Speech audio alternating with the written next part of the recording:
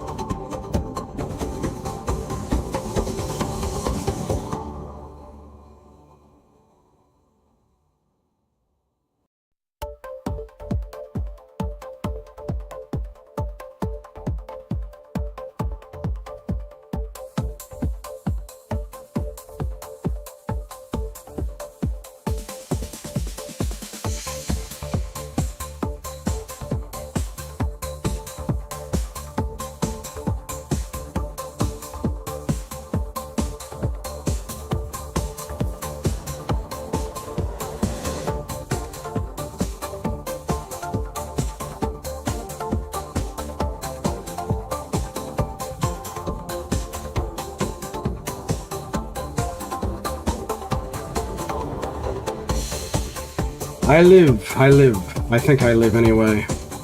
Bop. Bop. Holy cow. I'm on Twitch and YouTube at the same time. How the hell does that work? It's amazing. Amazing. Marvels of modern technology.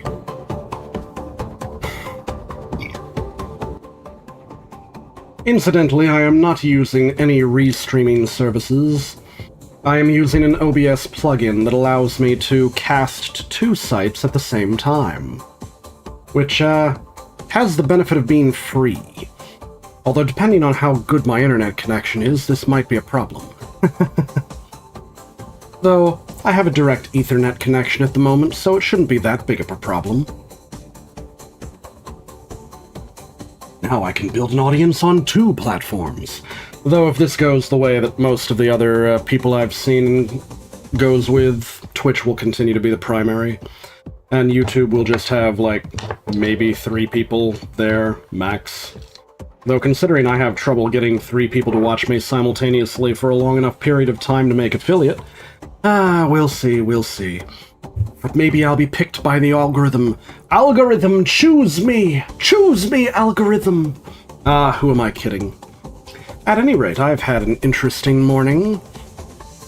And by interesting, I mean I woke up this morning, went to take a shower, and the water didn't turn on. And right as I'm getting ready to ask the water company, what the heck's going on here, the water came back on. It's like, okay, I guess I'll take my shower. And in the course of trying to take my shower, I banged my knee against a corner of the wall. Ow. Ow. I now have a black and blue knee. Maybe I should wait a while before I go walking anywhere. Oof. Thanks for lurking, Painkiller. So yes, this sum total of events is why I'm a little bit late today. Driving me crazy. Driving me crazy. Anyway, I should probably get started on the game. Alright, BGM off. Here we go. Steam, where are we? Steam. Library. Give me that library. Interesting. Many games in quick launch, but I have not loaded Ur-Quan Masters recently, so naturally that one's not one of them. Oh, for the love of popcorn. Though I've also been seeing some other interesting games floating around. Ah, there it is. Free stars. The Ur-Quan Masters. Hit play, bam, done. I was getting confused because it is listed as Ur-Quan Masters on Twitch, but it is listed as free stars, the Ur-Quan Masters in Steam. Now... Bop. Bop. Okay, this works. Fine by me. Something feels missing, something feels missing.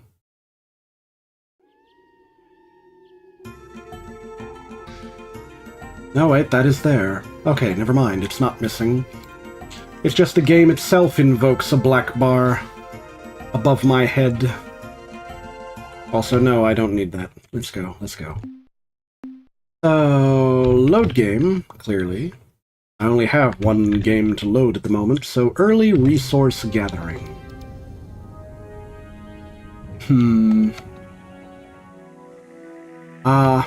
Okay. I am remembering the controls. Now, I am loaded up on fuel, good to go. At least for the local area. What is the farthest I can go with this much fuel before I start running into problems? Alright, I can make it all the way to the middle of the... Oh, I see now. This indicator here tells me my total range with this much fuel. So the entire map, with the exception of that corner up there, is loaded. Maybe I should be aiming for this side of the map, so that I can get it dealt with faster, though there is the problem of the Ilrath over this way. Wait, did I check Gamma Centauri yet? I don't remember. I probably did. I should go to Delta Centauri next, or Epsilon Centauri? Wait, where's Delta? Delta Centauri. Oh, Delta's inside the Ilrath sphere of influence. That could be a problem. I wonder how the Spathi ships hold up versus the Ilrath. Only one way to find out. Let's be mad lads and raid into Ilrath space and steal from their planets. Why not? Let's do it. Okay. Autopilot. Now I have a chance to sip my coffee. Oh, in case I forgot, thanks for lurking, painkiller. Ay. At some point in the near future, I think I'll start streaming Kuanga, or however it's supposed to be pronounced. It is a new game that looks like it is taking after No Man's Sky in certain ways, but it is definitely different in other ways. Like, I think it's more RPG-ish. Ooh, this is a big solar system. It looks like everything is happily chill in this system. So I shouldn't have to worry about the high temperature melting my lander. Let's go ahead and check out every planet from the outermost to the innermost. So what kind of planet is this? Ooh, super dense world. Has class 5 tectonics, so there could be a problem there. Is it even worth going down to a planet like this? I've only got one gray. Well, I'm not gonna bother. Back to navigating. I don't think putzing around inside of a system costs me any fuel. It's just launching the lander and recovering the lander that seems to be the thing that costs fuel. Alright, this looks like a terrestrial world with multiple moons. So I have 3 things to check out. A chondrite world. It has heavy tectonics, though, so I better keep my finger over the launch button. I don't know if this one's worth it, but we're gonna check it out anyway. Ooh, that's a lot. Free radicals. Interesting. Ethanol. mean, I guess ethanol is good to have. Alright, this might be okay to loot from. I just hope we don't land on a earthquake area, because that can happen if you're very unlucky. Gotta keep my eye on it. Make sure... Oh, dang! I only lost 2 people, though. We're good. Whoa, shit! I'm losing too many. And I missed the resources anyway, because I was paying too much attention to dodging those, so maybe we should leave that area. Too much tectonic activity. I don't want to lose too many people just to resource gathering. What is this? A halide world. This one looks significantly less dangerous, but does it have a lot of stuff? It has a lot of the red material.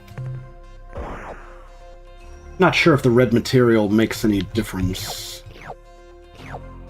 Also, I'm starting to get the did I remember to unmute my mic paranoia, which I'm pretty sure I did unmute my mic. I'm just extra paranoid about it.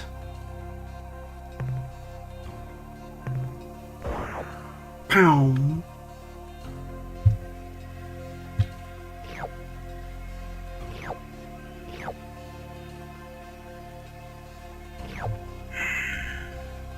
All right.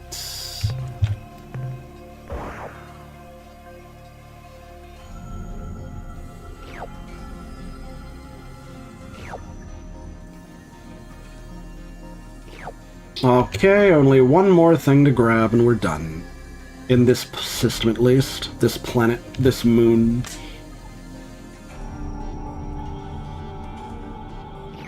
That was a pretty chill moon.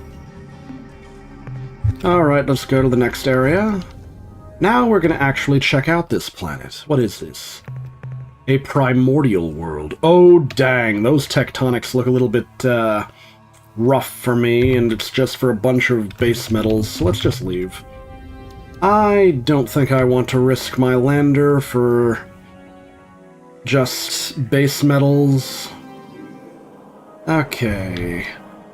Next up, I believe, is this little yellow planet over here. It looks like there are no gas giants in this system.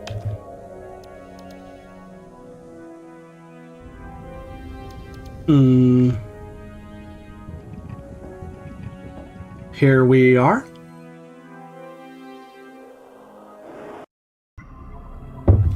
What is... Oh! A treasure planet. I like...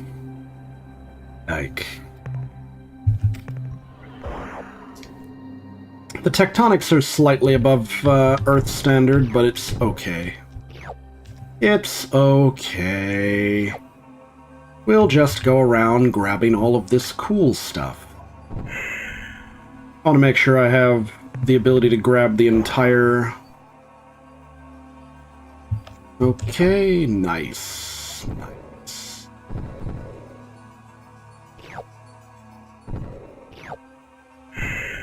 All right.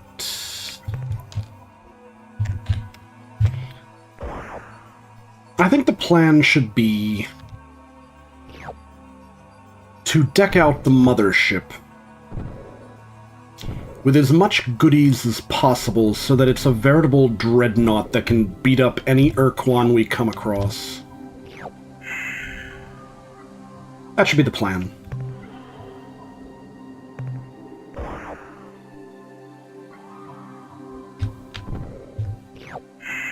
Alright, we're doing it.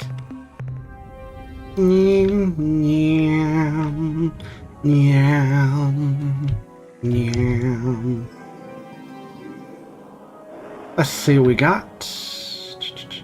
I think that blue planet on the left side is next in the orbitals.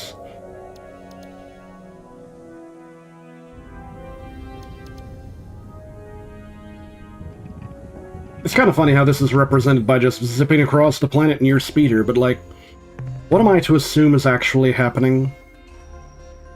Like, this would have to be some kind of weird mining operation using,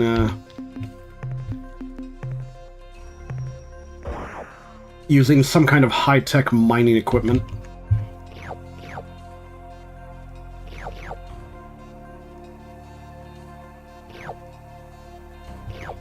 That just grabs the easily acquired materials. Though it's funny it's always periodic table elements with a handful of exceptions. Wow, that didn't even fill up the cargo bay. Kinda lame.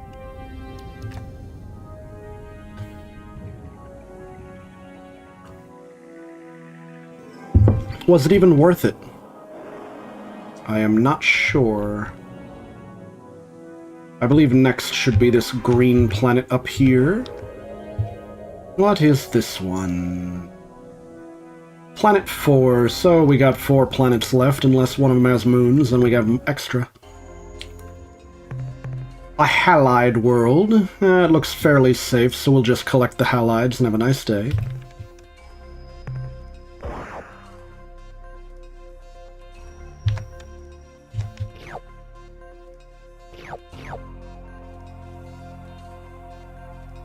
Alrighty. Alright. Time to zip away and zip back.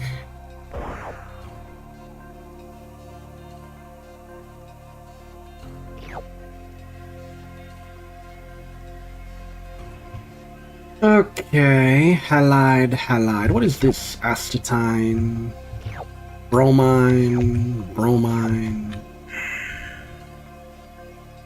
Is it really worth getting all the halides? I'm not convinced. I'm not convinced it's worth getting all the halides. Alright, this will probably cause the game to get minimized, but my paranoia has taken over. I need to verify, is my microphone unmuted or not? Nah, it's unmuted, I'm good. Alright, I'm good. Game did not get minimized either. Okay. Next we want this green one down here, I think. Since I'm going by orbit position. Alright. Delta Centauri 3. Just calm, chill. Ooh, Redux World. This one has some nasty tectonics, but I think we can survive it. But at the same time, I'm not sure that it's worthwhile. We're gonna lose some people. I can already get the distinct impression we're going to lose some people down here. And I forget which is higher value, Well, we've survived so far, so let's go down here next. Let's try to get as many as we can, as effectively as we can. I begin to wonder if maybe I should save scum these. Since they can be kind of irksome.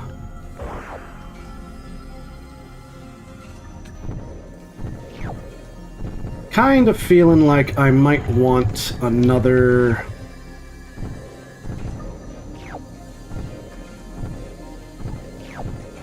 cargo hold.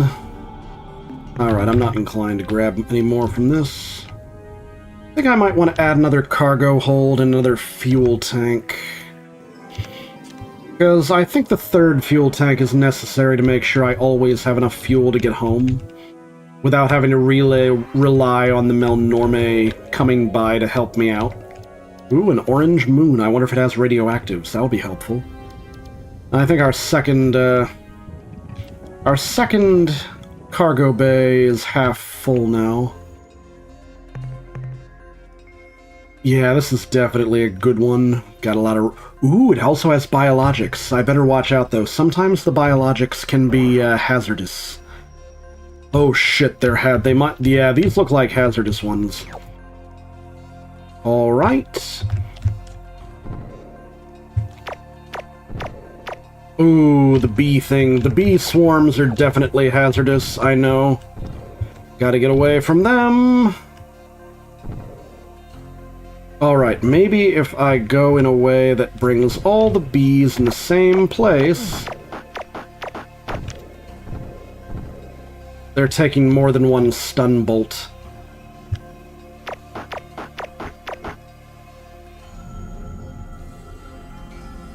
I think I will loop around to pick up the data. Nice.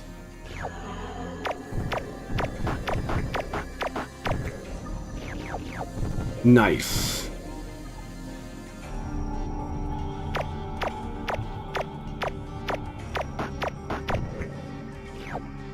We'll collect a lot of biodata. I think I managed to kill all the actually hazardous ones, so we're probably fine now. Might be wise to go to Alpha Centauri after this and check in with the Melnorme. I think they always have a ship in Alpha Centauri. Alright, I think I'm almost full on both biodata and the radioactives, so going back to the ship to unload. We collected all of the nasty little bee swarm types, so I think we're fine on that. Oh wow, those run-around critters give a lot of biodata. Ah! I ran right over that one. Do not want to lose too many crew to just this kind of mission. It's annoying. And I think we're out of room for biodata, so heading home. Okay, nice, nice. I hope we have enough, I think we have infinite storage for biodata, but it's definitely not infinite for the other materials, but okay. We have collected all of the radioactives on this planet. Now it's time to grab as much biodata as we can by stunning these guys and taking them on board. I wonder how we store them all. Oh, there is one little piece of radioactives left that we didn't pick up yet.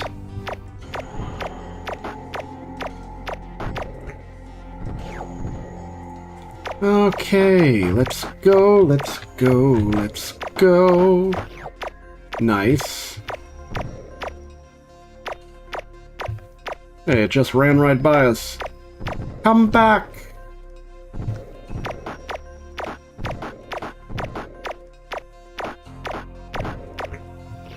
Nice. Only a few little biologics running all over the place, so we need to neural stun and pick them up. I might go back. We want to make sure we have plenty of room for these biologics.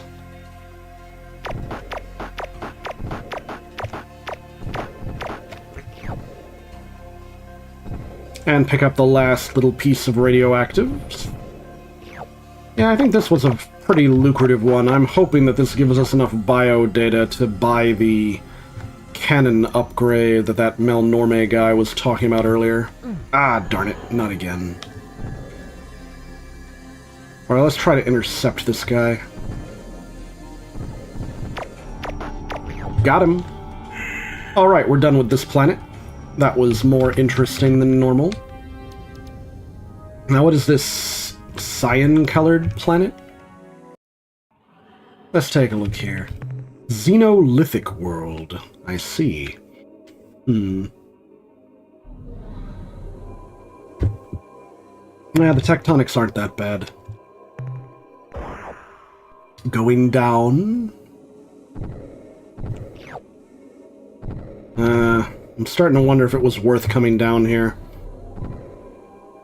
Yeah, I guess it is worth coming down here. We've already gotten enough platinum to pay the price, I think. Alright, that'll do. So, this was Planet 2, so I guess we only have one planet left to check out. And then we're done with the Delta Centauri system. And frankly, our cargo bay is so loaded that I got half of mine to just head back to the Melnorme from here. The Melnormies. Alright. Temperature is chill, so I shouldn't have to worry about any hazards at all down here.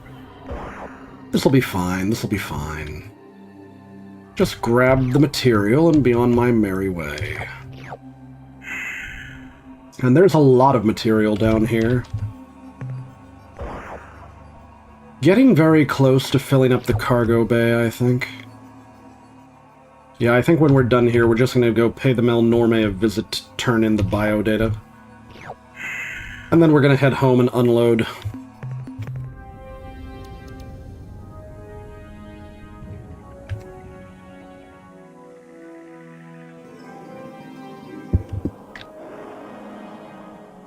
I should probably head to the star map and go target Alpha Centauri in particular.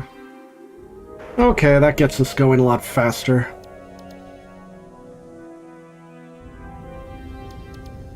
Hopefully we don't get intercepted by the Ilrath while we're in the barest section of their space. Or is it their sphere of influence? Maybe that's the better term. Bow, bow. Ah, there's the Melnormies. They're off in the outskirts of the system. Let's go pay them a visit, shall we? I had itchy pods this morning, Captain, and here you are. Now, what can we do for you today? I have biodata to sell. What would you like to sell, Captain? Data on alien life forms. 176 units of biological data we downloaded from your ship. Earn you 352 credits. What trade items? Let's see if we have enough money. The technology we are now offering includes plans for building blaster weapons, twice as powerful as your ion bolt guns. I think we're gonna need them.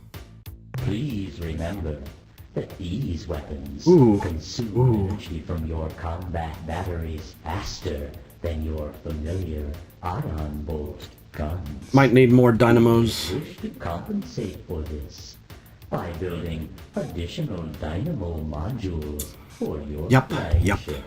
The technology we are now offering includes specifications for constructing modifications to your planet landers, which will double their speed. That would have been really useful when I was grabbing the alien data earlier. Ah, yes, speed. An excellent choice for the relentless hunter and Craven Coward. These modifications are simple enough to be put in place immediately. Your landers should be properly equipped in no time. Nice. The technology we are now offering includes details on how to add point defense laser systems. Point defense lasers. Unfortunately, this purchase requires 43 additional credits. Oh, so it's 150. Okay, I wasn't paying enough attention. Okay, I'm done buying for now. Very well then. Have a good one. It has been a pleasure dealing with you, Captain. We look forward to your next visit. Alrighty.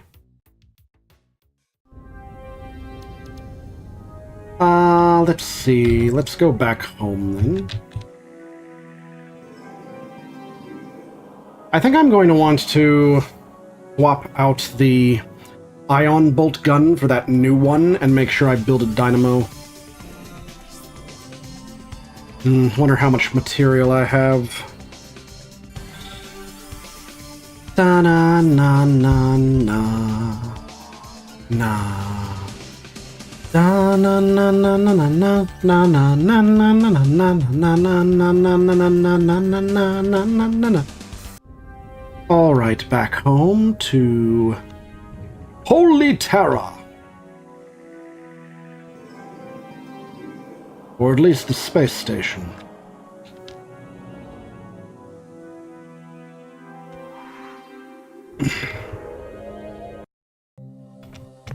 Captain, I'm glad you made it back in one piece. I have minerals to offload. A fine job, Captain. Let's see. Additional background. No, we're good. Be careful out there, Captain. So we have 3458 RU. First thing I always do is replenish the fuel.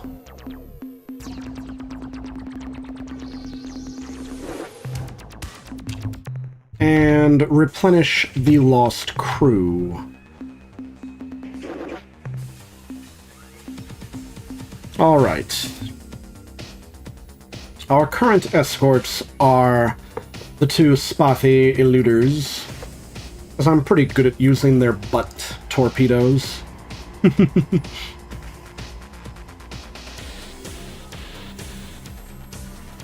Let's see what we have here.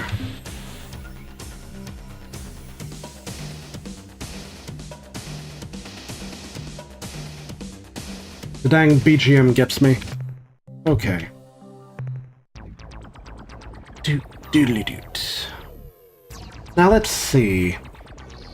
I know I said earlier I want another cargo bay. Well, let's start with another cargo bay.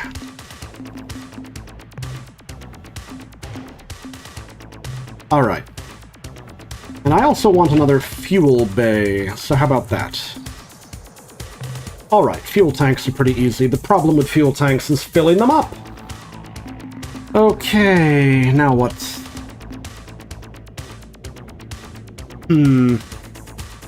Shall I finish deal- wait a second, didn't I want to grab the material from the Sirius system?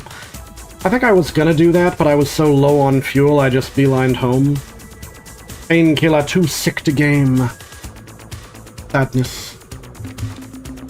Now how much does that new fusion blaster, and it costs 4,000 RU, goodness, it's gonna be a while before I can afford that. And I'm also gonna need to build a dynamo, otherwise I'm gonna have to wait to recharge every shot. I think the fusion blaster is what the Melnorme sold me the blueprints for. That's too bad, but maybe I can- wait, no, I don't have enough RUs for the dynamo unit either. Head-pounding sadness.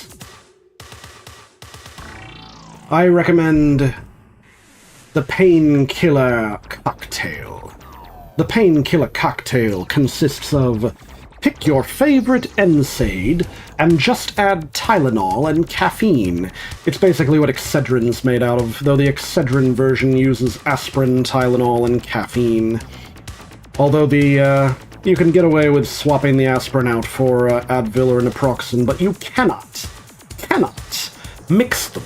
It is considered a bad idea to mix aspirin, naproxen, and Advil. Or Motrin. Motrin and Advil are the same thing. Because of, it's bad for your stomach. Tylenol is not bad for your stomach. Tylenol is instead bad for your liver.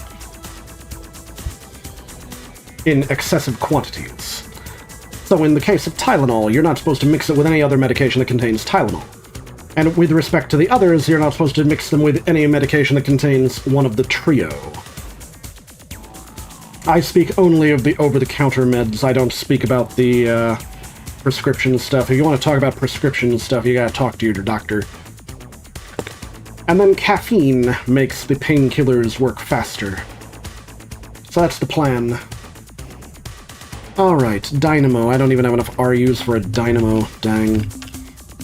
And I could add more thrusters or more turning jets, but I don't know. Wait, I still need more fuel because I added another...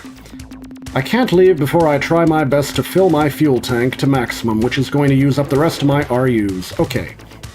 Now our fuel capacity is 160. Very nice, very nice. So I think the rule is that each fuel tank is 50 units, and then you just have 10 free units. In the event that you take all your fuel tanks off, you still have 10 units to go. Okay. And now I'm already out of material for fuel and everything else. Yes, Captain? Yes. I kinda want your opinion, Commander. It's actually kind of funny. I had a, thank you for lurking, Tora. Oh, and, if you don't mind, please go and, thumbs up the YouTube side to improve my, discoverability. Thank you. Let's see. A long time ago, I had a prior existence where I accidentally copied Commander Hayes' uniform. Like that gray uniform with the little green patch on it. I don't even know how I did that. I didn't even realize until I tried playing Star Control 2, but that was another existence. That was another existence. I was far more directly spacey. I didn't expect myself to get so spacey on this. I didn't expect myself to get quite so spacey in my Fox incarnation. However, what happened happened. So I guess now I'm turning into a, hello, Pain. None your business. Okay. I can see both the YouTube and the Twitch chats. It's amazing. Which one will let me turn it into a career first, I wonder? I can't tell. Anyway, I was getting ready to ask Commander Hayes Can you be more... about this topic. Let's see. You need to build up and balance the strength of your flagship. I would add thrusters up to, say, 5 or 6. But I already have These are 5 or essential in 6 combat, thrusters. But it would also pay off over the long haul in hyperspace. And if you prefer to avoid confrontation, nothing beats a great pair of legs. I would add enough weapons to defend yourself if you're caught without escort ships. Your weapons will be underpowered in combat if you don't have at least 1 dynamo. I guess I'd gather more minerals to build up a good supply of resource units. Alright, so basically What else? he's still giving me the same advice. Which, in other games, I would assume that he just says the same thing each time. However, I know from playing this in the past that he does not say the same thing each time. Fine. I guess I'm just kind of, brewy at the moment. I need to go get more minerals, and all I have right now to defend me is a couple of Spot the Eluders. I need to build that fusion cannon. Where can I get enough minerals? Where can I get enough minerals? Actually, there is a means to convert the Melnorme credits into RU, but it requires using fuel. So, the Melnorme, if I remember correctly, have a rule that if you pay them a certain amount... Wait, I'm thinking of a different alien species. Oh well. The Melnorme are more sane about it, but there is another alien species that you can screw over for fuel. But if you do that, then you can get a ton of money from them. They're kind of like a Ferengi equivalent, but they've got a deal where they'll fill your entire tank up for a particular quantity. But I can't remember what the deal with them is. They're a little weird, though, because they're also slavers, but they don't... They pretend they're not slavers, though, but they're totally slavers. And they're slavers of the worst kind. I'm not talking about the Melnorme, I'm talking about some other species. I think the one that I'm thinking of is, like, over in these stars somewhere. Anyway, now that I've got 160 fuel units, I should be able to make it all over the place.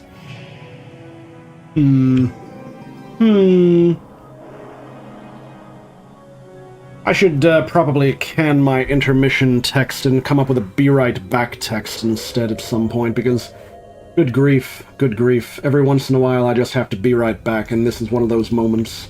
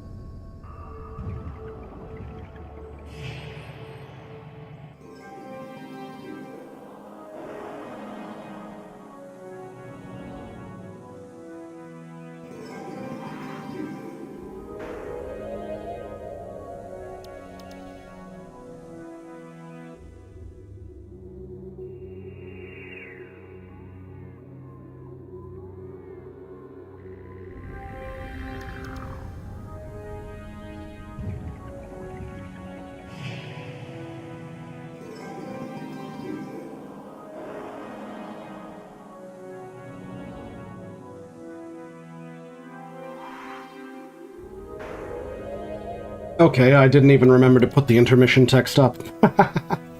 Oh well, BRB it is, but I'm already back, so here we go. I need to make up my mind between... On the one hand, I want to go exploring the Jickless cluster, because I'm under the impression that there is another group of aliens over there that we might be able to make an alliance with. However, I also want to just plain get more materials, and if I remember correctly, I received some information from the Spothy about some star that appears and disappears that's over in this area. I don't fully know what's up with that. So, where are my notes? I wrote some of this down.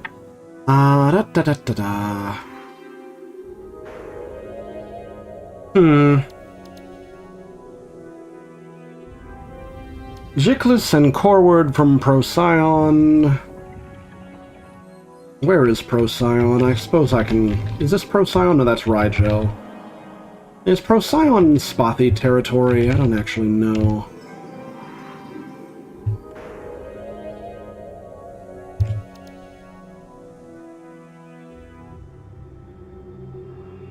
Wait, exactly, where is Corward, even? Is Corward this way, or to the center, or is it this way? Because, like, this is supposed to be a map of one sector of space, rather than the entire galaxy, so...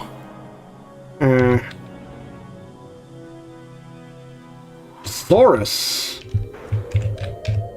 With a name like Saurus, you'd think there'd be dinosaurs! Come to think of it, I don't think I've actually checked out Sirius, and it's right there, so why haven't I? Let's go. Let's go check out Sirius, and then go check out Saurus. Because Saurus, we now have 3 cargo bays, which will hopefully do a good job at... Alright, Sirius is... Alright, it has only 1 planet, and it's kind of hot. Hot. But it doesn't look overwhelmingly hot, it just looks kinda hot. So, hopefully it will be an okay place. What do we got? What do we got?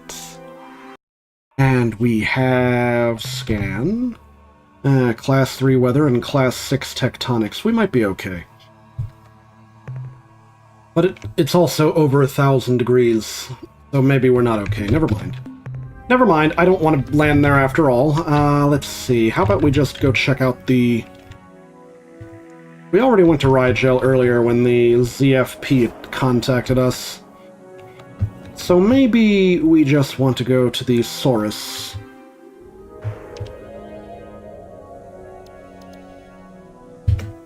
Obviously, we should go to the Saurus. Getting RUs right from the source. Yep.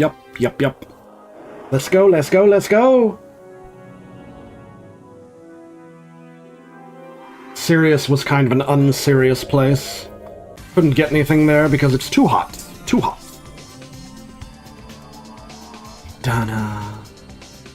Da-na. Na-na-na-na. Na-na. Da-na-na-na-na-na-na-na-na. Na-na-na-na-na-na-na-na-na-na-na-na. Na-na-na-na-na-na-na-na-na-na-na-na.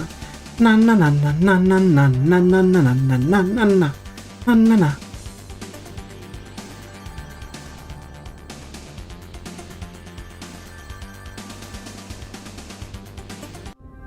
Alright, so where we got? Okay, this is a cool place, so I shouldn't have to worry about my lander exploding or melting or any of that terrible things. Alphasaurus. Now we're gonna get RU straight from the source. Oh, it's a noble world. Yeah, the only hazard here... Ooh, biologics. I knew it, I knew it. I was making a bet with myself. I didn't mention this bet aloud, but I was making a bet with myself that they'd totally put biologics in the source. Alright, I'm gonna land far away from the biologics because I don't know if they're gonna turn out to be... Okay, it looks like they're... What even is this?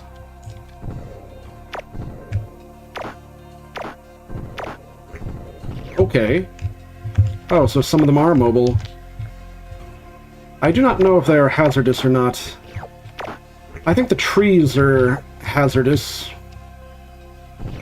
Oh, though that thing I know is hazardous. It's like a leapfrog dinosaur. Alright, we got one.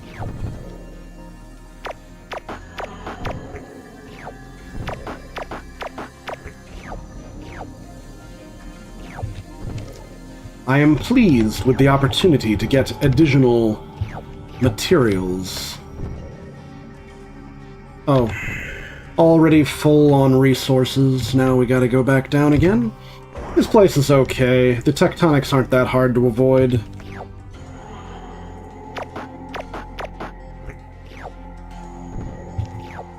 The tree thingies only take about 3 shots. And they're stationary, which is very helpful. I don't know if the mobile ones are... Whoop, dang. Screwed that one up. Ah! Okay, I think we've gotten everything on this planet, so let's go. This is Alphasaurus 3. So we're going to the Alphasaurus, and then we're going to the Betasaurus, and then we're going to the Gammasaurus.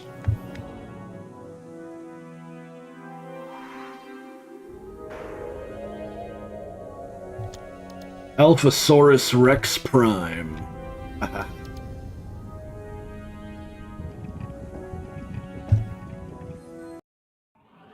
La la.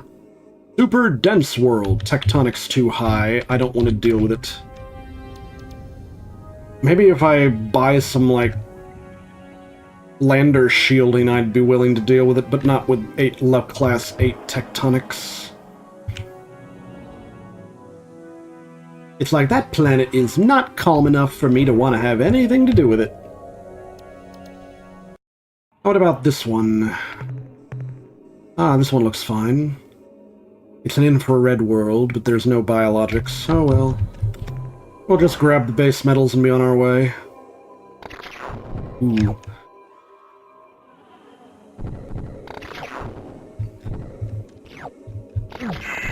Unexpectedly large quantity of mercury here, but that's okay. This is Planet 1, so I guess we're heading back to the star map. Let's head to Betasaurus. Now to the Betasaurus!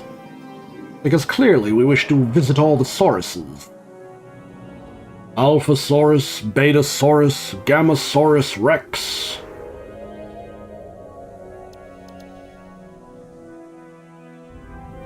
Con.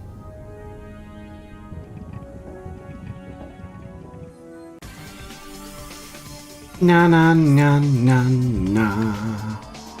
Nah. This is a disappointing saurus. Disappointosaurus.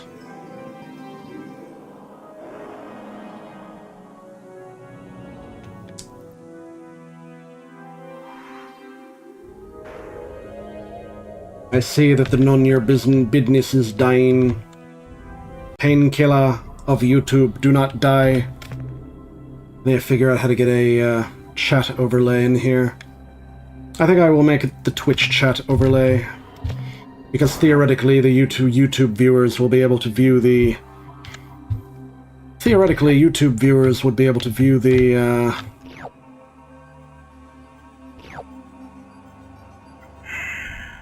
YouTube replay on YouTube, which will keep the VOD forever. Whereas Twitch will delete the VOD eventually.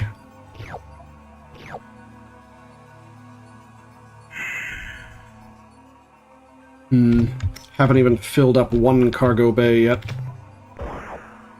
Maybe the sauruses were not as good as I was hoping.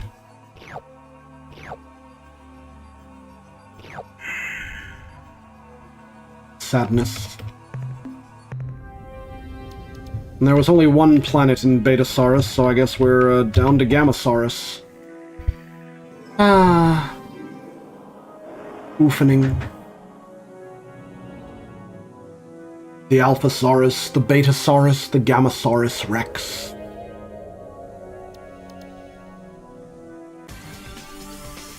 La la la la la. La. Holy cow, you mean to tell me this star has no No planets at all? Wait, no, it does have a planet. One tiny planet all the way forward. Wow. I really thought that this place had no planets for a second. What is this? Seriously, what is this? A pellucid world. It appears to have one piece of exotic matter, so I guess that makes it worth it. I hope it's a big piece of exotic matter, because we came an awful long way for 4 so crystals. Okay. I think that's worth 100 RU. So, okay, well, that's very disappointing. Now what? We already checked out Rigel, I think. I don't think we've checked out Canopus yet, but since we're way out here, maybe I should go looking for Raynet. Something about Raynet just gives me this weird idea. It gives me this weird idea that maybe there's something zany over there. Gamma Raynet, Alpha Raynet, Beta Raynet. I mean, we only have one cargo bay full. We may as well go exploring out further. Zeta Illuminati. Oh, wow. We have Illuminati stars. The Illuminati.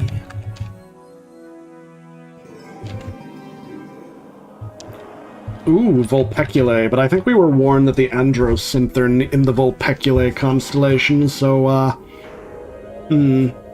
I know that Vulpeculae is like the Fox constellation, though. So, I have a vested interest in taking over the Vulpeculae stars, but I also don't want to run into the Androsynth because I hear they're a pain in the neck.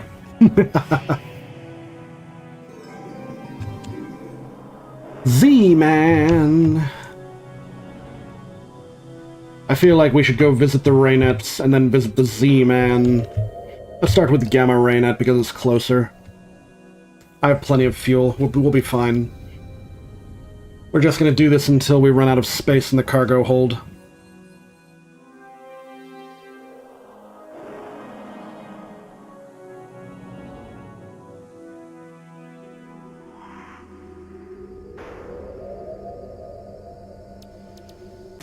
Ah.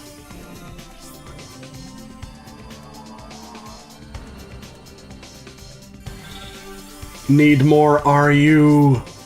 Need more RU.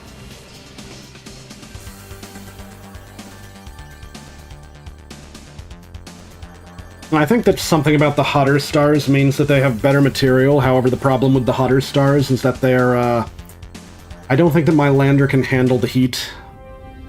Wow. Gamma Raynet has not a lot.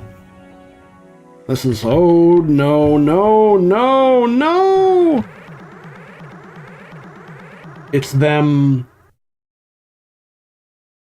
Encounter at Gamma Raynet. RU stands for Resource Unit. No, crew is crew. RU is Resource Unit. The crew is the crew. Crew cost, if I remember correctly, 2 or 3 or 4 RU to recruit new crew. Like, it's just the unit of exchange that we're using with the space station people. For, like, how effective different materials are with their fabricator system. Alright, well, here we go. We bring greetings from a friendly species. What can you tell me about your species? Remote probe programmed to replicate. Record data.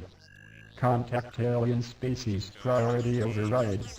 New behavior dictated. Oh no. Must break target into component. Oh no. materials. Oh no, not again. Anything but this. I should have saved my game earlier. Now I'm kind of gonna have a hard time. Alright, our escorts will have to take care of this nonsense. Ah, crap. I hate these probes so much!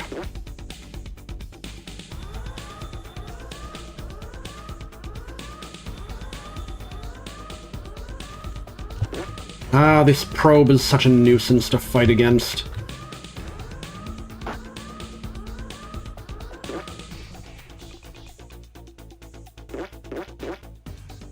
Ah, come on, probe. Just let yourself get rammed into by my butt torpedoes. Yes, that's literally what they're called, and they make a terrible, terrible farty noise when you...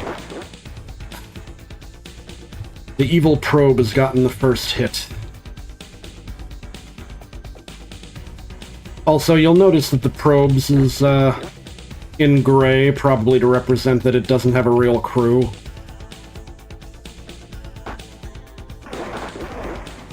Why has nothing hit the probe? Starting to wish that I was using the flipping human, you know, the Earthling cruiser.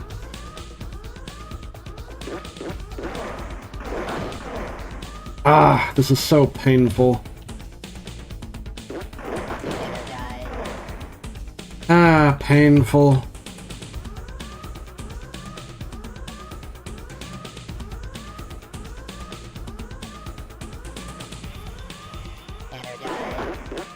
Ah, come on.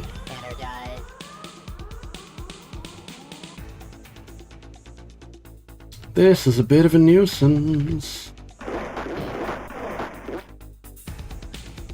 Yeah, they're really hitting my guy.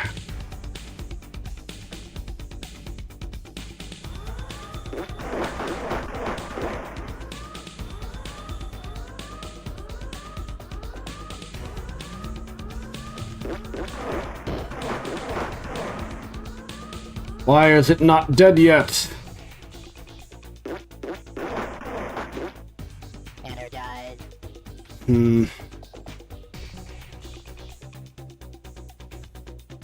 We may need to use FWIFO.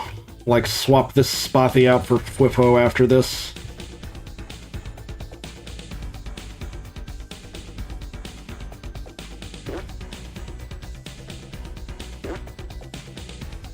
Come on, one more torpedo hit and you're dead.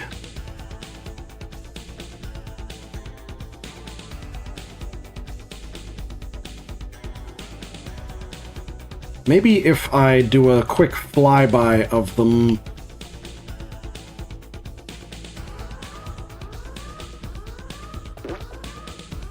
Haha, got him!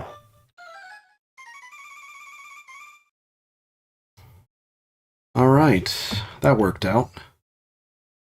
And we won 550 RU from debris destroyed, and the other one's about to get us.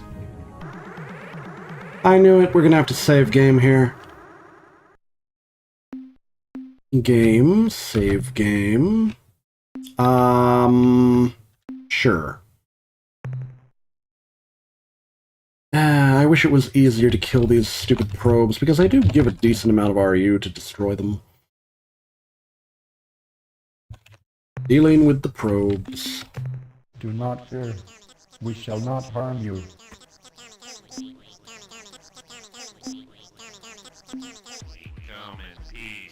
We reach out our appendage in friendship. What is your response? Mission description follows. Traverse space recording data. Seek materials for replication. Replicate to expand scope of mission. Contact life forms in peaceful manner. After 10 replications, return to point of origin. End of mission description. Priority override. New behavior dictated. Must break target into component materials. Uh-oh. Once more, they must break target into component materials. Alright, it's FWIFO's turn to get wrecked. Hopefully FWIFO does a better job than the last guy.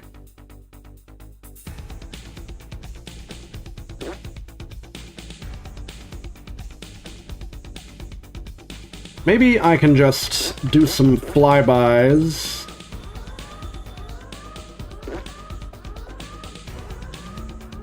Come on. I want to do this with as few casualties as possible. He's such a dodgy mofo.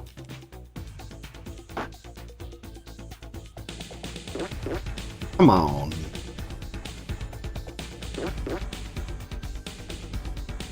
I hope there's no more of these probes in the Raynet system. It's gonna drive me crazy.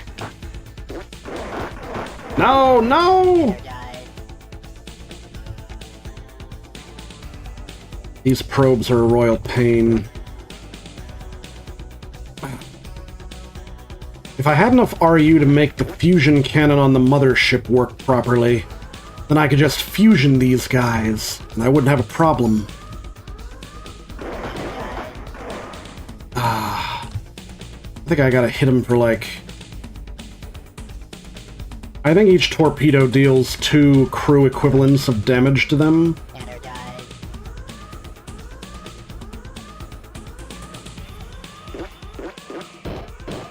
Ooh, that was nice.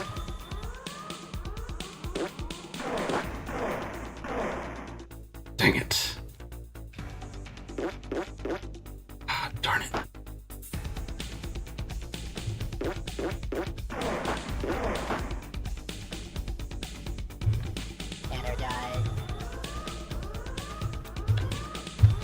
I think I know the way to deal with these guys, but it's going to take some doing. And I'm gonna have to get better ships than the flipping eluder, or if not better ships that are more specialized in dealing with this kind of crap.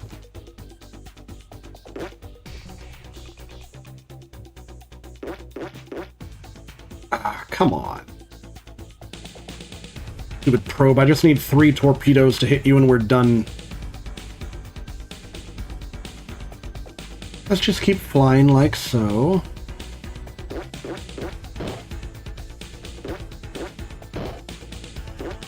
Alright, this is working out. Well, it was working out.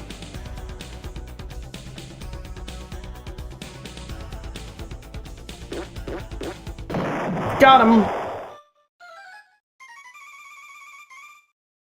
Alright, we're good. Now, save my game again so I don't have to deal with that.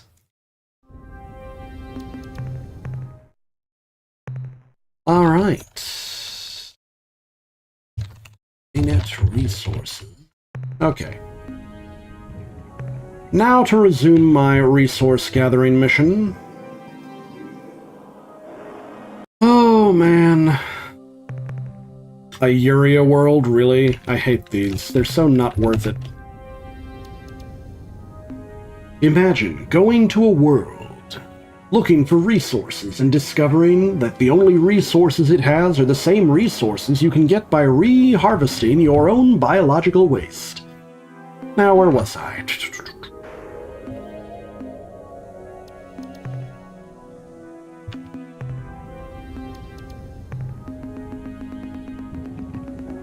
Yes, you can swap crew around in the middle of... So basically, I'm transferring crew from the mothership to the escort ships. Because right now I'm using the escort ships to defend me, and the mothership is scarcely more than a cargo carrier.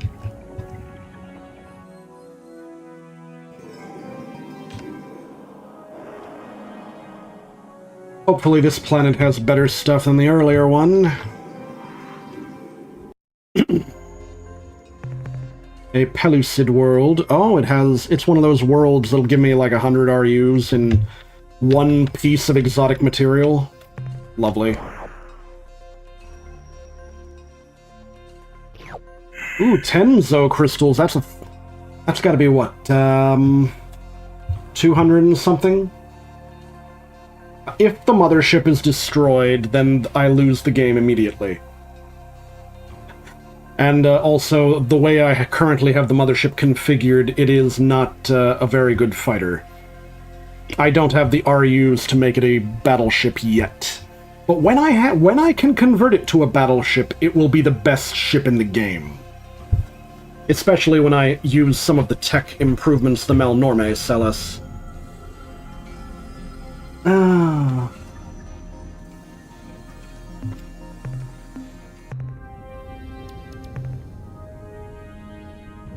Alright, let's go to Alpha Raynet next. Yes. One of the NPCs did say that the mothership should be strong.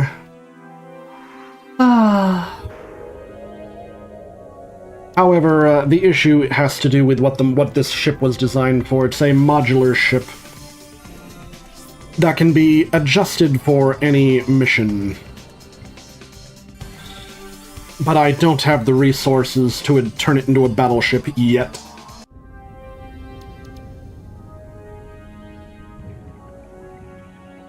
Like, I need a lot more resources than I currently have to turn this into a battleship, and most of those resources wind up getting used to replenish my crew and refuel. Which is not an ideal situation. An opalescent world, okay. This looks reasonably safe to gather materials from.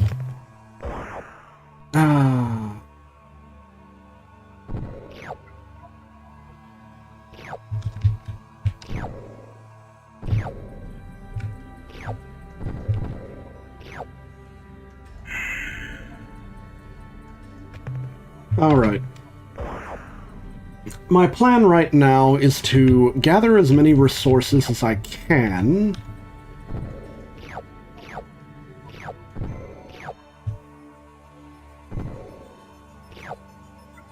Alright.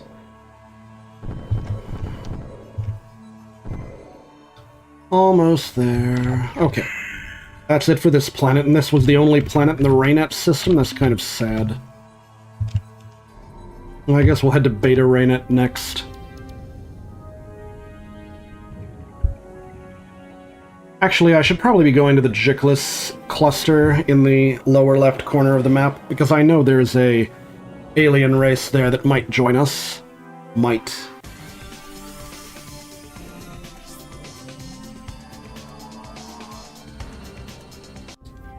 Alright, what do we got? Just one planet. Hopefully it's got a lot of good materials. Hopefully, cross your fingers. I'm not really holding my breath, though. We've only gotten one cargo bay loaded, and I'm not sure that it's fulfilled yet. A hydrocarbon world. Well, that's okay. I wish there were more biologics down there, but oh well, what can you do?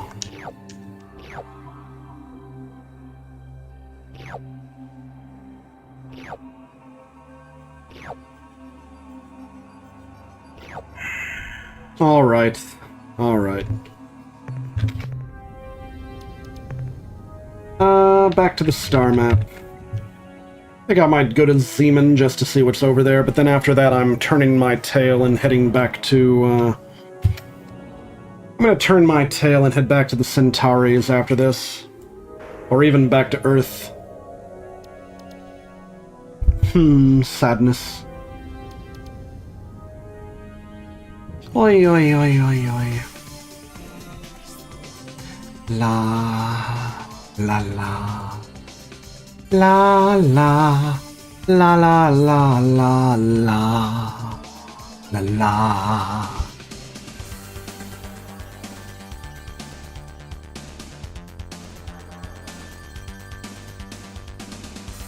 Oh wow, there's a whole other star next to Zeman? Didn't realize that. This looks a little bit on the warm side. That makes me a little iffy about these planets, because I do not have heat shielding on my landers yet. That could be a problem. Could be a problem, depends on how hot it is. This pinkish-looking world, or is it supposed to be magenta? Pink, magenta, oh god, that temperature. I hate it. I hate it. We're done. We're not going down there. We're not going anywhere in the Zeman system right now. We're going to Vela instead. Which, come to think of it, I think we came from Vela, didn't we? Oh no. Oh no. I have a premonition. I have a premonition about going to Vela. This could be a minor problem. So I'm going to save my game before I run into problems.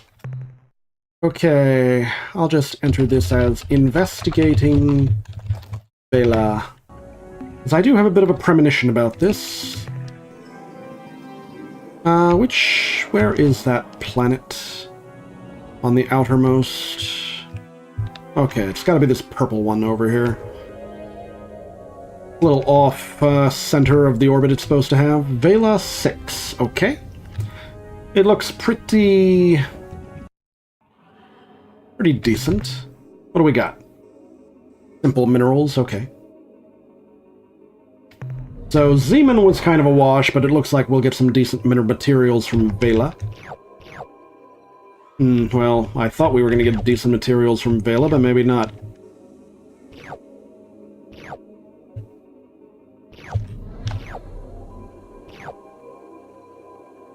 Yeah, this is kind of a disappointment.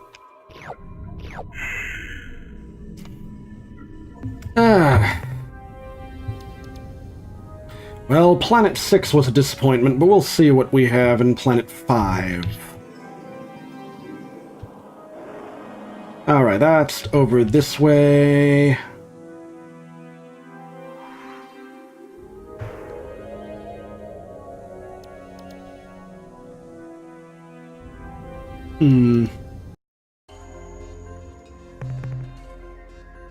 Mineral scan, energy scan, biological scan. Looks safe. We can go grab all the stuff. All safe enough, I guess.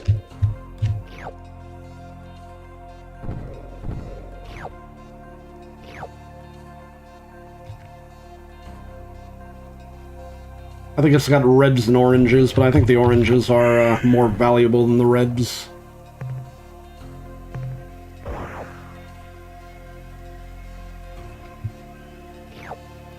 All right.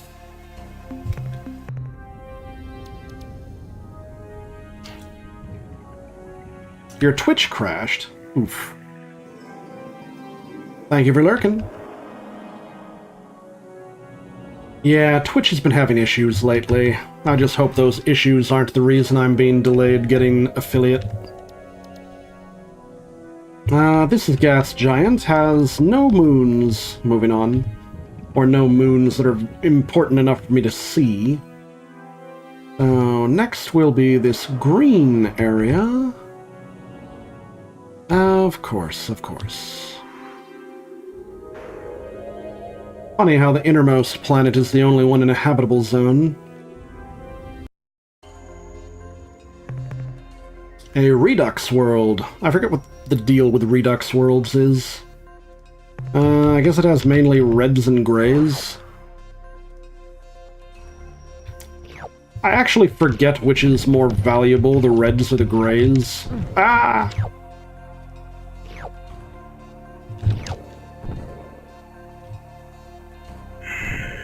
I think I see an orange down there, so I should land next to it. But it could also just be my eyes deceiving me and it's not actually an orange. Nah, that was a red. The background caused my eyes to be deceived. Can I get a look at Manifest? Okay, so reds are less valuable than grays.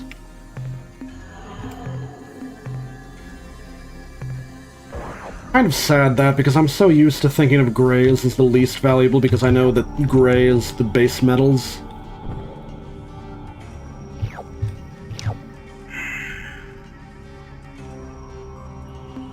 I'm going to take another look at that. Okay, so red is the corrosives. So common elements are the least valuable, corrosives are next, base metals fall, then noble gases, rare earth elements. Precious metals, like gold and silver and platinum, and then one more that I keep forgetting. Radioactives, like uranium and so forth, and exotics, which are like the Zo crystals and all that jazz. The exotics are significantly more valuable than anything else. It's like the exotics are valued at 25 RU a pop, whereas the next most valuable are radioactives at 8 RU a pop. So the exotics are 3 times the value of the next most valuable material. Alright. A noble world, so this has mainly materials that are one notch better than the base metals, but whatever. It looks safe, so we're going down. And we've actually started to fill up our second cargo bay. Good, good, good. Wow. A crewman tripped over while during one of the earthquakes and bonked their head wide open and died, because that's just how it works in this game.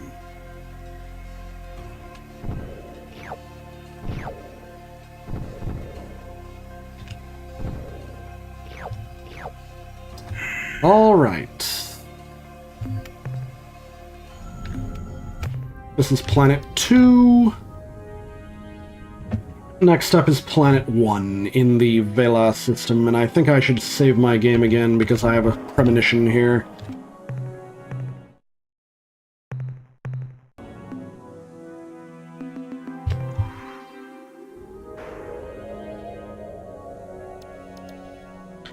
Oh no. Oh no.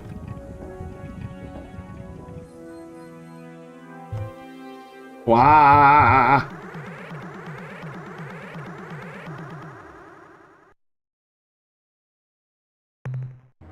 So, the offspring has returned to its nest.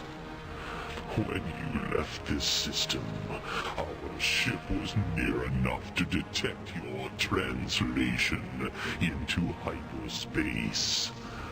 Though we lost your hyperspace spore, we were able to backtrack your path here to this star system.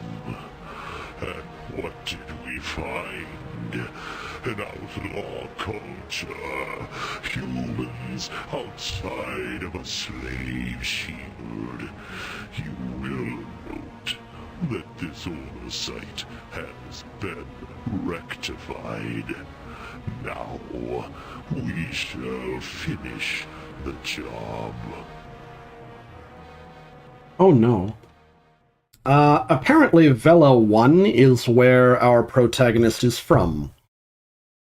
That's where the precursor archaeological dig was, and we came back only to discover that the Ur-Quan have slave-shielded Vela 1 and are now interested in destroying us.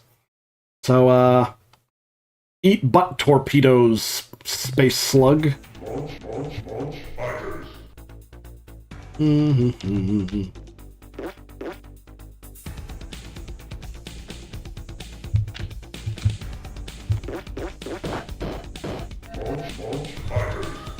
Eat butt.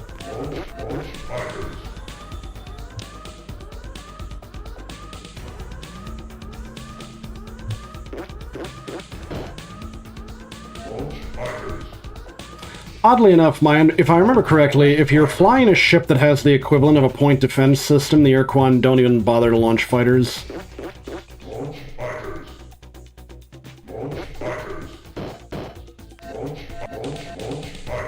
Launch fighters. Launch fighters. Wah! Take butt torpedoes. Wah! Their fusion cannon is, disturbing, but we are hitting them with the butt torpedoes a lot more easily than we were hitting the, Slylandro probe, I think it was called. Oh, boy.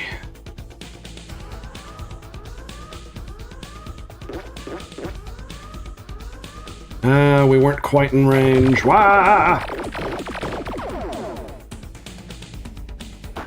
Spothy Jinkies still hasn't, lost anybody. Nice. We have defeated the Ur-Quan vessel. And got ourselves 375 RUs for our trouble, which is funny to me because the damned Slylandro probes give more RUs. So, this planet... it's a 0.87 gravity. So it would be slightly more pleasant living there because the lower gravity. So this planet is completely inaccessible to us because of the Ur-Quan slave shield. I guess we're going to have to come back here later and take the slave shield down. But anyway... Save game. I'm just going to name the new save game Save Vela? Question mark? Star map time. If anyone's inclined to speak in chat, either chat, any star in particular you think I should investigate? Have I investigated Canopus yet? I don't remember. I'll set course for Canopus. It's on the way home. We've got like 1.5 cargo bays left to fill. But it's also worth noting that when you destroy enemy ships, it gives you RU. So, if I get attacked by a lot of those probes and I manage to destroy them without losing too many crew, I will get a decent chunk of RU for my trouble.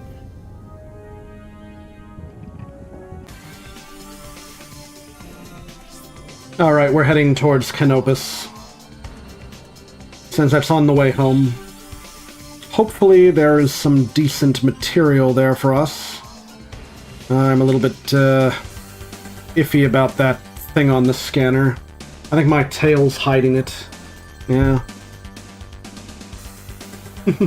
Sorry, I just can't keep my tail off the scanner. What is that? Oh no, what is this? It's one of them.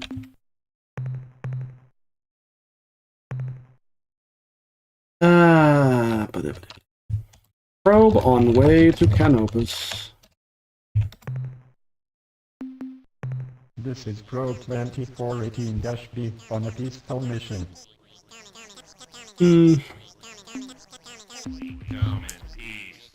I am weary of your nonsense, Probe. Submit or be destroyed. This probe is programmed to defend against hostile behavior. Priority override. New behavior dictated. Must break target into component materials.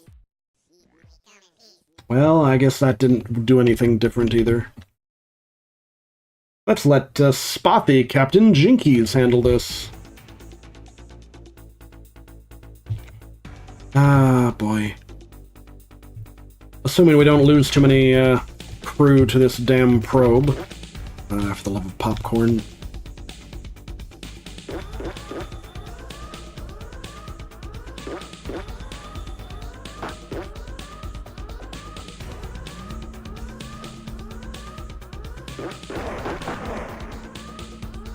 Wow.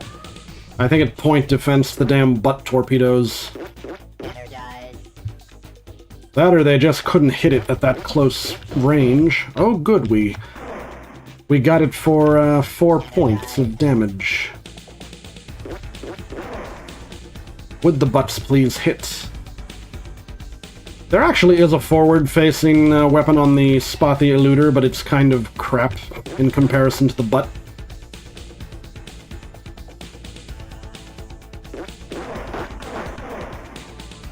Alright, we've lost a couple of,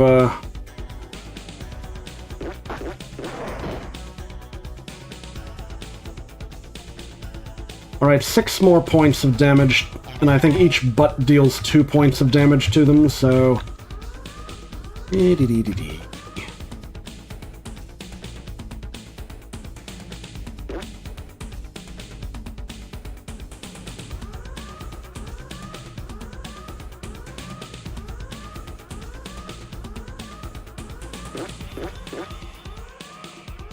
Come on already.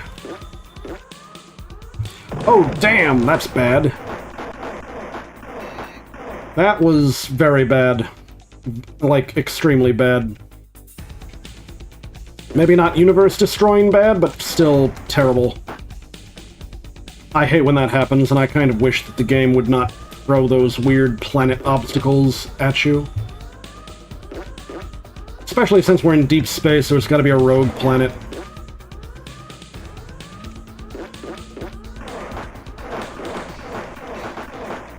Shit!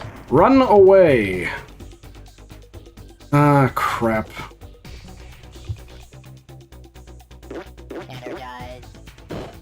Alright, just gotta hit it 2 more times with the butt, and we're done.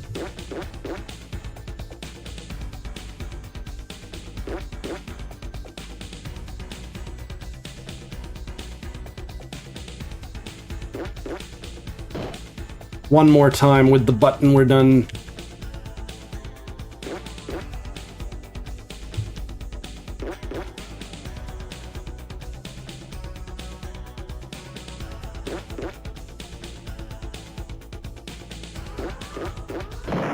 Got him. Alright, that dealt a nasty amount of damage to our ship, though. The escort vessel, that is. I kinda want to swap the roster a bit. Alright, we're getting extremely dangerously low on crew at the moment. But I think we can still get away with harvesting resources from Canopus, assuming we do not encounter any further Slylandro probes. If I see one Slylandro probe, I'm running away to the Sol system. Wow, Canopus only has 1 planet. I hope it's got a lot of resources. Because if it doesn't have a lot of resources, then I don't like it. Alright, what do we have here? A blue planet. It's probably only got noble gases or something. What do we have? Ultramarine world. It looks like it has a variety of materials. Okay. Looks like it's got, not entirely clear on what the green ones are. Holmium? What are the green ones? Oh, wow.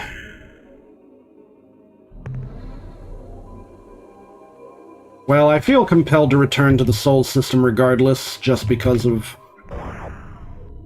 how many crew we lost, and we need to get some replacements. So, what about this? Alpha Lyrae? Can I argue that that's on the way home? It is 3.6 fuel units compared to 4.4 fuel. All right, I'm gonna argue that Alpha Lyrae is on the way home. So we're gonna head to Alpha Lyrae first, and from there we're going back the rest of the way to the Sol system. Ah, crap. I see you, obvious incoming Slylandro probe. I know what's gonna happen. It's gonna arrive, and I'm gonna be locked into a battle with it when I come out of this system. So I better save my game again.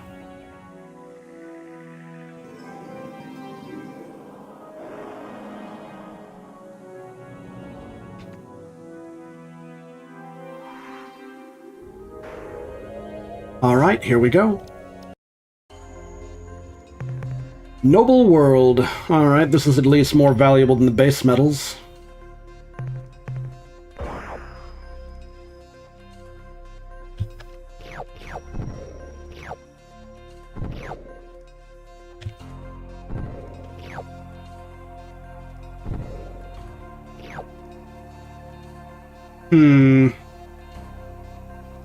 Did not fill up the lander's cargo bay, I'm afraid. Oh well.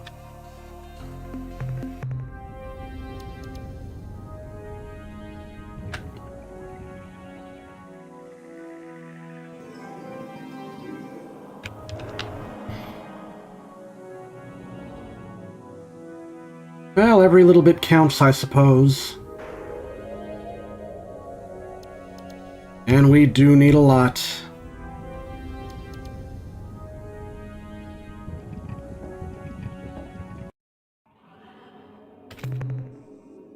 Ultramarine world, okay. Yeah, this looks decent. What do we got?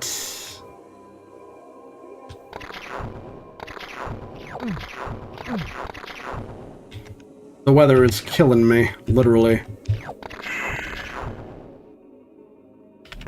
This might be enough to fill up the second cargo bay, but I'm really disappointed that I didn't really have a good chance to fill up the third cargo bay. Alright, I guess that's that then.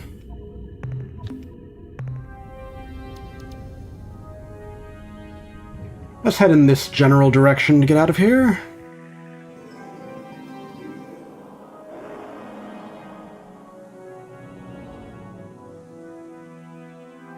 Zippity-doo-dah. Oops, did not mean to enter this area's... Oh boy. Why am I slower near planets?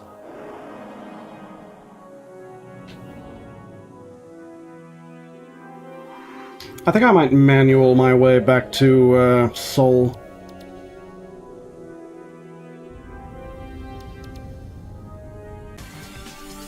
Ah, crap. That was instant. Absolutely instant. And it's another one of these things.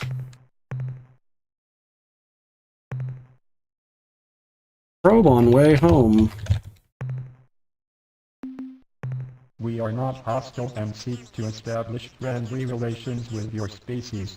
Press X to doubt.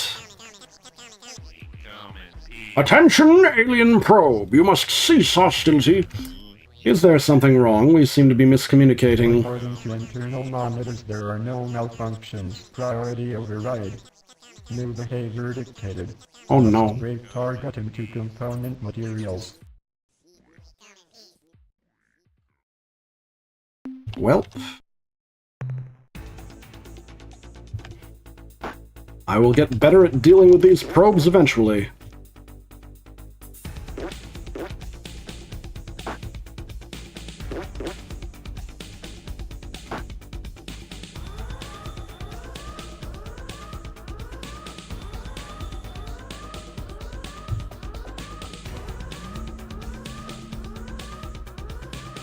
Alright, evil probe that is ever so slightly faster than a spot the eluder.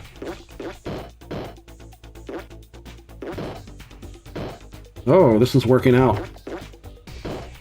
Nice! That's gotta be my best probe destruction yet. Now, let's see. If I remember correctly, I was getting ready to do this manually, so let's go.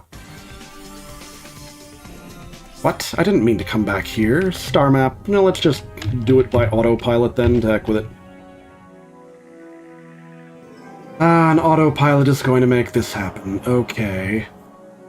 Fine, fine. We'll do a flyby of the star. Thankfully, you cannot actually fly into the sun in Star Control 2 or Freestar's the Ur-Quan Masters. It does not actually happen.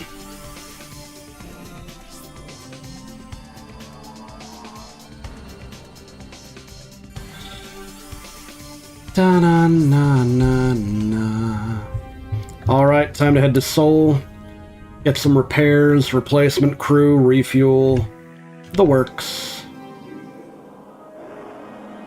Heading back to the starbase.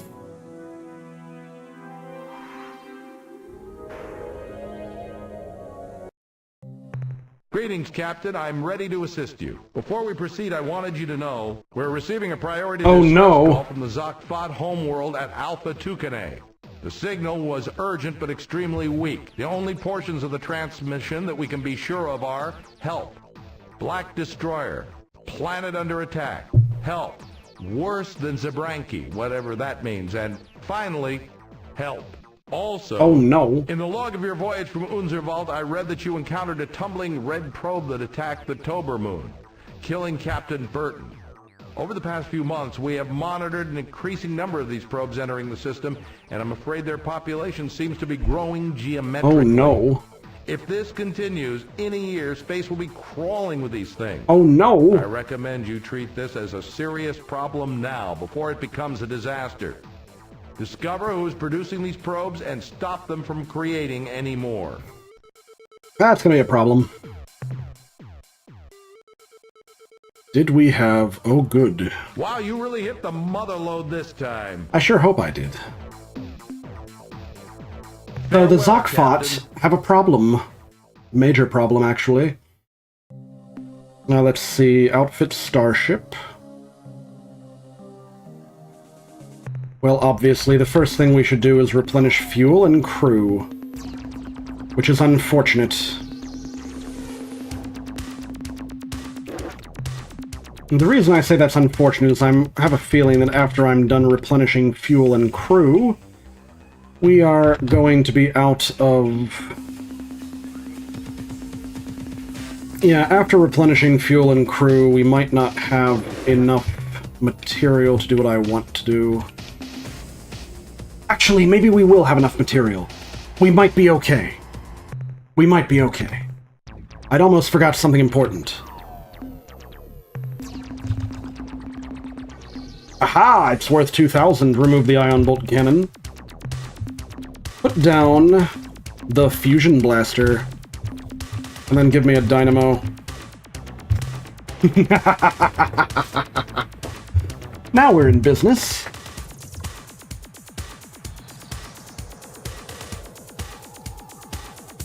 I do not know how effective this is going to be, but it'll be better than the one ion bolt cannon at least. Especially when we get a second fusion blaster later. We might even be able to go toe-to-toe with an Ur-Quan dreadnought now. Maybe. Maybe. Maybe I shouldn't bet my, Wait, do I have point defense or no?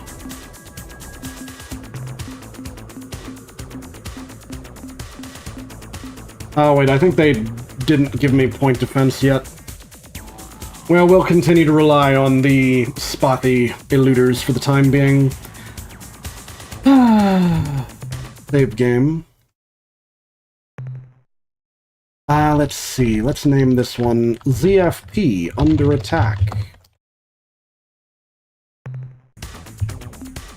Alright. Now with that, I need to be right back again. See you soon.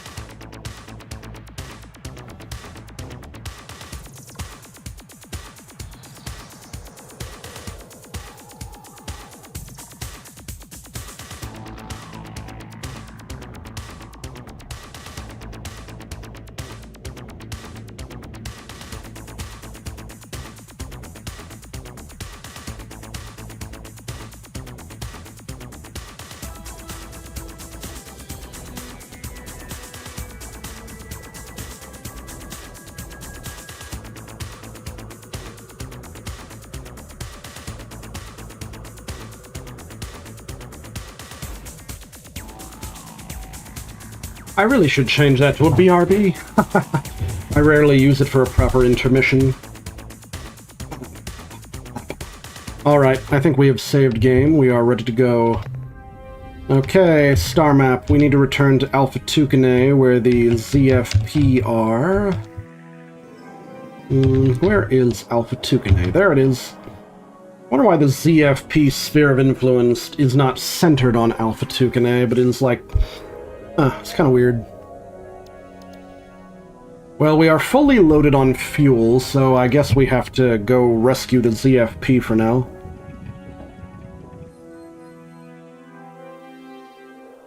Hopefully, we'll be able to get things going.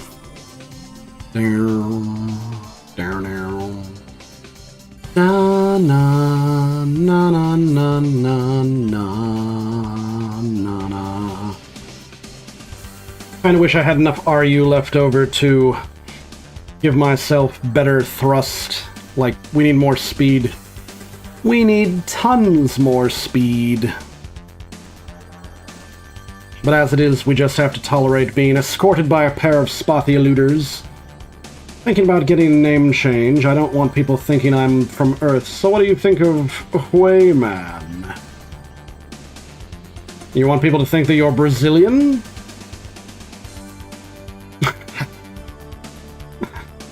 Oh, Neverus.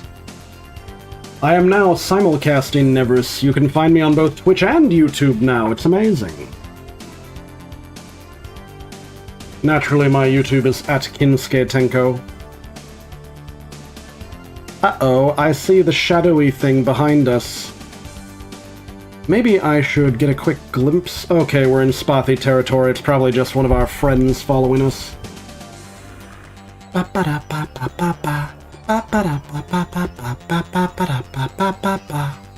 Why are they faster than we are? Seriously, why are they faster than we are?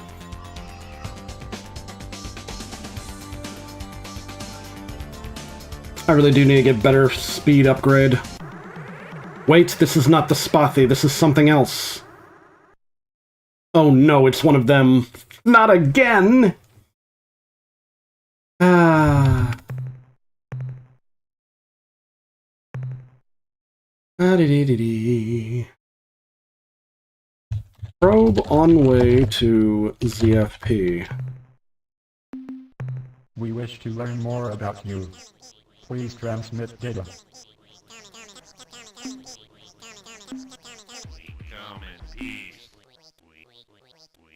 Why do you attack us? We are not hostile to your life form. Behavior follows dictated priorities, replication, data gathering, contacting alien life forms in peaceful manner, priority override. New behavior dictated. Must break target into component materials. We come in peace, shoot to kill. We come in peace, shoot to kill. We come in peace, shoot to kill. Wait, I saved recently. I should test how this actually works. Since I just saved my game, if I blow up, I'll just reload the save. Ah, shit, that spawned me way, way too close.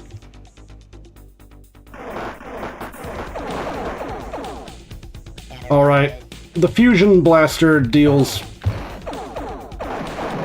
Ah, that worked out rather well. Ah, shit. That stupid planet bonk took out a number of my crew. I got half a mind to reload the save anyway. Load game.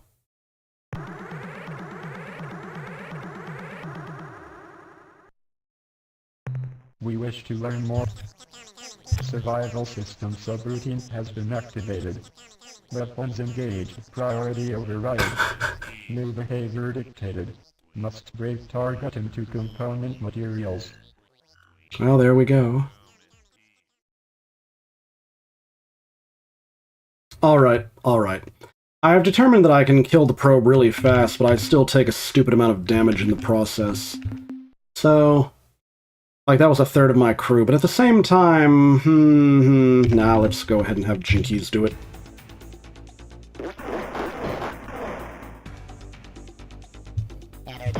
For fuck's sake, that stupid planet. It's like, the worst part of the combat system in this game is just the random planet that, realistically, that would be completely avoidable.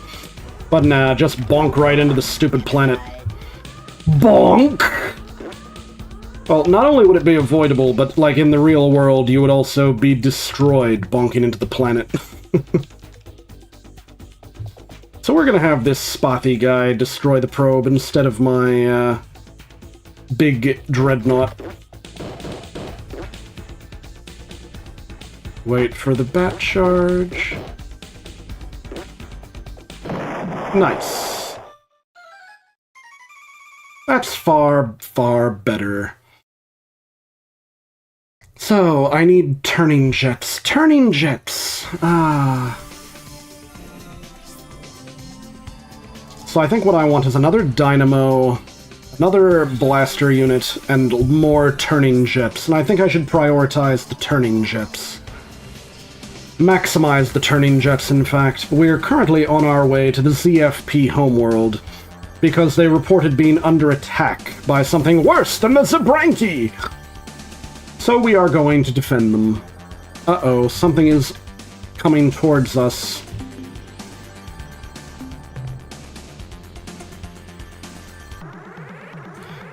Is it an Ur-Quan or is it another probe? Another probe! God, I'm starting to hate these probes. Probe on way to ZFP again. This probe is not hostile. Do not attack.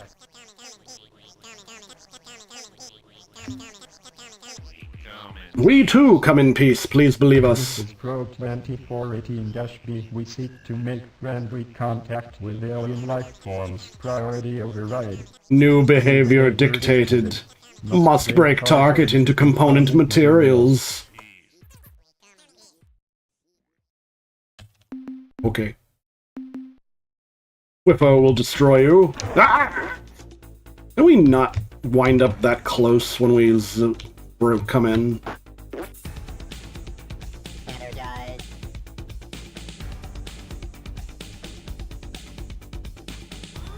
Alright. Are we close enough?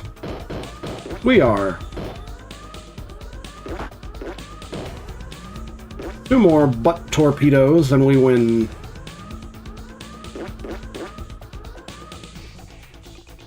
I'm getting pretty good at doing this with the Spothy Eluder. Oh, come on, that should have hit.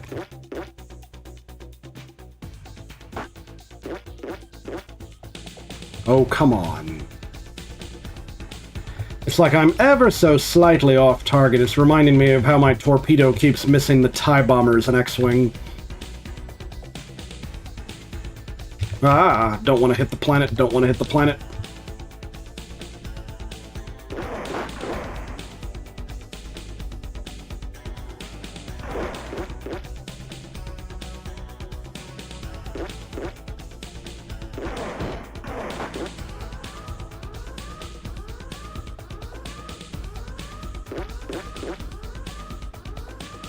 Don't you just love the noise that the butt torpedo makes when you shoot it?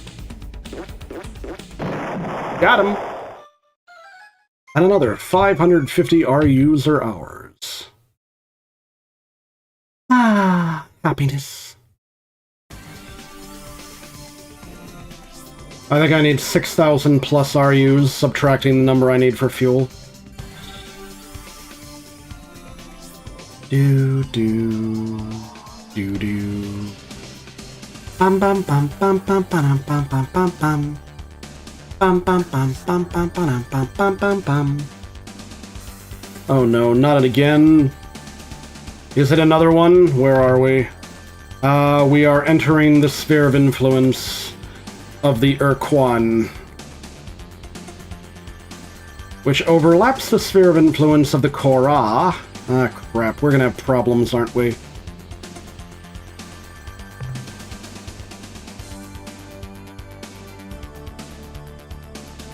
I'm taking manual control. You better not be a damn Slylandro probe, I swear.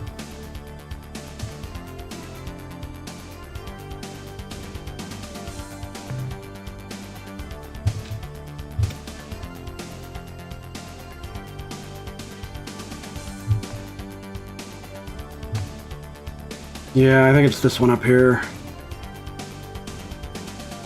Manual control. Oh, man. At least the Spothy Eluders should be easier to do this with. This is Alpha Tukane, right? Yes, it is. Good. Save game, but I'm gonna put it in another slot. Save the ZFP! Now, the ZFP or Planet 1, as I recall. We already took materials from every other planet, so no reason to go anywhere but Planet 1.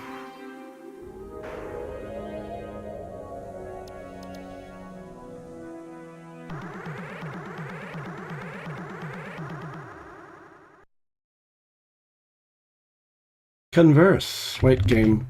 Save game.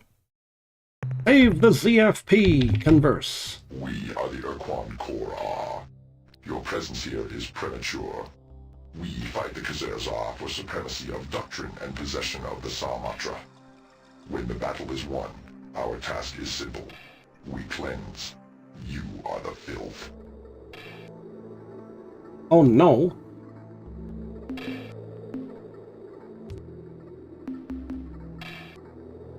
If you attack, we will destroy you. Don't even try it. Over 5,000 races have made such a claim. We survived. They did not. Nor shall you. Really now? Crap, I should have transferred crew to one of the eluders.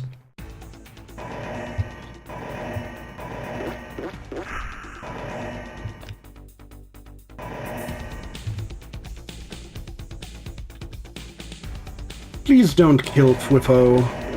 He's a good boy. Ah! Dang it, I ran into one of their mines.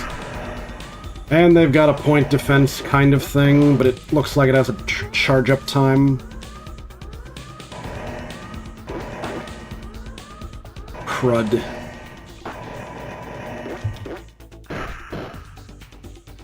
Jeez, I haven't dealt any damage to him yet. That just happens to be the Core Oz primary weapon, the weird ninja star looking crap. Which is also, it's like a projectile weapon and a mine, because if it misses, then it just stops moving. Ouch! We crashed into another one, this is bad.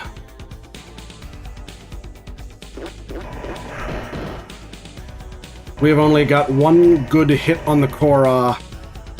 I don't know if we're gonna make it, guys.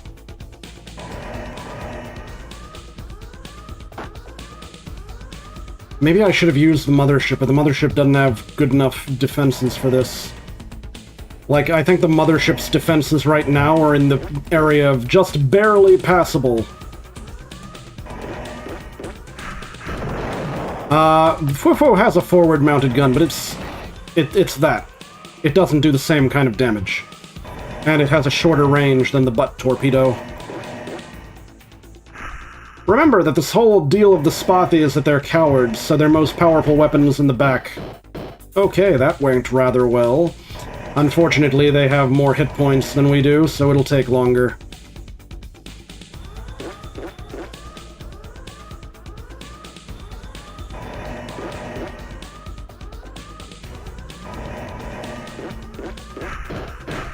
Oh good, that slipped right by their point defense.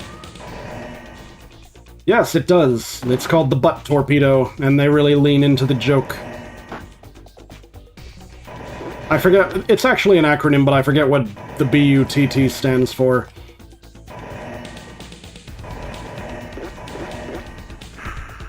Dang it.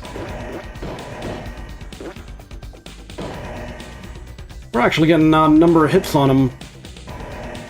Ah, backronym indeed. What the hell was that?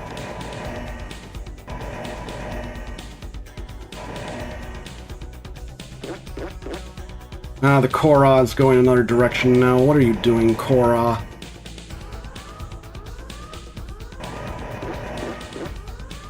Once we're done with the ZFP, we really gotta go meet the race that lives in Jiklis. Because I think their starships will really help against these damn Korra.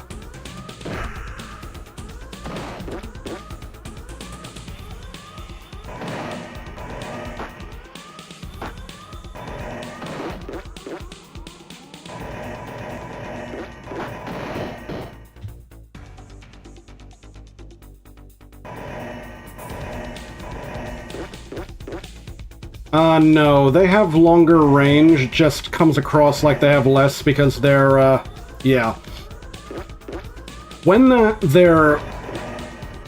when they calculate that they're going to miss me, the projectile just stops moving and turns into a mine. Oh, but it looks like the projectiles time out after a while. I wonder if he's got the maximum number he can have on the field. Crap. Oh boy.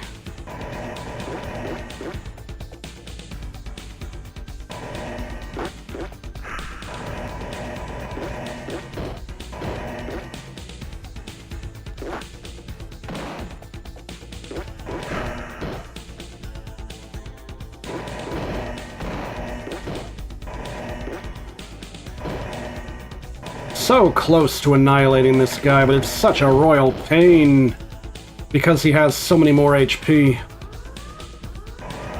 I remind you that due to a certain degree of black comedy, HP literally represent crew, with the final hit point being the captain.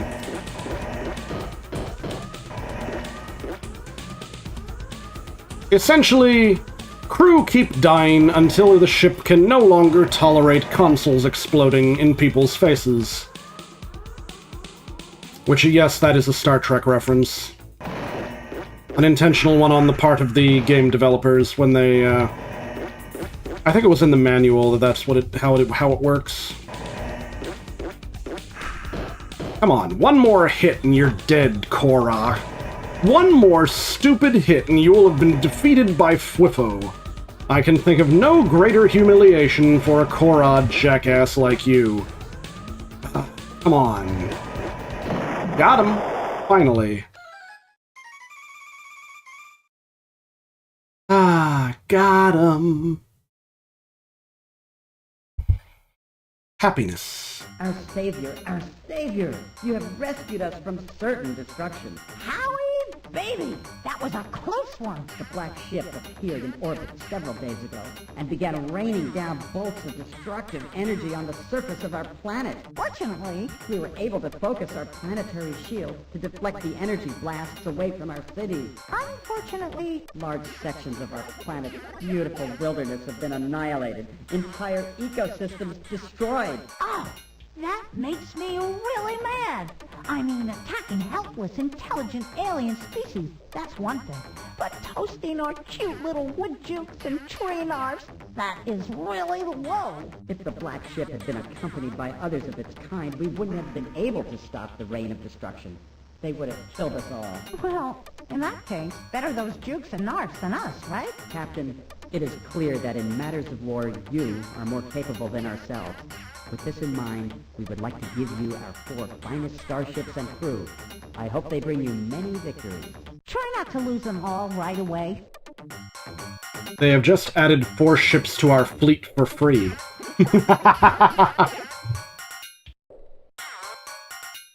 Alright. So, what's happening around here? Been pretty quiet, Captain. Nothing new to report. Are you crazy? What about the Fungi Championships?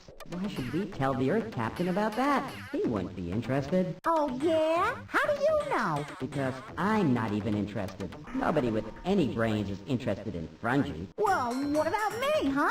I love fungi. It's a sport of kings. Sport of Kings. Oh, all right. We wouldn't know any of the teams anyway. Any news about the war between the 2 alien races? No, we have nothing new to report. Nope. Not a thing. Well, darn. Dee.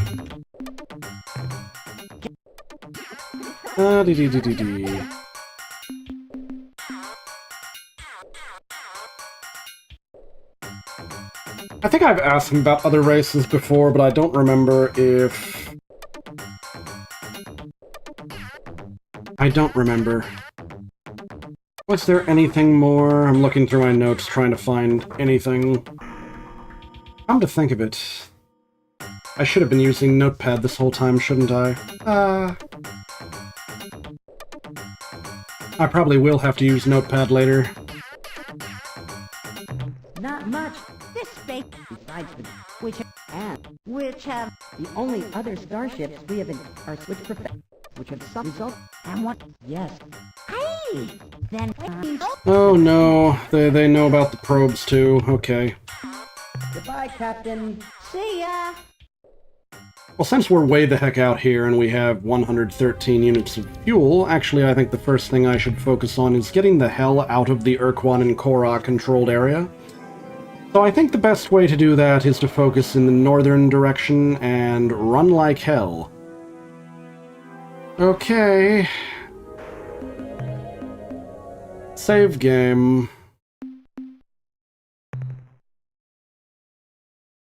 Save the ZFP. And back to business.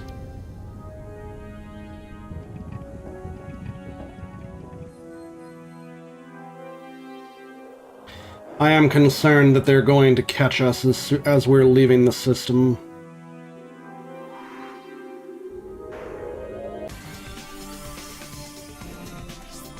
Alright, this is the plan. We keep running until we are definitively out of this sphere of influence of the Korra and the Ur-Quan, because all the worst enemies are going to be chasing us until we're out of here. And I don't think the ZFP ships are up to dealing with Ur-Quan or Korra, or they wouldn't have called for us.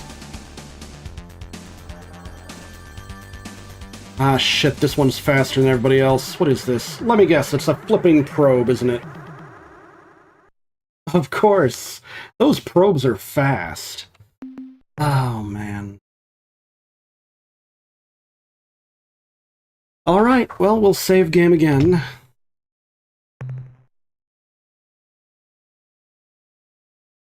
Running from UQ probe. Okay. That'll work. Let's have another useless conversation. We come in peace. He comes in peace, does he? Maybe reverse psychology would work. Die, alien scum. This is Probe 2418-B. We replicate so that we may expand the scope of mission. Priority override. New behavior dictated. Must break target into component materials. Oh no, not again. Well, I get... Wait. Let's lose one of the Zakfot ships, because I forget how these guys work. Well, that died pretty quick. Somehow I don't think the Zakfot are going to win against the alien probe, so we're going to switch to this guy. I really gotta remember to transfer crew. Oh, come on, stupid alien probe.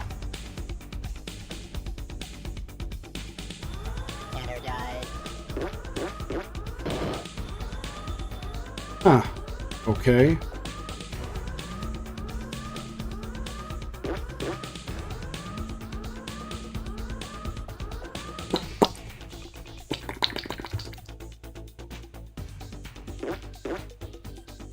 Oh, come on, hit already.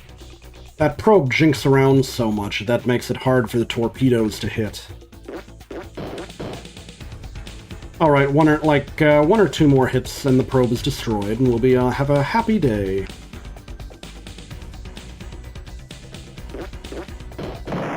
Alright, done. No more weird probe to deal with.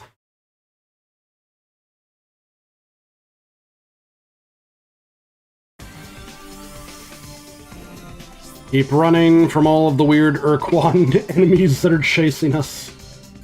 Until they disappear from our scope. Actually, I might be able to... Alright, I think we're outside of their sphere of influence, so... How much fuel do we have left? We got plenty of fuel left. We can go literally anywhere without running out of fuel. So, let's decide on a good destination. How about...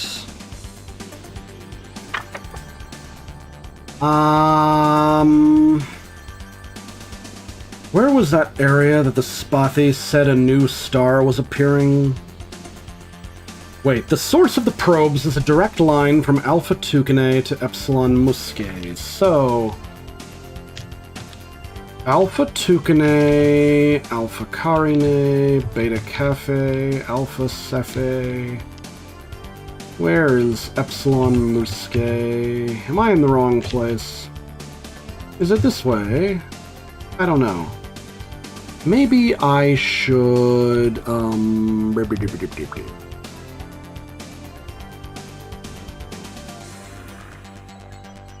Is there a way to search? I thought there was a way to search. Isn't there?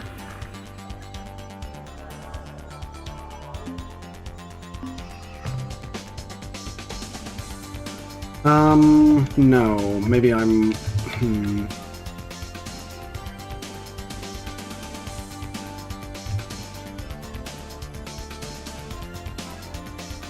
Was it this way, or am I crazy? Wait, isn't the Draconis where the spot they said that the Thredash were? I don't know about the Thredash. Wait, there's Alpha Muscae. They said... Which Muscae was it? From Alpha Tucanae to Epsilon Muscae, so... Okay, so... That means that it's somewhere in this corner of the map, I guess? So it could be here, Zeta Muscae, or it could be here, Beta Ophiuchi. or Alpha Ophiuchi, or Delta Corvi? Wait, maybe it's way the heck up here. Vega, Beta Corvi? Oh, where could it be? The probes were coming from a direct line from Alpha Tucanae to Epsilon Muscae. Maybe if I get really stupid and just, like, get a straight edge out, I can figure this nonsense. So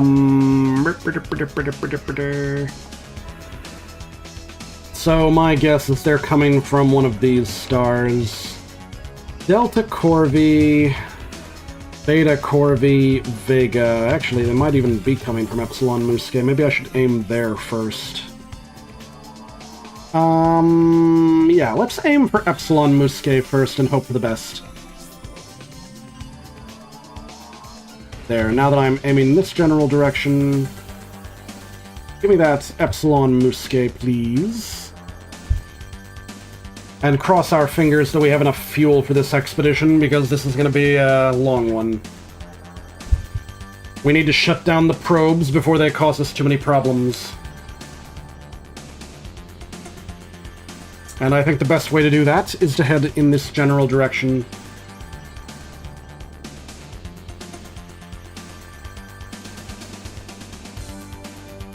Uh-oh, is that another probe coming into us? Please no, please not be another probe. That reminds me. Manifest. Roster. Thank you. Thank you. Resume navigation. Oh no, please don't. No! What is it? Another of those damn probes. Save game. I think we're close enough here. Probe on way to shut off probes.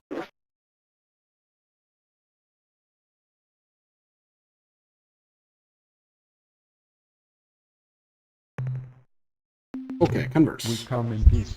He comes in peace. In case you'd... Would you like me to give you their homeworld location? I think I have the general idea. In case you don't already know, we are the nice people from Earth who you keep attacking. Road 2418-B. Coordinates 340.8 by 210.2. 210.2. Priority override. This is probe 24. Plus 340.8. Coordinates are plus 340.8 by plus 210.2. Priority override. Interesting. I wonder what that means. Into component materials. I've included the pluses in my notes, because that might be relevant. Alright, I have refreshed the spotty eluders, so hopefully we will be able to get some good butting going on. Oh, come on, hit please. Only one of those torpedoes actually hit. Okay. 3 more torpedo hits and the Slylandro probe is done.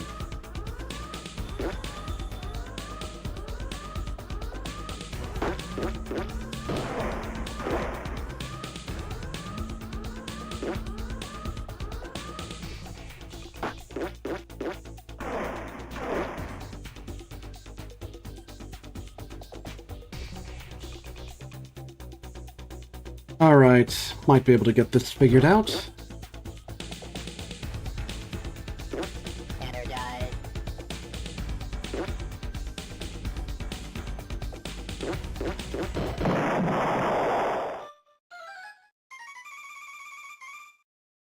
Alright.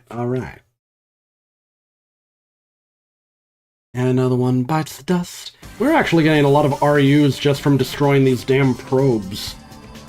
It's amazing. Na na na na na na. So he said plus 340.8 by 210.2, but somehow I don't think he meant, that would be way down here, which doesn't make any sense. Is there even a planet down here? No, there does not appear to be. This star is not it. So maybe what it meant is something like plus 340.8 by plus 210.2.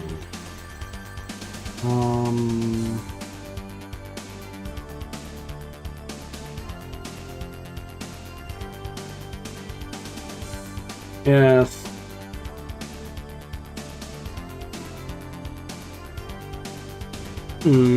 How very confusing. It's gotta be up this way. Maybe it's Delta Corby. But we're gonna go investigate Epsilon Muscae anyway. Though I have a feeling we're gonna be encountering a lot of probes on our way there. Oh, man. Bottom left corner of the map? That wouldn't make any sense.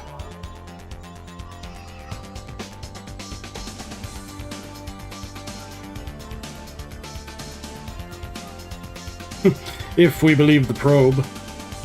I think the probe might have been trying to indicate where it thinks it is by its own coordinate system, which is different from ours. But if we considered the probe to be talking about where its current location was relative to its origin, then its origin would be 0. Unless I'm just crazy. Also, I'm starting to think that might be making a mistake. Because we're about to run out of fuel here.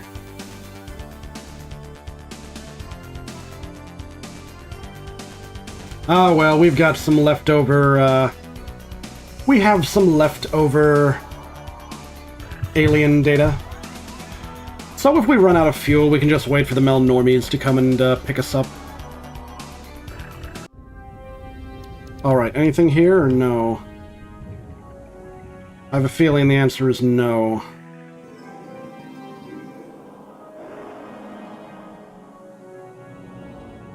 Now, according to the ZFP, it's a direct line from Alpha Tucanae to Epsilon Muscae.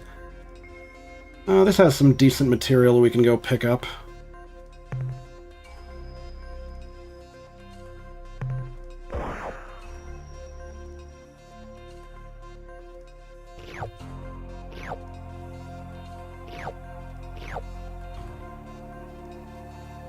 Oh, I thought it was decent material, but it looks like it's not a lot.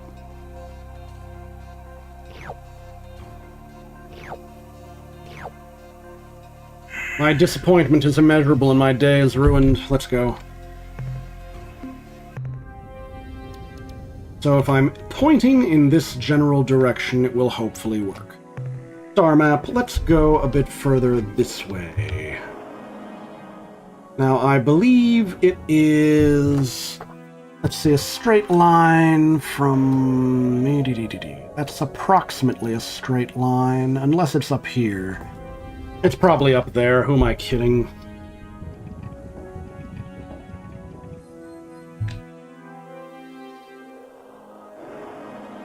Vega and Beta Corvi. And a tiny possibility it might be Zeta Corvi. And Eta Corvi, and all sorts of Corvis. Let's just go to Delta Corvi first, I have a feeling.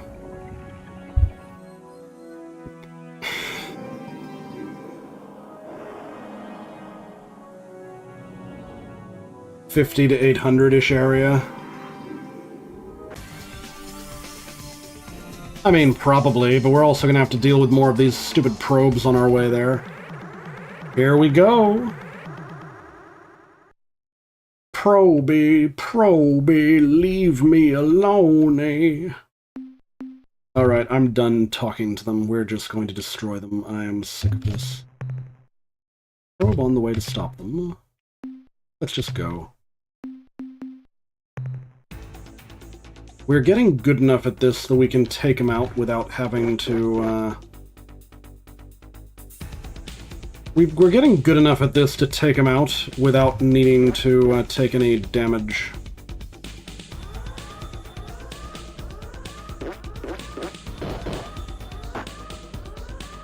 Four more hits and we win.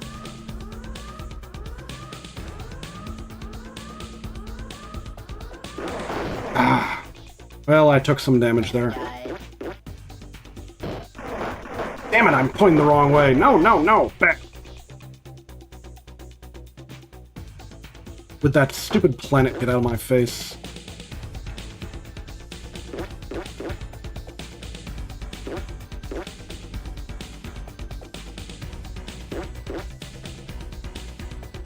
Energize.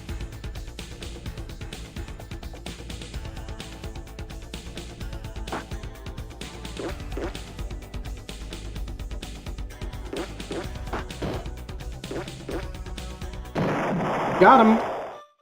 Alright, I took more damage than normal that time. Very annoying. We're getting a lot of RUs just from destroying these stupid probes. At least we'll probably be able to refuel off of this when we get back. Oh, man. So you think it's in the 50 to 800-ish area? Yeah, that probably means it's over here somewhere. Wait, 50 to 800-ish. Okay. The Pavonuses?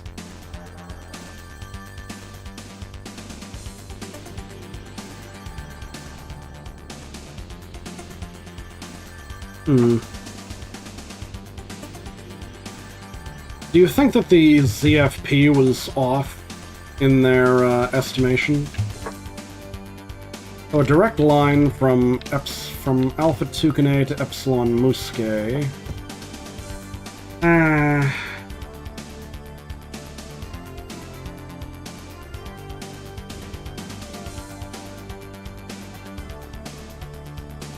Pain.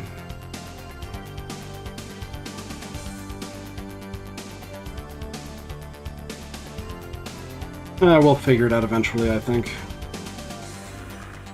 Worst case scenario, I run out of fuel and need to buy it from the Melnormies again. No.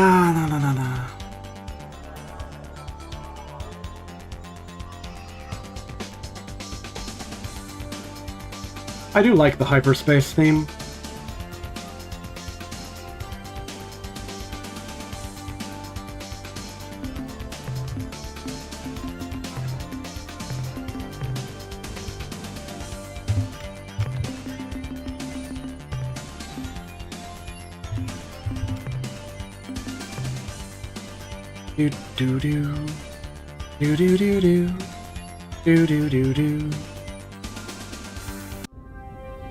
Not a lot here either.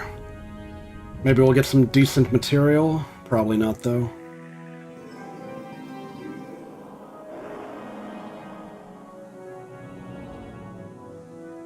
Oh, another one of these guys. Lovely. Well, I'm probably going in the right direction, seeing all these probes.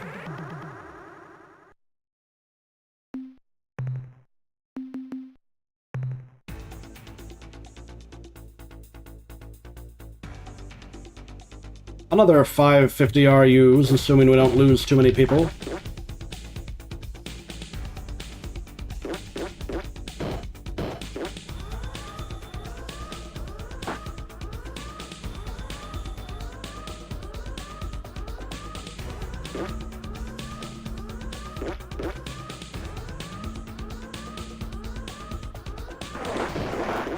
Dang it.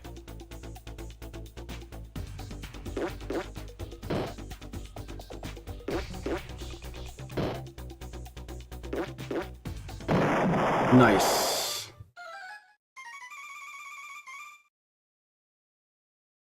Wow, we've gotten over 4,000 RUs just from destroying these stupid probes, along with a couple of Ur-Quan vessels. That's pretty good, actually. A purple world, which means that it's not worth... It's not worth it. Let's leave. Star map.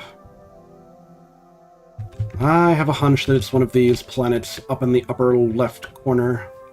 But then after we get there, we're probably going to be forced to, yeah, it's either Vega or Beta Corvi, I think. Let's go with Corvi first. Oh man, though. I am sick of dealing with the Slylandro probes.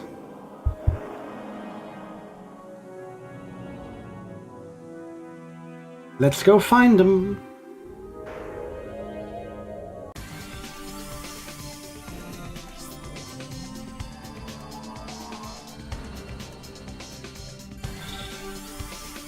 La la la la la. La la.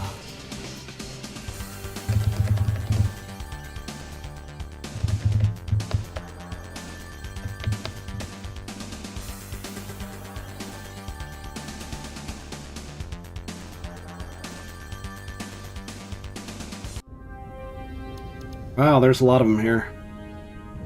Maybe I should default to Planet 1 and hope for the best. It's also in the inhabitable zone. Interesting. Somehow I don't think this is the one, but oh well. Acid World. Okay, this is okay. Ooh, biologics. Nice. So when the Malnormies appear, we'll have more data for them as well.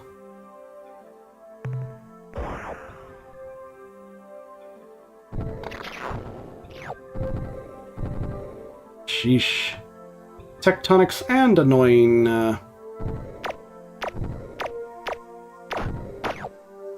Alright, these are the runners, which were a problem when we didn't have the speed boost. Now that we have the speed boost, it's not a big deal. Would that stop happening, please? That is getting really annoying. It's like, I don't have much that I can do against the lightning bolts.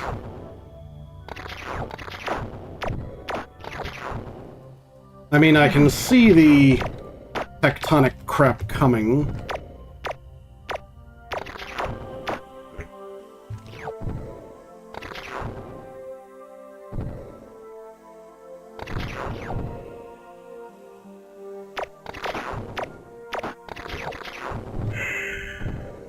Alright, we're mainly here for the biologics, I think.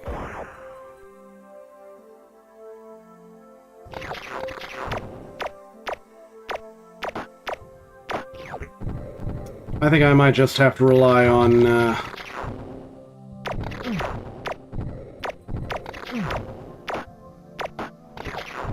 Alright.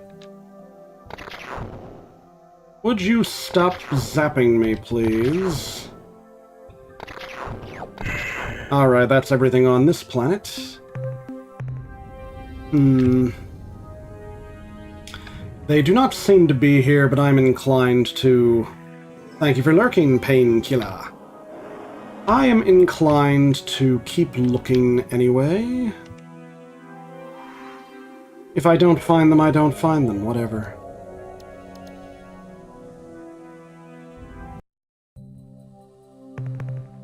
Carbide world. The tectonics are kind of iffy, but okay.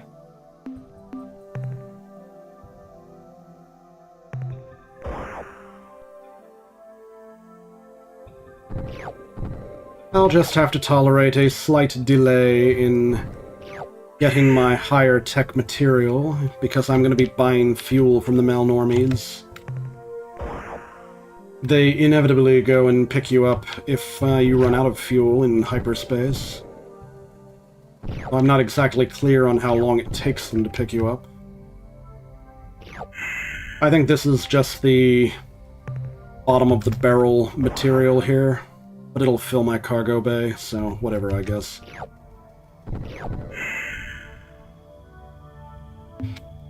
Each one is another RU for me. So after Beta Corvi, we head to Vega, I think. And cross our fingers that the source of the probes is there.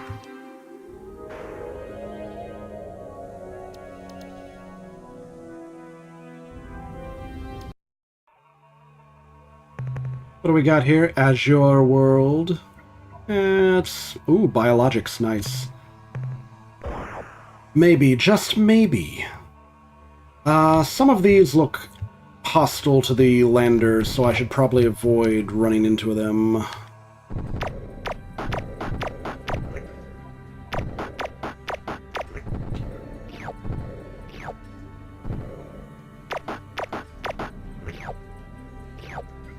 Alright, I'm pretty sure the big waspy-looking aliens are, not going to do us any favors.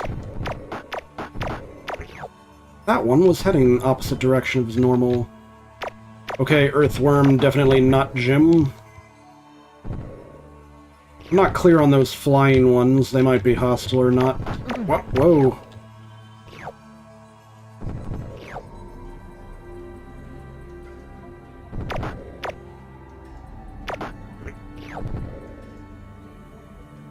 Alright, is that it? Only the flyers left? Well, every little bit gets me more Interstar credits with the Melnorme.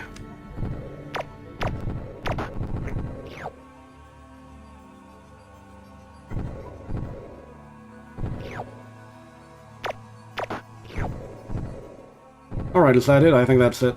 So we just grab this one little thing and we're done. Okay.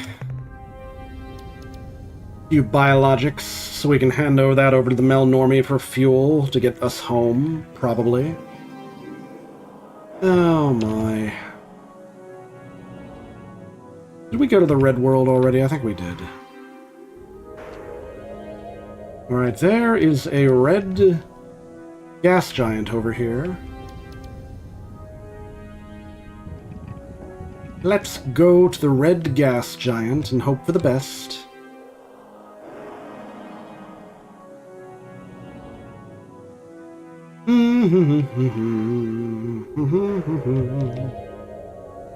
Hello, visitor. What? We are the Slylandro. I am content to hover, a Slylandro speaker. I think I found them. Your presence here fills us with excitement. We have gotten so few visitors over these many drawn. We hope you can stay to talk with us for a time.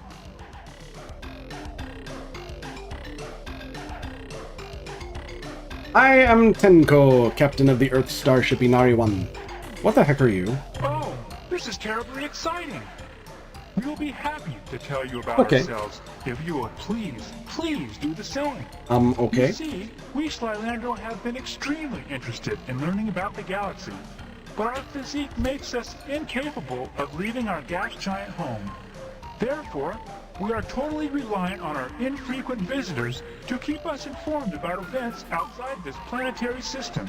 Okay. Their visitors usually only show up every few drawn. Drawn. Hope that our Okay. newly deployed exploration probe Oh no. will not only gather information for us, but inform other races of our presence here as well. Probes? What probes are you talking about? You know, it's funny. We hadn't heard from the outside galaxy in a whole Jernasa. And then the Melnorme come by and sell us a probe. Oh no. And just a few hundred rotations later, you show up. Oh, the Oh, no. probes? Right. Well, like we said, just a short time ago, a race called the Melnorme stopped by. They said they had acquired some information revealing our existence, and they wanted to study us if we didn't mind. In fact, the Melnorme said they would pay us for the right to do so. I guess they are biology nuts or something. Apparently. Anyway, in exchange for our information, they gave us a probe vessel.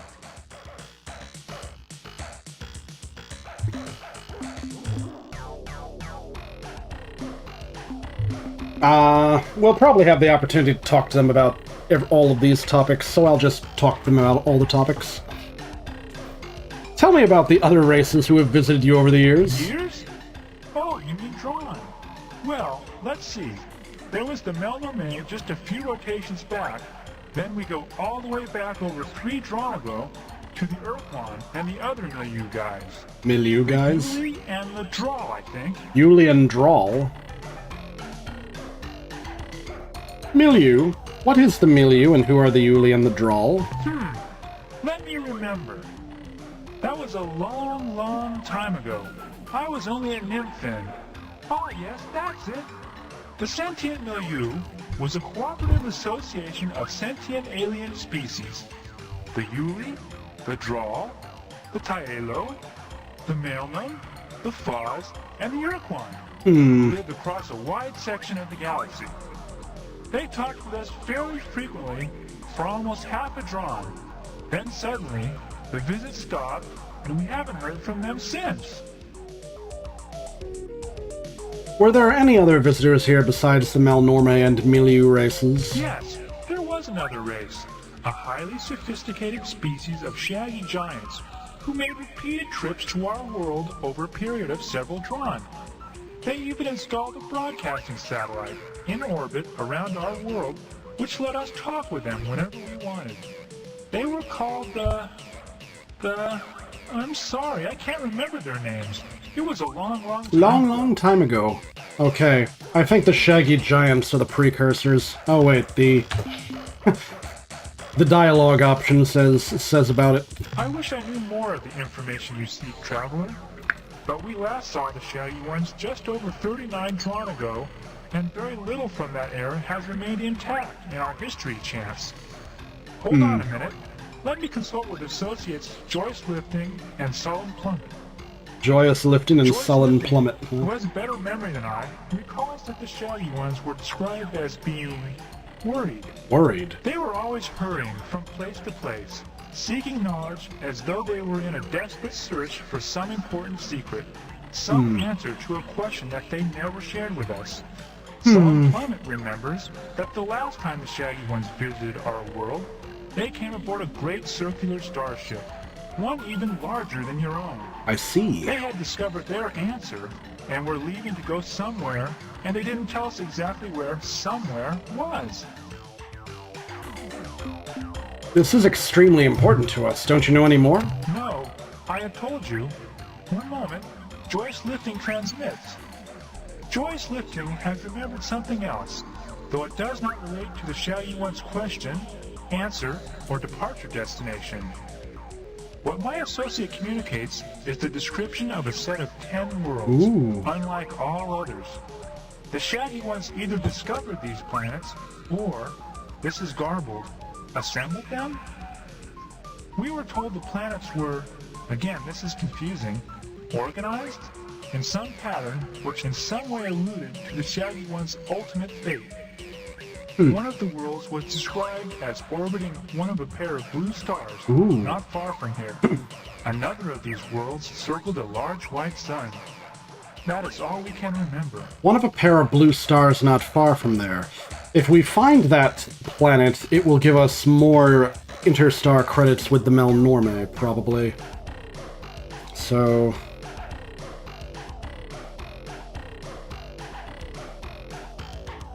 okay. So who exactly are you again? We are the Slylandro, a race of kind, curious, Kind. gas-like people.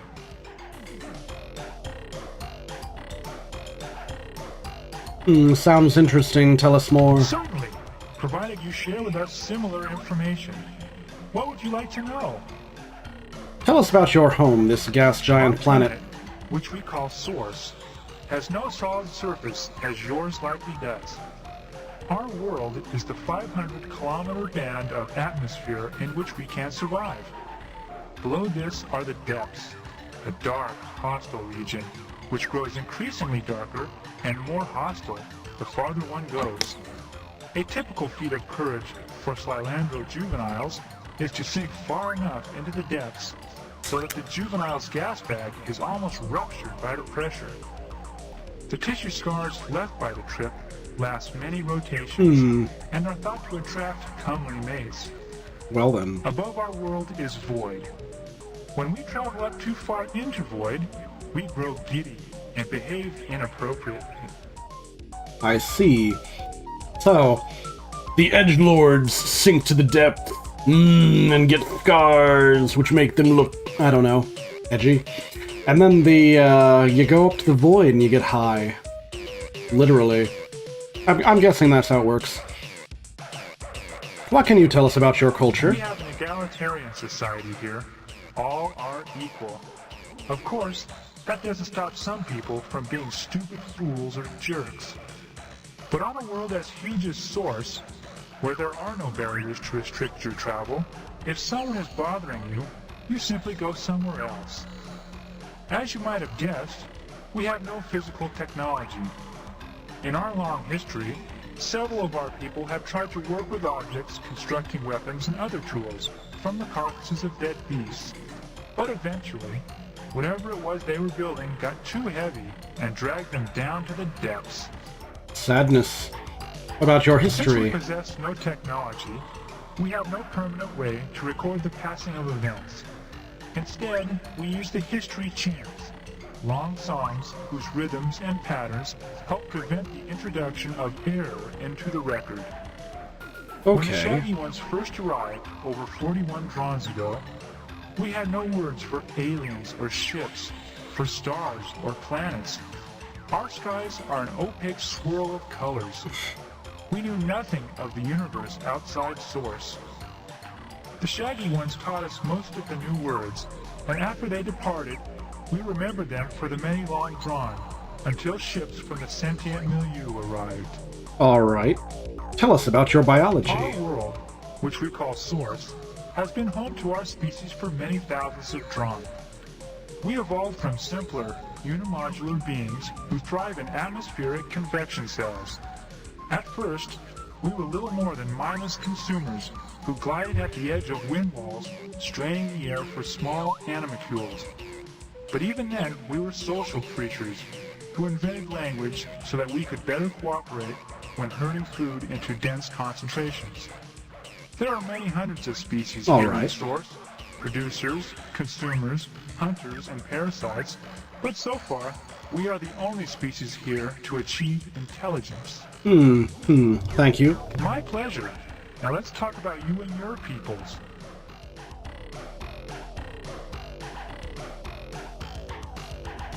What are the glowy bits? And exactly how long is a drawn? The drawn is our primary unit of time. It lasts for an interval equivalent to 4 million rotations of our planet. A drawn is subdivided into 2,000 dranasa. Now please, our turn. Will you tell us about yourselves? Most of us come from a large rocky world called Earth. Yes, that seems to be the pattern. Just about everyone who comes by here says they developed on a world a lot like that. As far as we know, we're the only sentient species who's ever evolved in the atmosphere of a gas giant. Of course, from what we know, most travelers like yourselves don't have much interest in gas giants. So maybe there are others like us, Thylandro, out there somewhere. Well, we travel the galaxy in starships, seeking knowledge and contact with the other sentients. That would be great. To leave your planet and roam the stars. You don't know how monotonous living on a gas giant for 3 or 4 drawn can be. Clouds, clouds, clouds. Wind, lightning, clouds, clouds, clouds. That's it. We know a lot about clouds. If you've got any cloud questions, ask us. We have over 800 different symbolic references just to describe them. Most of the time, when we aren't eating, we hover around and talk about what the clouds look like. Of course, the only things we know about are clouds, food, and other Slylandro. So generally, that's what we think the clouds look like. Our primary objective right now is to free ourselves from the evil The Ur-Quan. Ur-Quan? The long brownish guys from the milieu with all the eyes and arms? They used to come visit us regularly about 3 drawns ago. They told us about all the interesting things they found from their scouting missions. They were really nice. Why do you fight with them? I think you are confused. Those aren't the Ur-Quan we're talking about. Ours are green. But the Ur-Quan were such good guys. They had lots of interesting things to tell us about, and they never got impatient with our questions. Well, I guess a lot can happen to a species in 3 drawn, like turning green and evil. We are particularly interested in studying unusual planets and life forms. Oh, then you should go check out a planet orbiting a blue star not too far from here.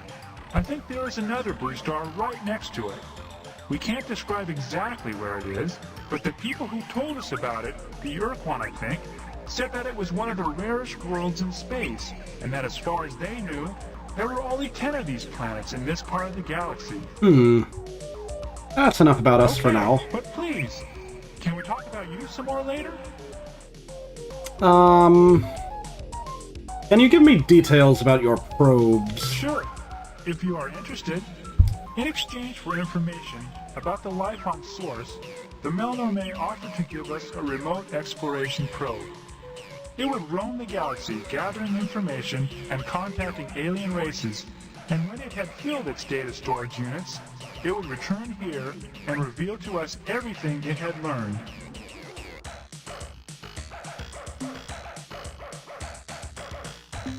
Well, why then do your probes attack our ships? Our probes do not attack. They have only defensive capabilities. Offensive behavior is not part of the instructions we programmed into the probe. To do so would be reprehensible. Can we talk a little bit more about the probe's program? Sure. What would you like to know? Would you explain the general outline of the probe's program? Sure. It was a difficult task for us, since we'd never done anything like that before. But for the most part, we just adjusted its standard program, which went something like scan for targets as defined in target list. If no current target, then select new target from the current targets list using specified priorities. If current position is at current target, then set current behavior to new behavior based on behavior priority settings. Perform current behavior. Okay, that's the basic program. I said it was simple, and here are the tables used by the program. Target list with associated target priority. Space vessel 5. Transmission source 4.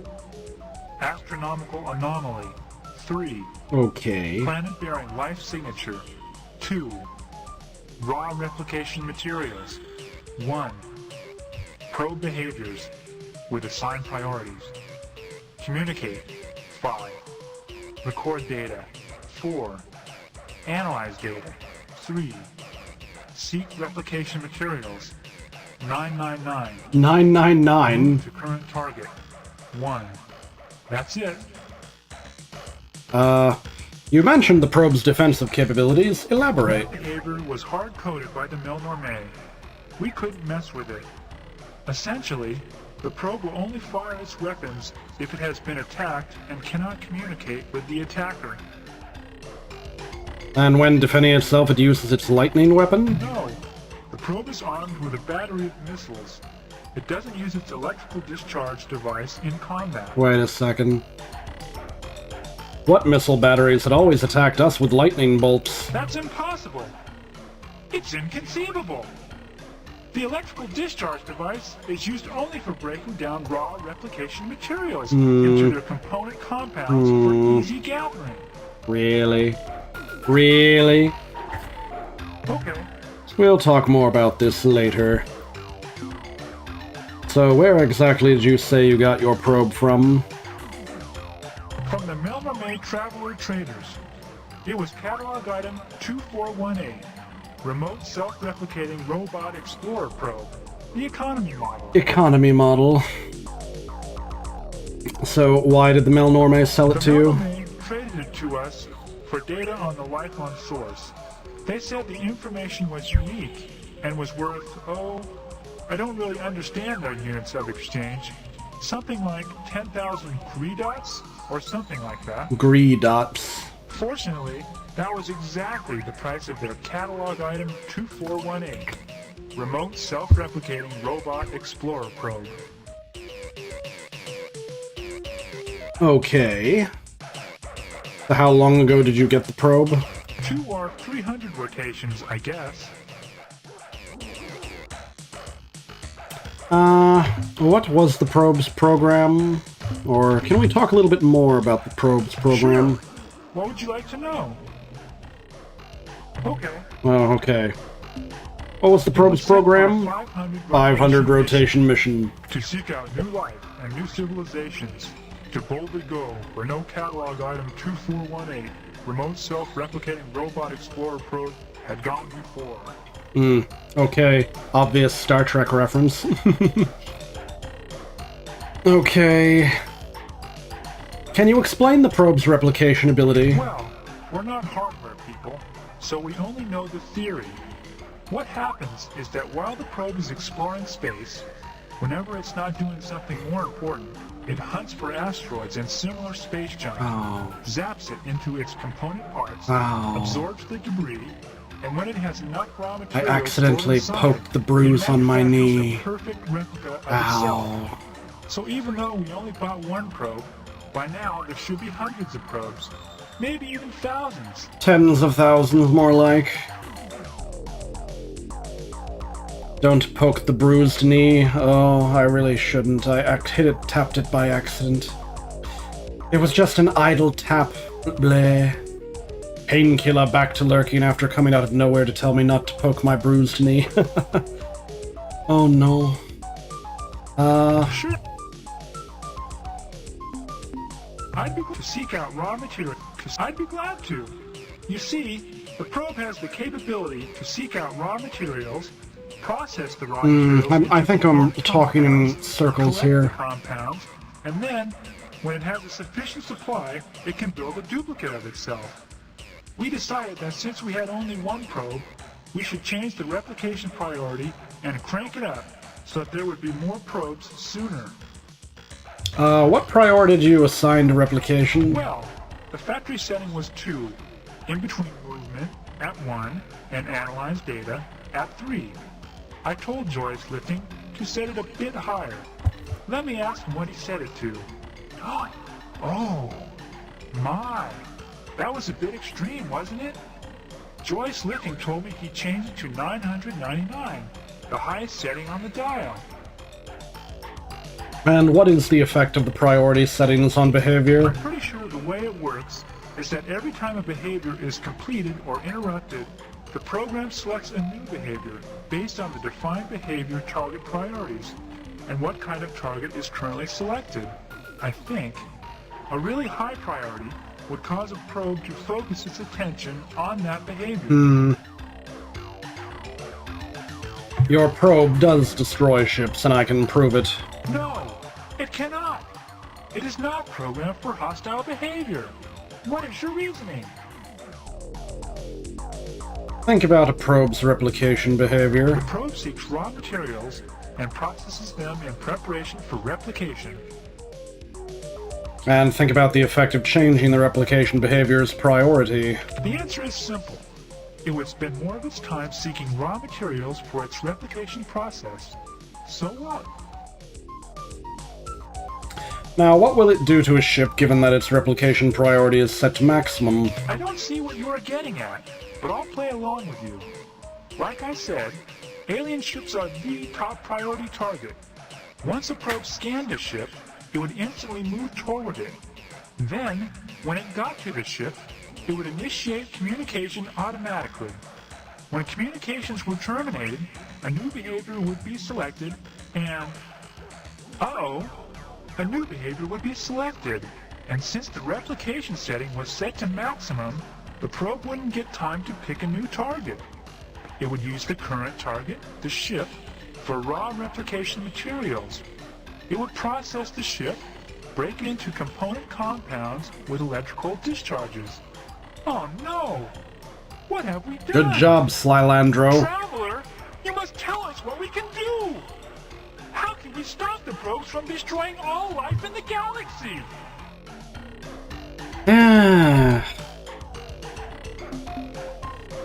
Couldn't you broadcast some kind of recall signal? No, not catalog item 2418, remote self-replicating robot explorer probe. The model with the recall I think they transmitter was did. catalog I think they did item make the Von Neumann 2419. probe's painkiller. Val Normay said it was out of stock. I don't suppose you have some kind of mega self-destruct code or Why, something. yes, there is. You're a genius, Traveler. Oh, wait, you Why do? don't we remember that? Oh, there's a problem, though.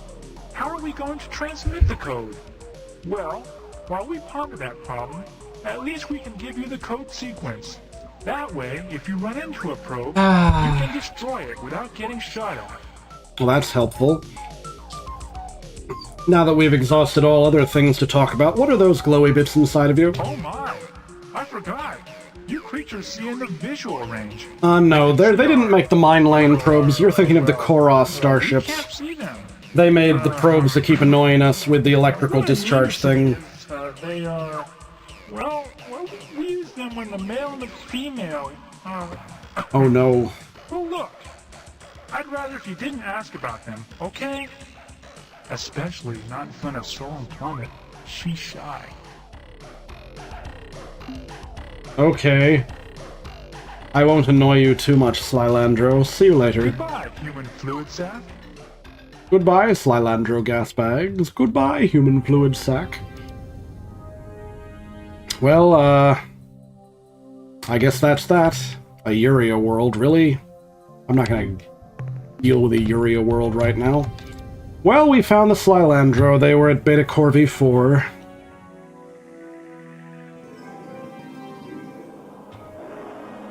I just kind of ran into their, planet on a whim.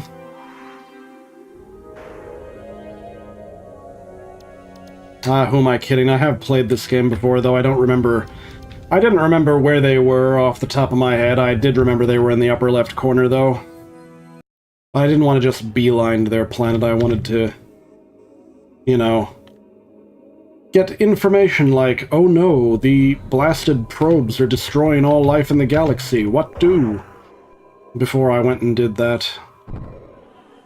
And then I heard the whole thing about the straight line from Alpha Tucanae to... what was the other place? Epsilon something? Epsilon Muscae. And then just put a straight edge against my screen to figure out where to go from there. Oh my. Actually, maybe I should stop bothering about normal... They said something about a pair of blue stars not far from here, but I'm afraid those are probably these two. So, Alpha or Beta? Where do you think, chat? Which is probably just Painkiller and maybe Nevris. Maybe Tora, if Tora's paying attention. I think Tora has other things to do. Should I go to Alpha or Beta Pegasi? I have a feeling one of those is the place with the rainbow world. I should pick up the rainbow world and then look for the star that appears and disappears. That'll probably be enough.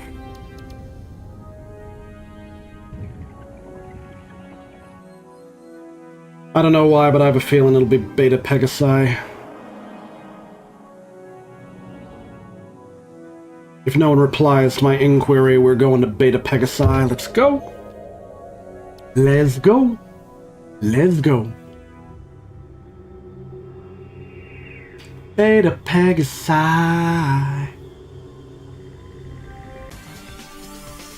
La la la la la. La la. La la. La la la la la. La.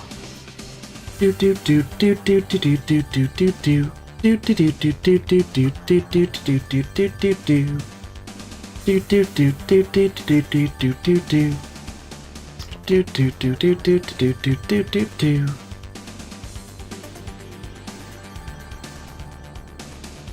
Do. Are we there yet? Apparently not. Where are we? Not there yet at all.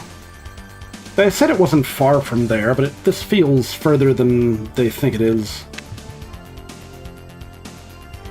Whatever, we'll keep going to Beta Pegasi. Oh, we're using so much fuel. I feel dumb using this much fuel. Alright, now when we encounter the probes, we can just destroy them.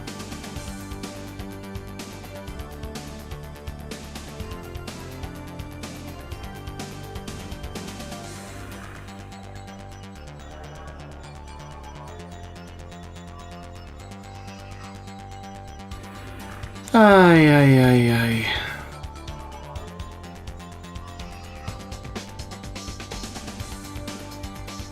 Do do.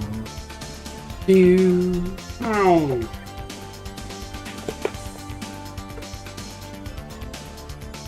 Ah, liquid water. Are we there yet? Ah, here we are. Blue star. Blue star. Why do I have the feeling that the planet's gonna be pink? Why do I think that this planet's gonna look pink from the overworld? I'm gonna beeline to the pink planet. Are you the planet I'm looking for? Let's take a look. No, it is not. It's just a Yitric world. Which I guess has some decent-looking materials down there. Well, I don't know if they're actually decent.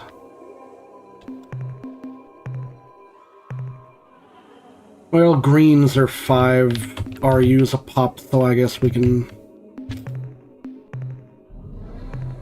go acquire the greens. Ytterbium. What a weird name or material.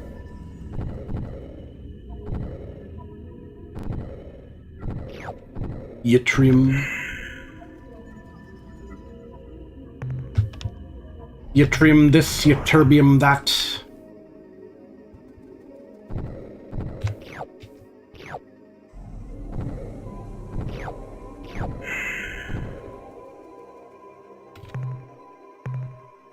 It's probably worth the fuel. Who am I kidding? We're just gonna buy more fuel from the Mel Norme in a bit.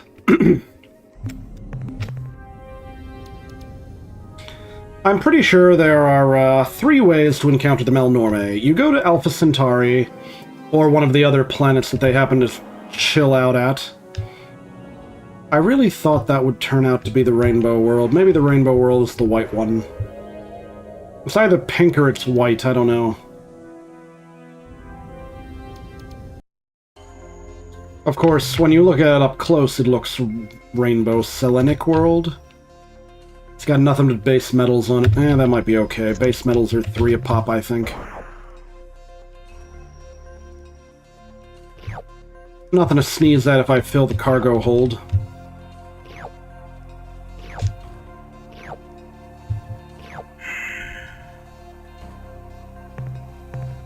Though radioactives and exotics are the best.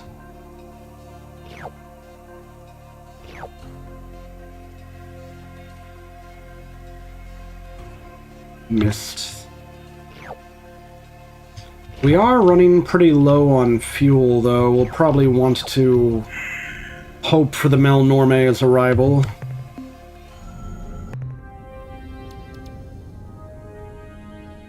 I think there's just a random chance, if you're stationary, for the Mel Norme to show up. This might be a hot world, I don't know. I'm gonna poke it and find out.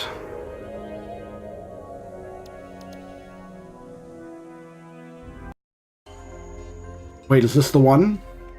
Rainbow World! We found it!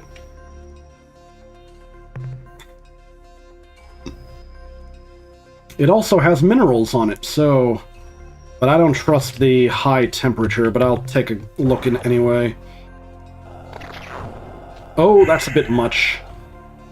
That's a bit much, but we've still found a Rainbow World, so, okay, we found a Rainbow World, so we'll get a lot of Interstar credits for this.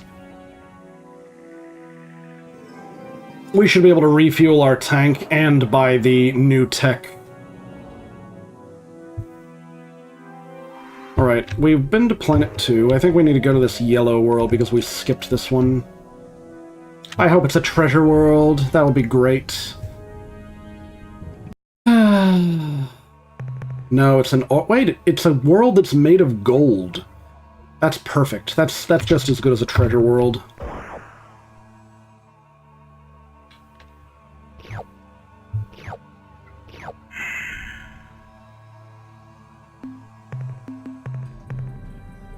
I mean, precious metals are worth 6 RUs a pop, so... This is fine. This is fine. If we fill up our cargo hold with this, that'll be perfect. Though when we get back to Earth, we should really be considering going to the lower left corner of the map and finding that species that, they're in what, the Jicklets or the Gruis area? I forget. I forget exactly where they are.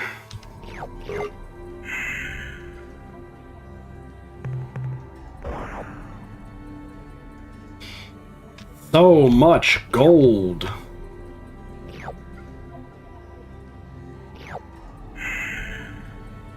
Imagine how absolutely inflated or absolutely deflated the price of gold would be if an asteroid that's just made of gold dropped on the planet.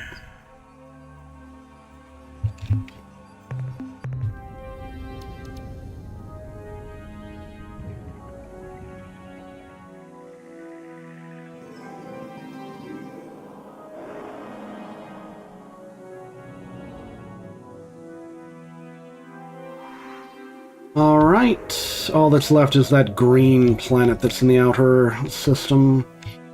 After that, I should really figure out where exactly I want to go from here. I think there's something in this area which I really want to investigate.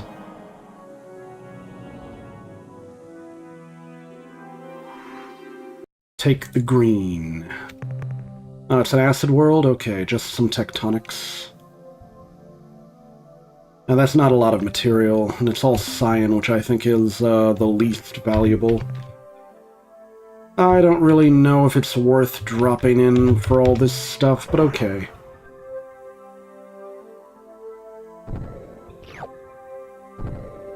Nitric acid. Ah! I should not have run over that. It was bad mistake. What is... Alright, it's common materials, okay. Now I need to go look through my notes again. Where did those guys say was... Ah! They said there is a new star between the Circini and Chandrasekhar. Okay. Star map, please. Where is this new star? Ah, Chandrasekhar... Circini. So they said it was between Circini and Chandrasekhar clusters. Let's head over here. And hope for the best. Maybe we'll get lucky. I think they said it was between the 17th and the 20th of the month. The star was there. And then it disappears. I'm not clear on this, but maybe, just maybe, we'll be in the area when it appears. But we are running low on fuel, so we might have a problem. We might have a problem very soon.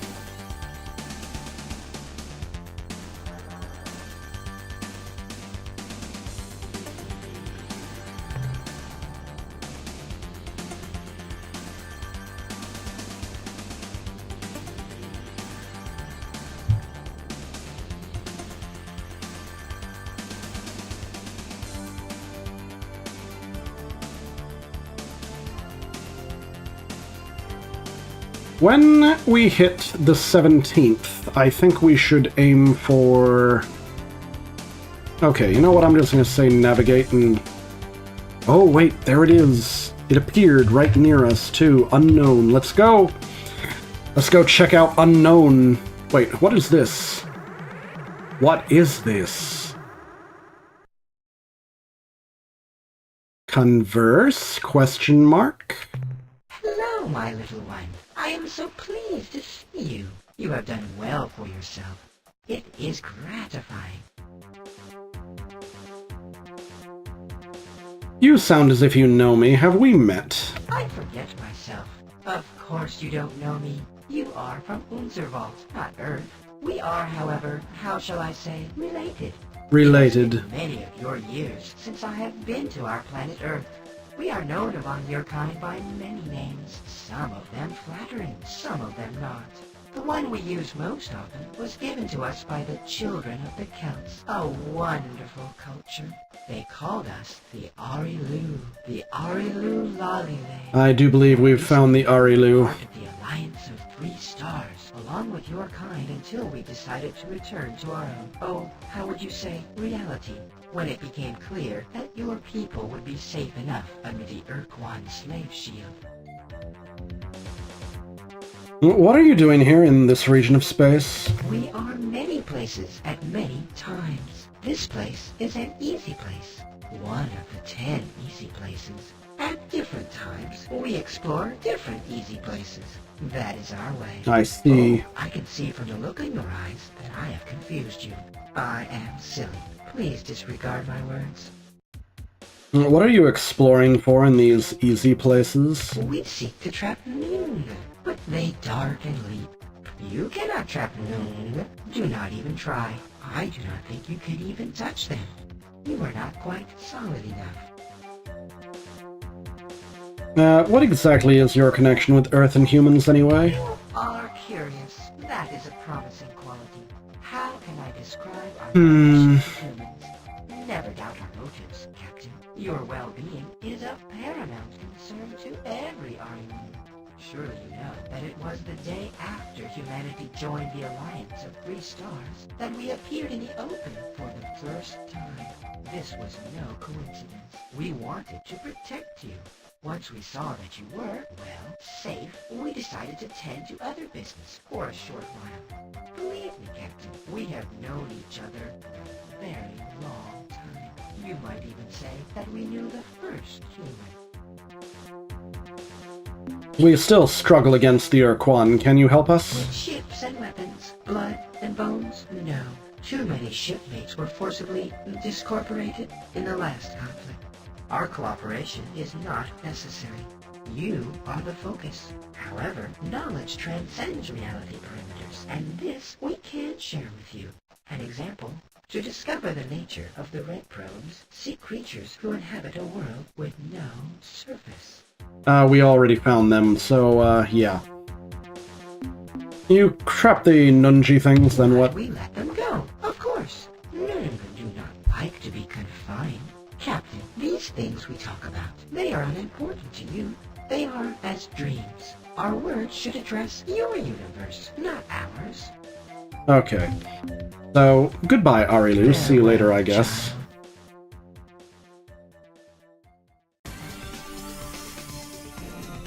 Okay then, that was an interesting conversation, but we're heading to this unusual star that only appears sometimes. Ah, okay.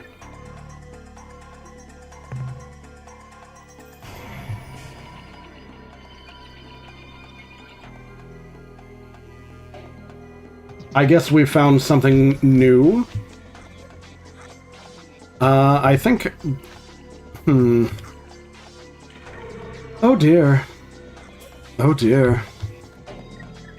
This is, I guess we're in a completely different sector of space.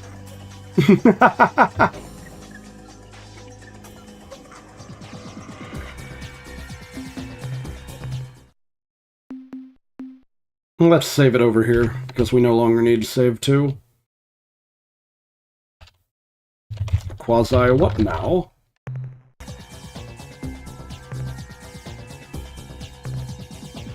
I have a feeling we're going to want the one that's way over here. One thing that's nice about quasi-space is it is a bizarre realm where fuel is...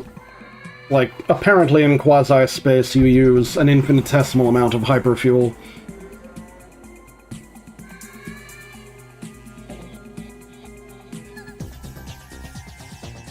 It looks like there's multiple exits to quasi-space that lead to hyperspace, though.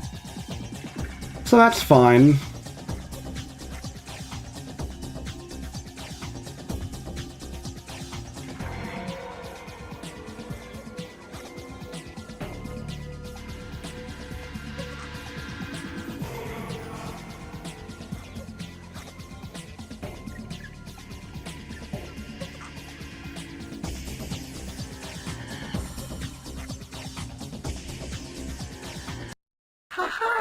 Our clever ward has found our nook in time. You are the first brave human. No others have made the trip. This is our home world, Fale Alarafali, nestled safe in this true Fale Alarafali, huh? The portal you pass through is a rarity, a natural point of interdimensional fatigue. Interdimensional fatigue, you say? To speed our transit through the realities. We are wondering, have you met with the Ungar recently? We entrusted an injured talking pet into their care, and we were curious about its progress. I see. So the Arilu want me to go investigate the Umga. So what did happen at the end of the war? Forgive us if we forget the importance you attach to such events as this. Right. Our context is infinitely broader than yours in scope, both in space and time. Nevertheless, to please you, I shall try to recall. Yes, now I remember. Here is the sequence. The Ur-Quan fleets have moved through your solar system, and you are defeated. Your people make the choice not to fight with and for the Ur-Quan. A shield is cast about your world. Your people are now safe. This makes us happy. The Armada departs your star system and moves toward the remaining Alliance members. Ourselves, the Cyrene, the Yehat, and their adopted Shofixti. The Yehat and Shofixti withdraw to Delta Gorno, but they do not permit the Cyrene to follow. We are content with the flow of events and leave the area to return here. From our perspective, this sequence of events ends here. I see. Well, what about the Ur-Quan? What are they up to? Soon after the Ur-Quan defeated the Yehat and imprisoned the Cyrene and Beetlejuice, their siblings arrived to initiate the doctrinal conflict. This battle continues as we speak. Their siblings arrived to initiate the doctrinal conflict. Clearly, the Ur-Quan and the Korra are having some kind of Ur-Quan civil war.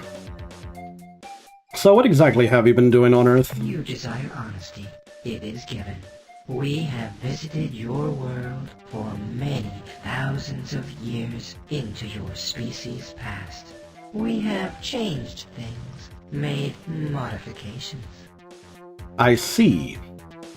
And what did you change and modify on Earth, and why? Our motives are multiple. Our desires complex. Part of what we do on Earth is for your own protection. There are parasites, creatures who dwell beyond. They have names, but you do not know them. They would like to find you, but they are blind to your presence unless you show yourselves. I The see. Androsynths showed themselves, and something noticed them. There are no more Androsynths now. Uh-oh. Only ores. Apparently there are no Androsynth now? This sounds creepy, please go on. No. In a way, ignorance is your armor, your best protection. They cannot see you now. They cannot smell you. Much of our work with your people involved making you invisible, changing your smell. If I tell you more, you will look where you could never look before. And while you are looking, you can and will be seen. You do not want to be seen. Oh no.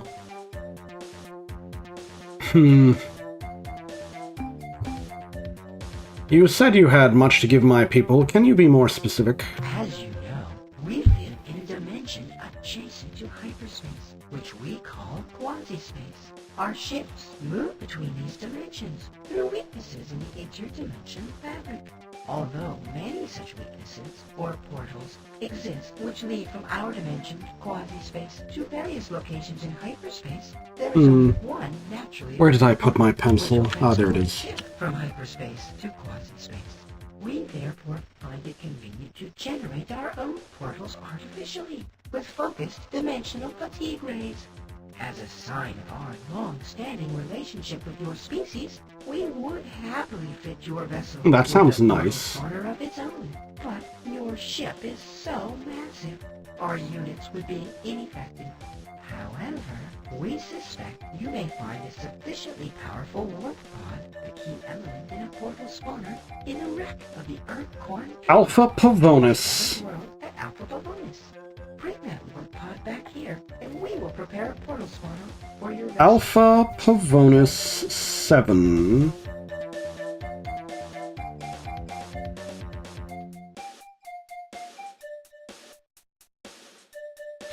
So I just gotta go to Alpha Pavonis 7 and then come find the natural portal to quasi-space that opens between the 17th and the 20th.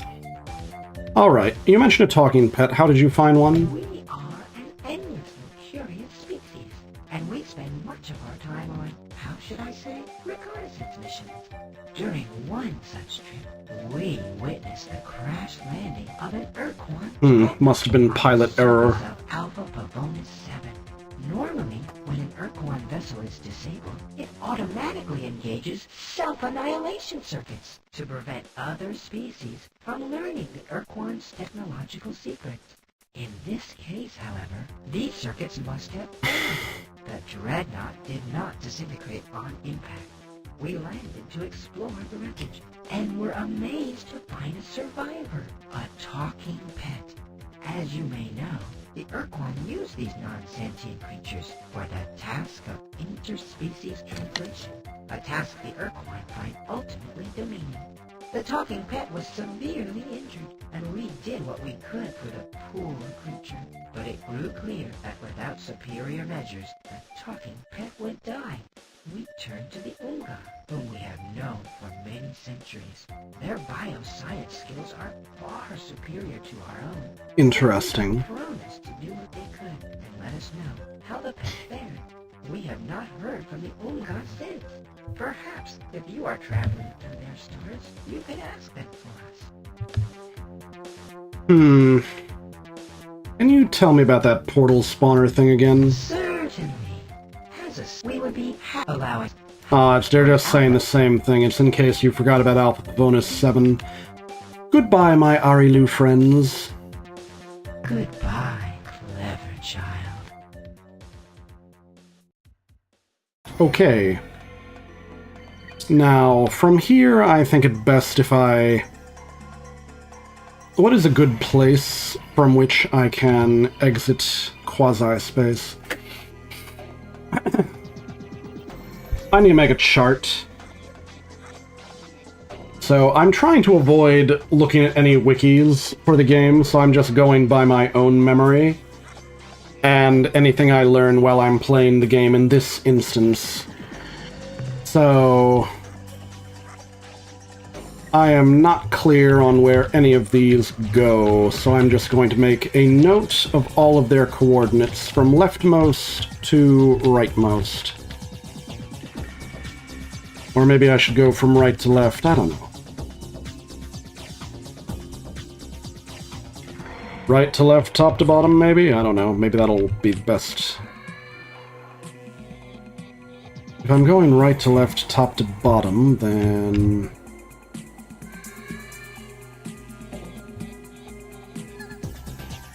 Hmm. 540 versus 538, okay. So, I'm gonna figure this out momentarily. Though right now I'm a little concerned about my ability to get back to Earth. And I believe my memory tells me that Earth is probably one of these down here, but I don't remember which.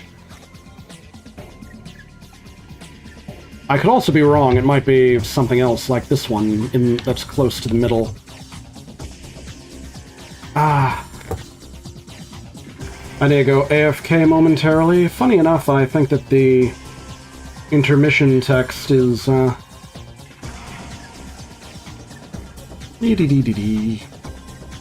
Pavonis 7 for warp pod to exchange in quasi-space for a quasi-space generator, or something to that effect.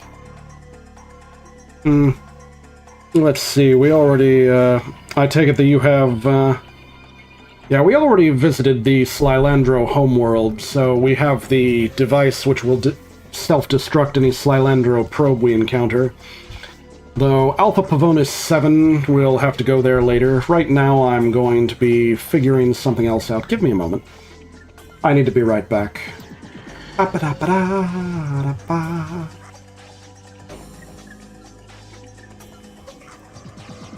Bop.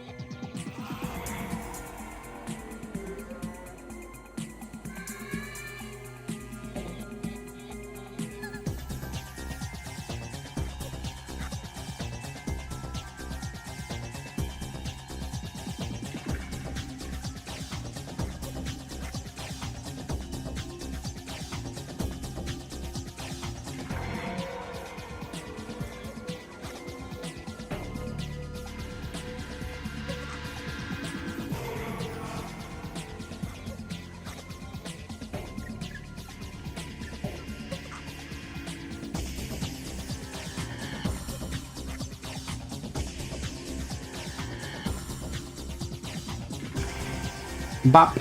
Oh yeah, I gotta turn off this. Boop. There we go.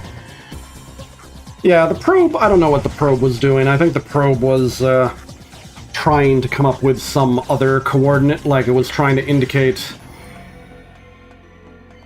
I think the probe has its own coordinate system. Anyway, we are now in quasi-space. This area way up here is the Arilu homeworld. All these down here are apparently one-way quasi-space portals back to hyperspace, but they all lead to different points in hyperspace. I need to figure out... I'm gonna grab a brand new, sparkling, clean note card and record the locations, the quasi-space locations of all of these. So let's go from... I'm feeling a little bit weird about this, so I think I'm gonna go from right to left, top to bottom. So 520.0 by 540.0 Q. Alright. Next we will have 488.0 by 538.0 Q2. Next we have 544.0 by 532.0 Q. How many are there? 530.0 by 528.0 Q2. Now... 520.0 by 514.0 Q.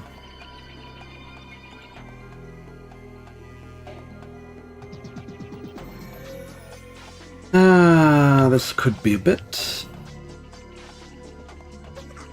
466.0 by 514.0 Q2.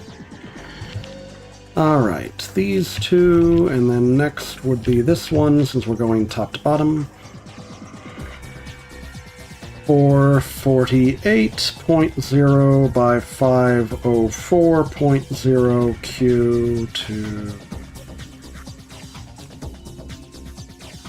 Is this the next one going top to bottom? I think it is. That's 492 versus... they're both 492. 476.0 by 496.0 Q. Yep. D. 492.0 by 492.0 Q2. 458.0 by 492.0 Q2.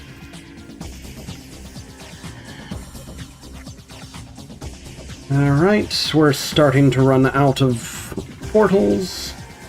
506.0 by 474.0 Q2.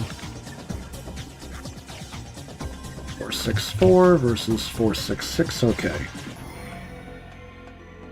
516.0 by 466.0 Q2. Alright. 468.0 by 464.0 Q. No, I think there's only two left. 502.0 by 460.0 Q2. And then 476.0 by 458.0 cube. And I don't have the hyperspace coordinates for any of these. I believe it's probably this one that'll lead me home, but if I'm wrong, I could be... I could be really far off. Well, I have a feeling that Nevers is looking things up, and the intention that I have is to not be looking things up on the wiki while I do this. So, I'm just going by my flawed memory, so I'm going to try this one, 506.0 by 474.0, and...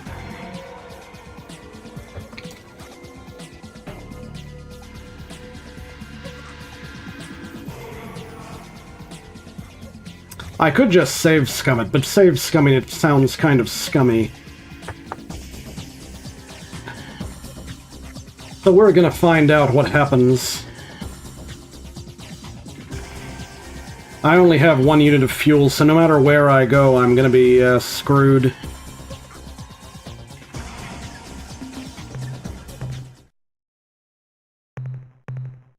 There. Provided I don't get dropped in the middle of hostile territory, I'm going to tolerate whatever happens to the ship.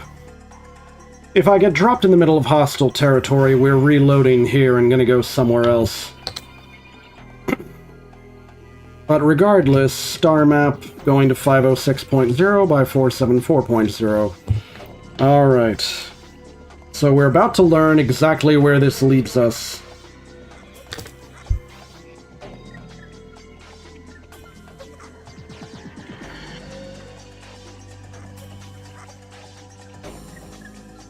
Here we go!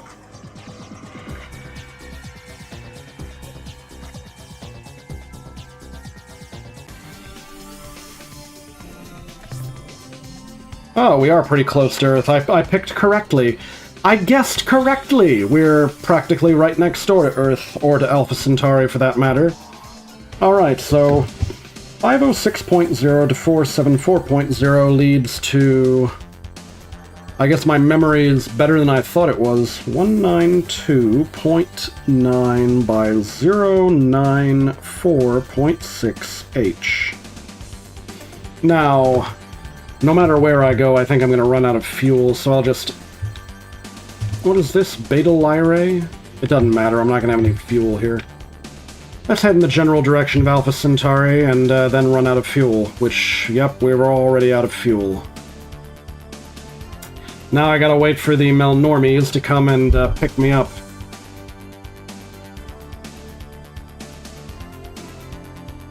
And then we gotta find our way to Alpha Pavonis. Ah, yeah. I think I chose correctly. So now we're kind of screwed, gotta wait for the Melnormie to pick us up, so we're gonna lose a few days. While we wait here in hyperspace. I forget what the rule is. I think the Melnormie pick you up within a week.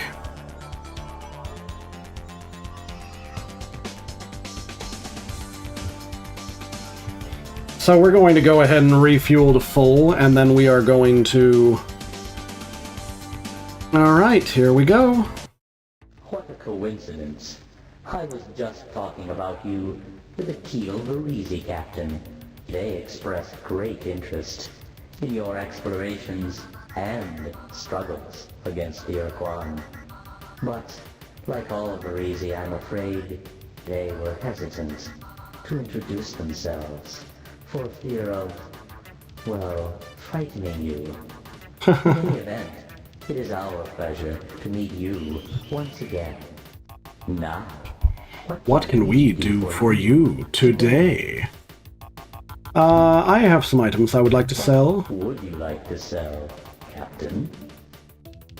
I have some data on alien life forms. The 208 units of biological data we downloaded from your ship earn you 416 credits. Nice. What would you like to sell, Captain? I have a Rainbow World location. Your ship's log indicates that you discovered the whereabouts of one of the Rainbow Worlds, which so fascinate us. In exchange, we will give you 500 credits. Nice. Now let's make purchases. Buy today. First, we're going to fill our fuel tanks to full. How much fuel do you wish to purchase? Fill my fuel tanks to maximum capacity, please. Fuel transferred to your vessel. Nice. Now, I'm going to buy new tech. Technology we are now offering includes details on how to add point defense laser systems to your flagship. Alright, I'll buy it. These little babies are great for defense, but because of their limited range, they may not make a good offensive weapon. However, the more you build for your vessel, the more damage each laser strike will do. Nice. The technology we are now offering includes plans for building improvements to your planet landers, which make them resistant to hostile alien life forms. I do wish you'd give me the heat-resistant upgrade first, but oh well. Our reinforcement procedures on your landers are complete. Now, provided your crew will stop putting their hands out the windows, they will be much better protected against hostile life forms. Indeed. The technology we are now offering includes blueprints, which show how to increase your lander's cargo space. Might be Double useful. its present volume. I hope this makes your resource gathering more cost-effective, Captain. It will. The technology we are now offering includes blueprints, which show how to add double capacity fuel tanks. Double capacity fuel tanks? We hope that these improved tanks will make more module slots available on your flagship, which you can fill with other, more useful equipment. Maybe. The technology we are now offering includes plans for improving the rate of fire on your lander's stun ray bolt beamer gun. I think after this we're out of credits. Wild game? Well, the changes we made should really make a difference. Unless, of course, that wiring went in backwards, in which case you won't be able to shoot at all, or take off, for that matter. Don't worry, Captain. We stand behind our work. If something goes wrong, just bring it back to us, and we'll fix it pronto. The technology we are now offering includes details for building modifications to your planet landers, which make them resistant to earthquakes. Nice. We're done with tech. We are done. It has been a pleasure dealing When we get with you, more Captain. credits. We look More forward credits. to your next visit.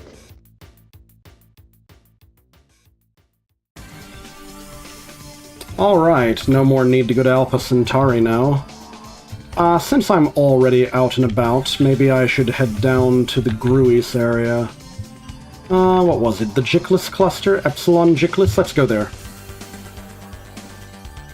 Because there is an alien race down there that I really think that I should be meeting sooner rather than later.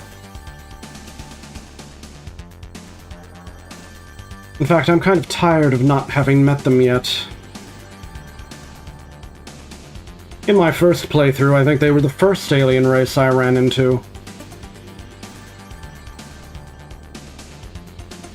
I'm taking over manual control of the ship.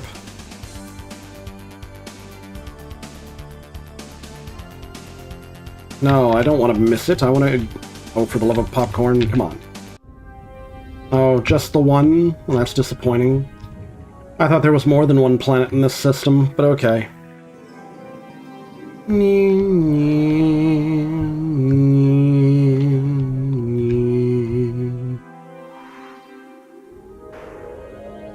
Well, what kind of planet is this?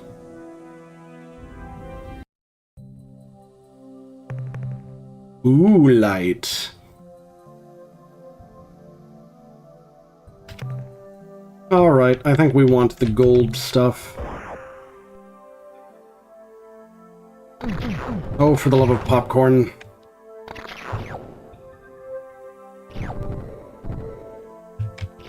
Oh wow, they did say that the, I wish they'd given us some stuff that would make the lander resistant to those dang lightning storms.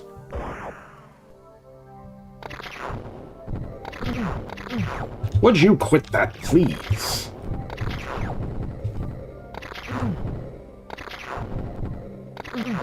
Alright, I'm leaving. This has been rather irritating. I'm just gonna leave. Star map. That was Epsilon Jickless. I guess we will head to Beta Jickless next? I don't know. I don't know what a good direction going is. All I know is I need more RUs, and I need them yesterday.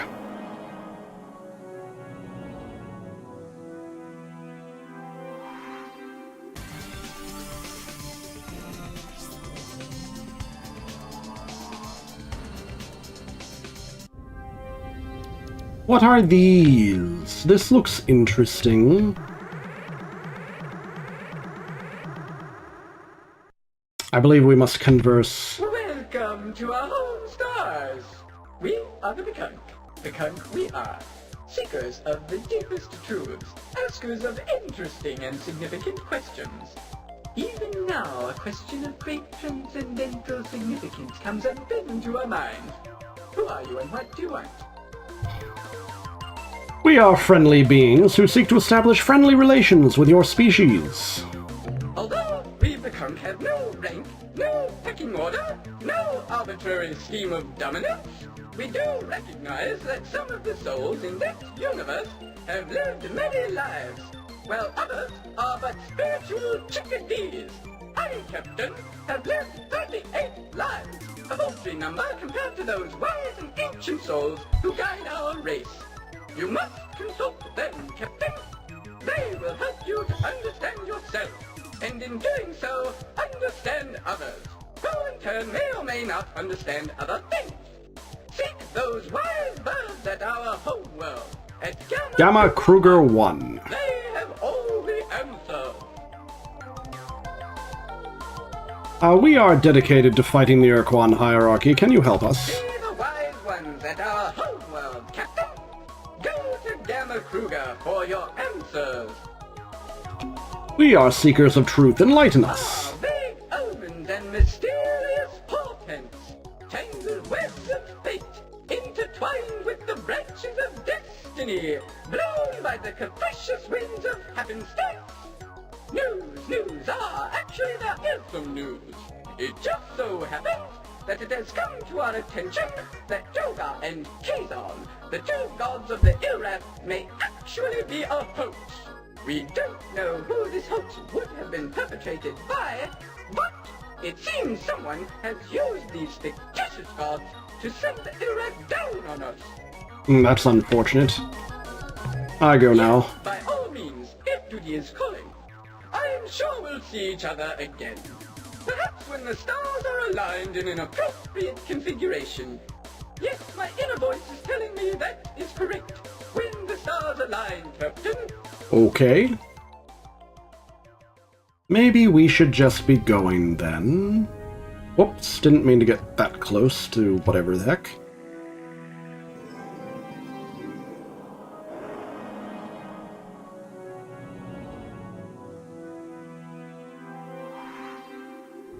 Okay, Gamma Kruger 1, they say. Delta Kruger, Gamma Kruger. Let's go.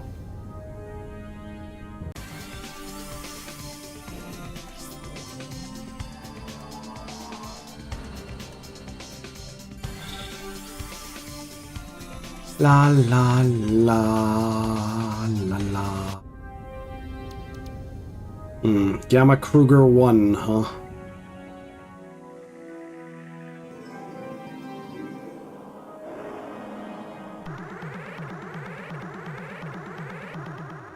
Alright, we'll chat with these. Be frightened.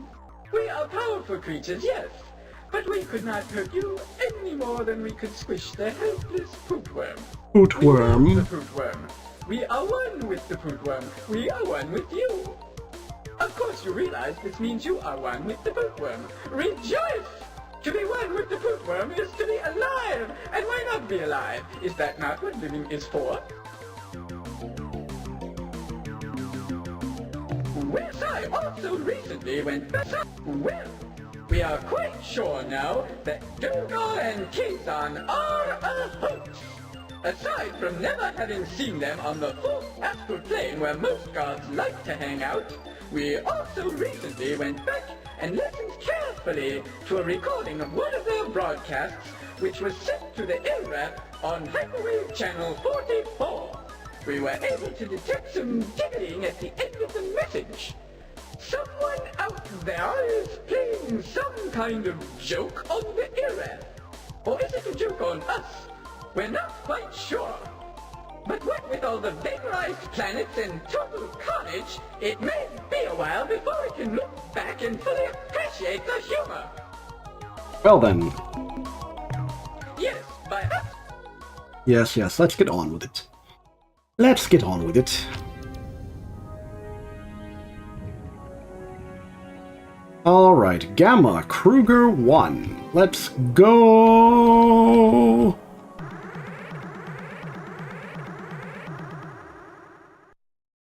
Converse. What? A spirit voice rings within my soul. It tells me that I must give you something to aid you on your noble quest. Well then. What, spirit? What must we give this young human? Mineral resources? No.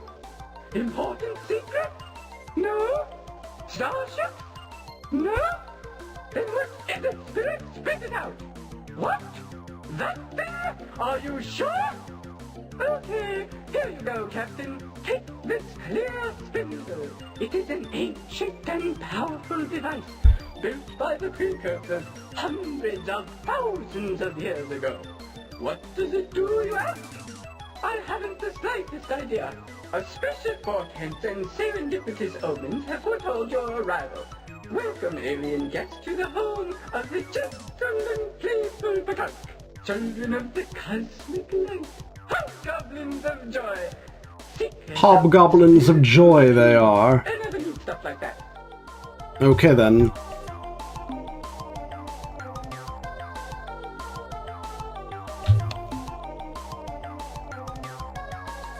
Suddenly I find myself very curious about your species.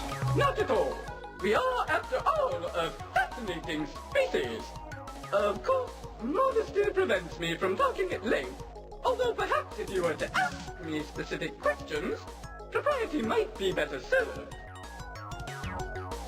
What can you tell us about the history of the Pakunk? Ah, an intelligent question. But where to begin? Surely you know that we the Pakunk were once one and the same species as the Yehat. Really? Yes, it's true.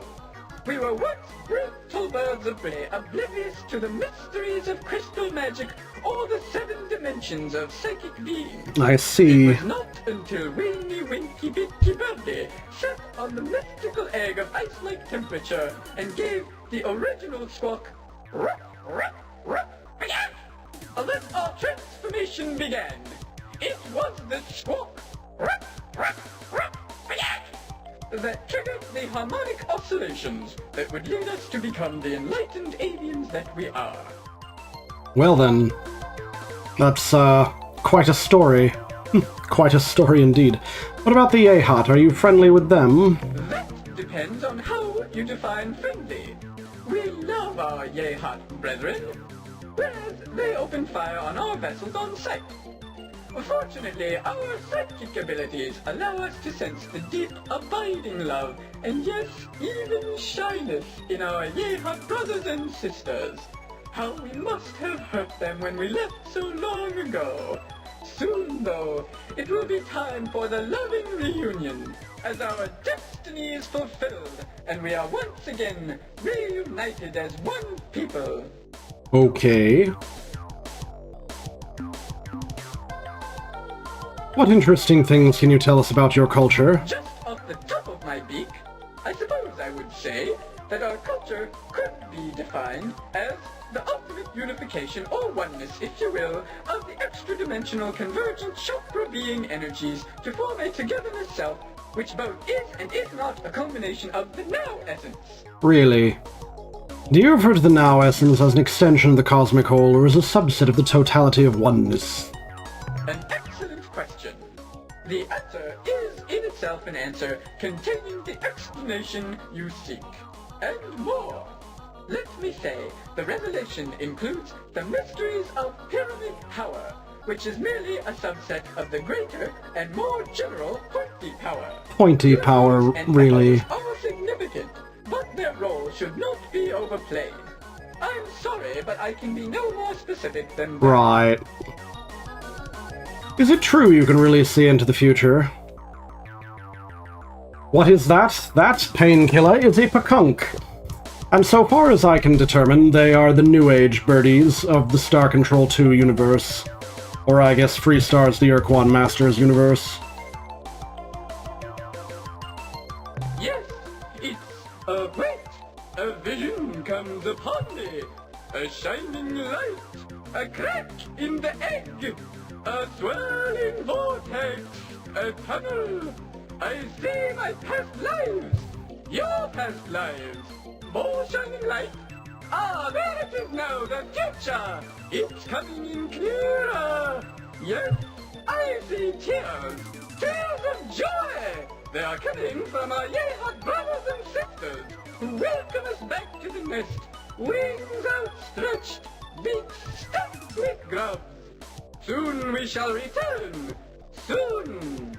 Okay. Okay. Yes, you are right. I should be careful not to overwhelm you with my psychic intensities. Right. Perhaps we could talk about something less overwhelming, albeit less interesting. I should introduce myself. I am Captain Tenko, in command of the Inari One. Yes, we know all that. We are not known throughout the galactic sector as powerful psychics for nothing. Of course, we already know the answer to this next question too, but we enjoy conversation. Why have you come here? We have come to your homeworld. Let's see. I have come to ask your help in the fight against the Ur-Quan. The fight, always the fight. We, the Kunk, are yin, and you are yang. Right. I suppose the problem is that the Ur-Quan are a little more yang than you are. Well, be that as it may, we are sympathetic to your concerns. We were not always the mystical, aloof, and yet caring, enlightened beings that we are now. If need be, we can still kick some serious butt. Let us unite and form an alliance. We will provide you with all of the crew, ships, and resources you desire. We will give you... Wait! I sense that you are offended by our crass material offer. Yes, I am ashamed. Any warmongering species could offer this. We are the Kunk, children of the stellar breeze. We shall give you what all others could not, the greatest of gifts. We shall give you our love. Ah, you are speechless. Do not talk now. I can feel the energy connecting us. Let us part while the silence remains. Farewell. But wait, before we go, as a small token of our love, not as a material gift, mind you, we give you 4 of our meager ships, fully crewed. Good luck. Well, if nothing else, my fleet got bigger. That said, there is one little thing I wanted to ask him about. Before we proceed, Captain, I must speak. Many of my people have not been sleeping well these past few nights. In fact, I myself did not sleep well last night. Well, actually, I slept okay in the first part of the night and then had a little trouble later on, and maybe halfway through, until I got up and had something to eat. Anyway, the reason we are not sleeping is because of a dream. Yes, a dream. We have seen that in the center of this region of space, near stars that form the shape of a cup, and are in a constellation that begins with the letter C and ends with the letter S, and goes on as rearranged spell asterisk, two great armadas fight. One of black ships, the other of green. Our dream tells us that if the black ships should win this fight, they will destroy all life in this region. Captain, Oh no. now, if there is anything you can do to stop them, you must do it, please! Okay, that's all I wanted to say. Captain, we have been expecting you, of course. In fact, you're here because we wished you to be here. By channeling our psychic energies through a trans-dimensional flux inducer, we were able to affect the low-frequency stream of a soul particle such as yourself and direct its course. The only thing is, we can't remember why we brought you here. Yeah, I just want to talk to you about the Ilrath. Why should we mind? We bear the spidery creatures no ill will. Without darkness, there is no light. Without death, Apparently the Ilrath are killing the Pakunk right now. to the Ilrath, there's lots of birth. I see. Without death, there is no birth, and thanks to the Ilrath, there's lots of birth. This is just my impression, but they seem rather hostile. Why is that? We have delved most deeply into the dark and greasy heart of the Ilrath. And what do you suppose we found there? Well, we found a torpid, vile, malign, odious, spiteful spirit.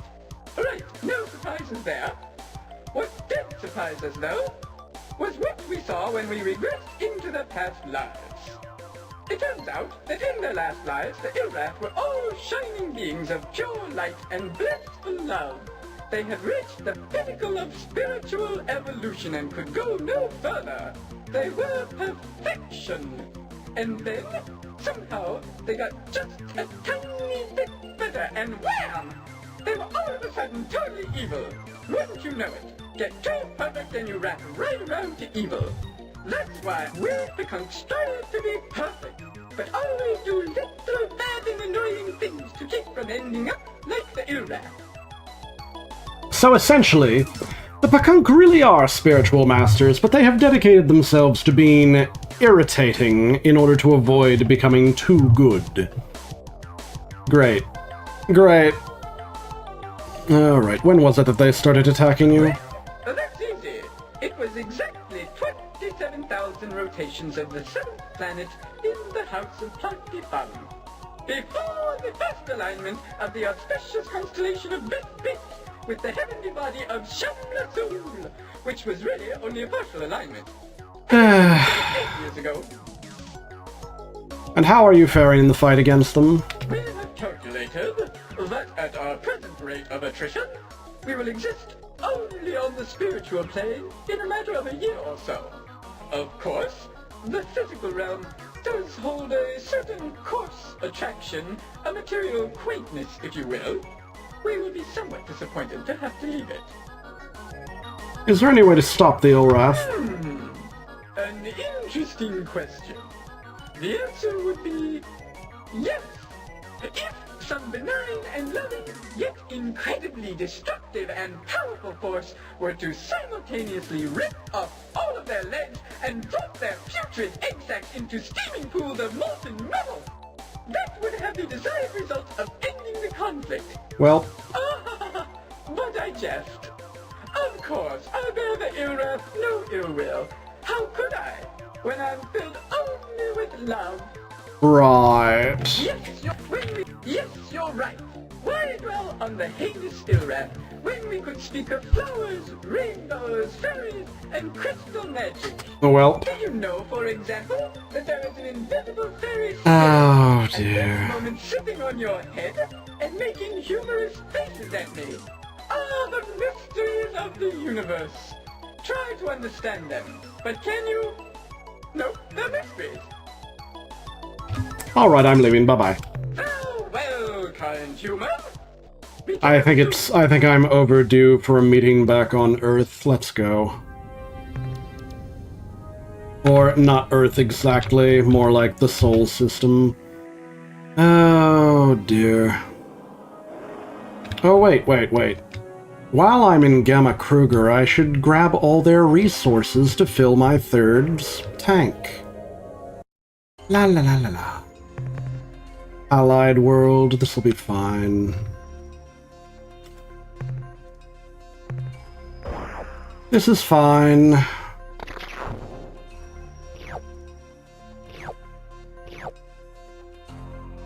Now that the lander is a little bit faster.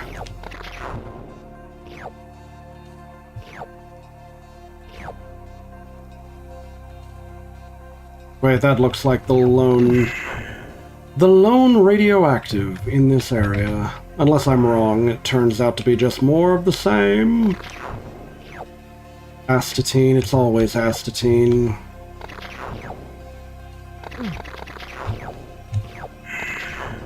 I really wish the Melnorme had sold us the lander shield for the lightning and weather-related anomalies.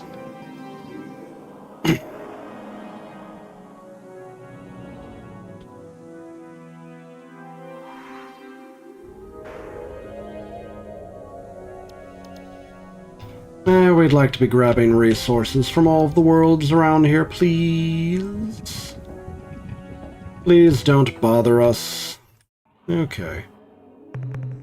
Ultramarine world.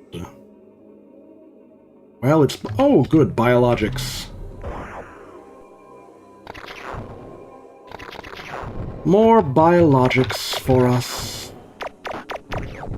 Ah, yeah, the Melnorme improved our stunner cannon, didn't they?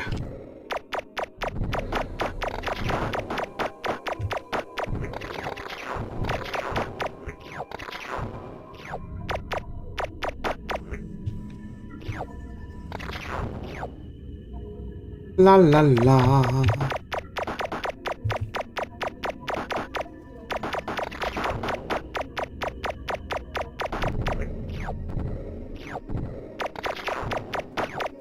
Good. A few more biologics. We will have a lot of data to sell the Melnormians.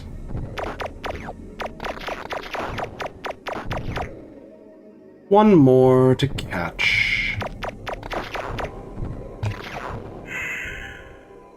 All right.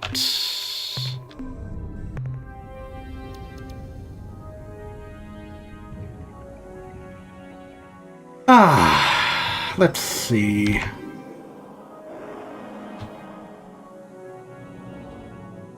Planet 3, please. Is this the way to Planet 3? Gamma Kruger 3 for more materials. A red world.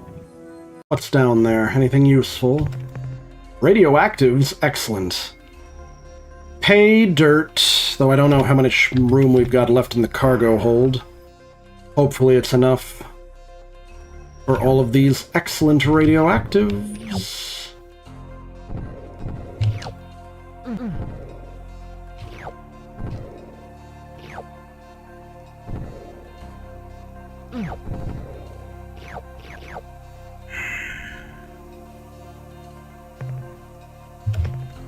All right.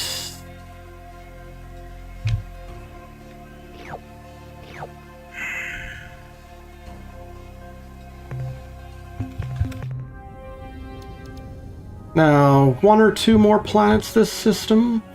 Glad we went looking for more materials. Now we'll be able to go home to Earth with a full cargo hold. All 3 cargo bays filled to capacity. Ain't that great? Alright, please do not bother me right now, Pekunks. We are just on our way to raid your entire solar system for the easy-to-find materials. Alright, this'll fill the cargo bay to max. They're just base metals, but it's okay. We have shields. At least the shields are usually effective. They're not 100% effective, you see. Close enough. We're done. Let's go. Star map, take us back to the Sol system at last. The next thing we should do is plan to head to Alpha Pavonis, I think it was? Yes, Alpha Pavonis 7, to find that Ur-Quan dreadnought. Because the quasi-space... Uh-oh, what's this? Oh boy, it's you again. First, my nestmate surprises me with extra fat and spicy grabs for early meals. Then I am complimented on my fine display of ceremonial tongues. To top it off, I encounter the human friend, loved by all. Loved! Can things get any better? Uh-huh, so... what's news? Ah, vague omens and mysterious portents, tangled webs of fate, intertwined with the branches of Ah, yes, we've heard that one already. Do you have any helpful advice to defeat the Ur-Quan? Well, not advice exactly, but I can offer you plenty of moral support. Also, I can tell you about another dream. Yes, perhaps I will tell you about my dream. In this dream, there was a small creature, fragile and weak. Above it loomed a much larger creature, dark and foreboding. The large creature was preparing to take the smaller one into its slavering jaws, when the little one looked up and said, "Hold, why do you do this? What you are doing is wrong." This made the large creature pause, while it pondered the question. Then I woke up, and I'm not sure if the little creature got in or not. Come to think of it, it really wasn't much of a dream. I would have much preferred Ocky Birdie's dream. Anyway, just thought I would Ocky tell you Birdie's about dream, huh? I've always wanted my fortune told, would you mind? Not at all. You are an open book to me. Ah, how quaint. Let's see what they get. Is. So refreshing.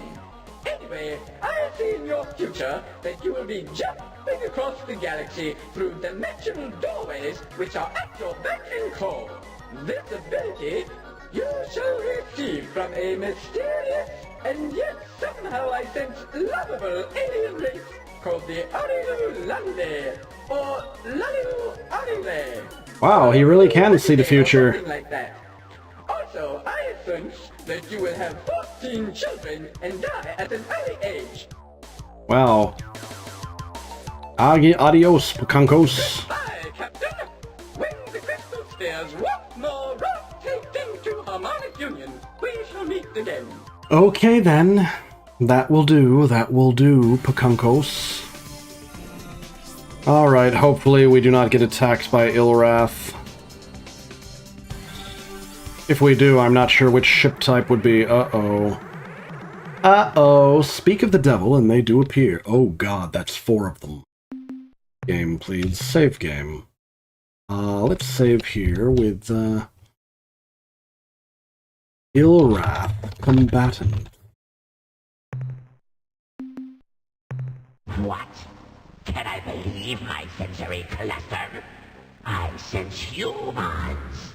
I dance with joy for our good fortune. The human dies with such agony that it cannot help but please Dogar and Kazan.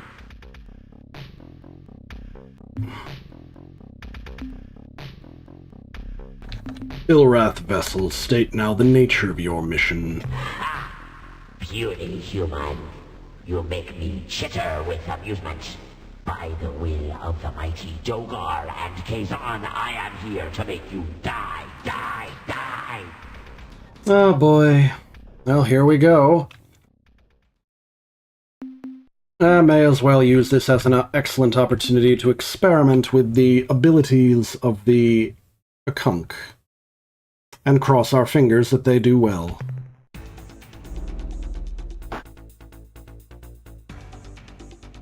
Oh yeah, I forgot the Ilrath have cloaking devices. Dummy, jerk, loser, stupid, twit, jerk.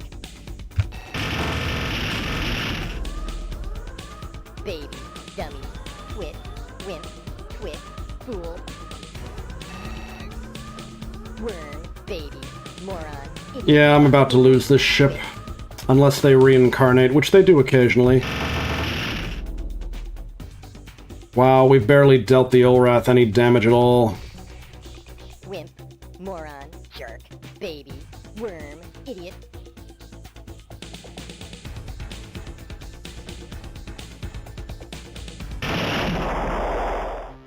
Ah, rats, it didn't reincarnate. Guess I'll switch to the Spothy.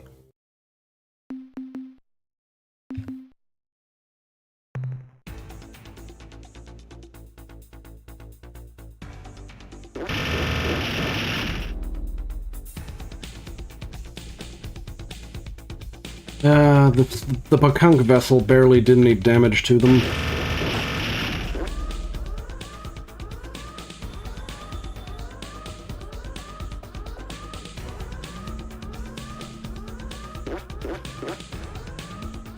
Damn, their cloaking device means that the missiles, the torpedoes, really don't home in on anything.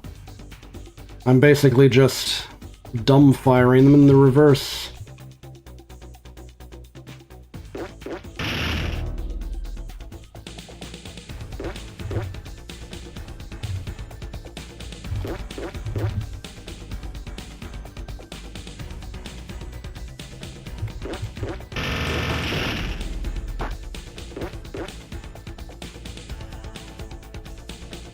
Perhaps the Ilrath are smart enough.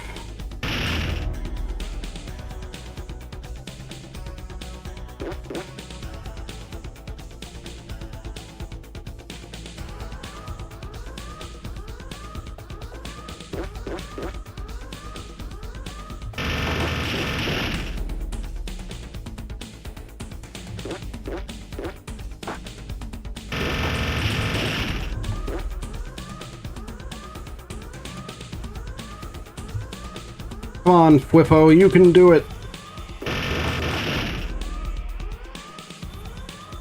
Dang, I have to kill 4 more of these damn things? Ah, what a royal pain.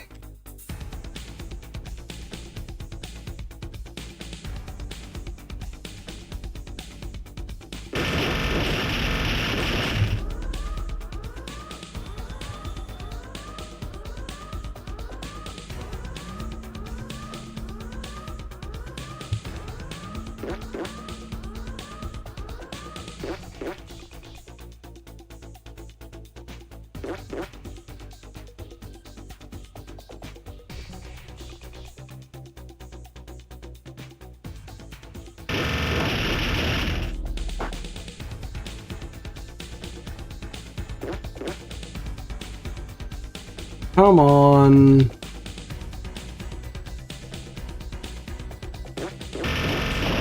Got him.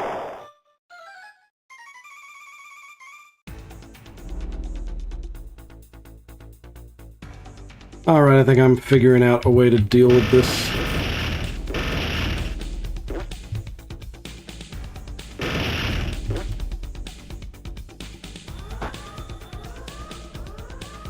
They try. But they still suck.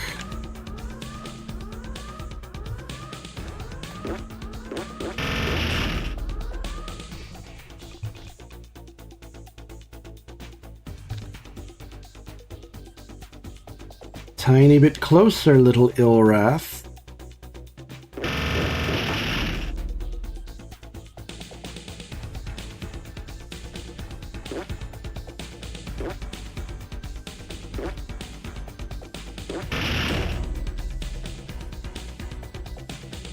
Well, Ilrathy, you gonna come for me or not?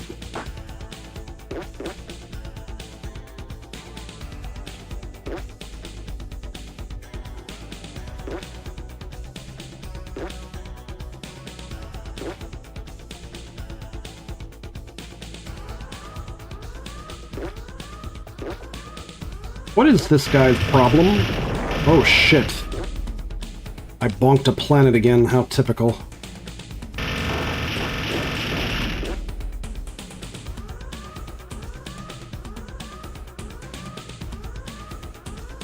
Come on, Ilrathy, come and get me.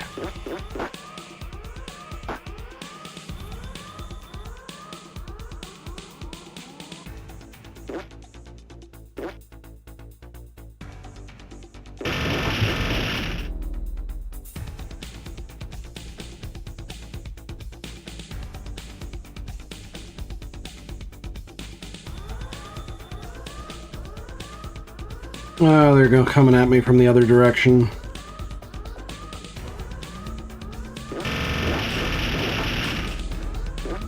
Two more hits from the butt torpedo and they're done. Though now I'm starting to wonder if maybe I should have permitted the... Whoops, that was bad. Please get away, Swiffo. Now! Oh, damn, we lost Swiffo. I'm sorry, I'm sorry. Whiffo's fate was written in the stars, we lost Whiffo. I wonder if these guys are any good against the Ilrath. Oh, maybe not. They're already about to die horribly. Sorry, Zokfot.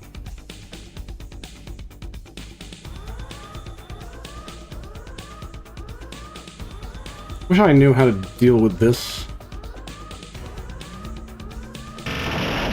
Wow. Yeah, I don't think I have a good bead on how to use the Zokfot ship. Here we go again.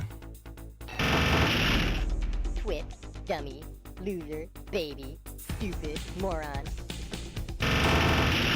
Twit, idiot, moron, stupid, idiot, worm. Fool, loser, twit, dodo, twit, moron. The Pekunk's gonna die next time. Wouldn't be so bad if the reincarnate function goes off. Moron, wimp. Baby, fool, wimp, twit, loser, worm.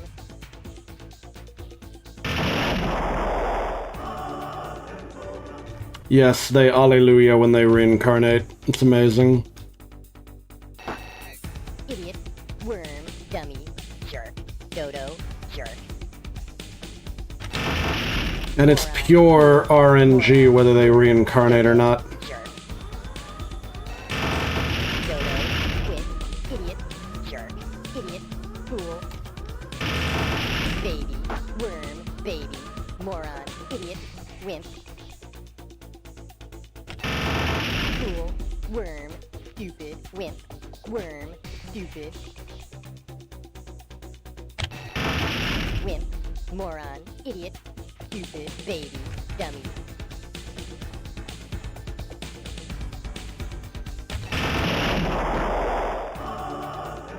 Ah, that's pleasant. I think the Pekunk wins this one. Or they would win if they could get a shot in... Jerk, moron, idiot, baby, dodo, dummy, worm, idiot, stupid, wimp, dodo, jerk, wimp. Okay, this one really wins.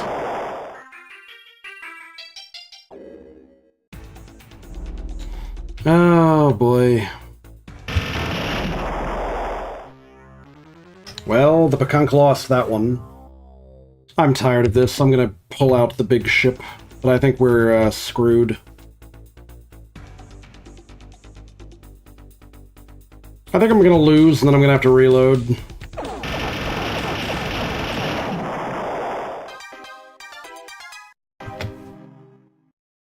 Oh wow, we did it.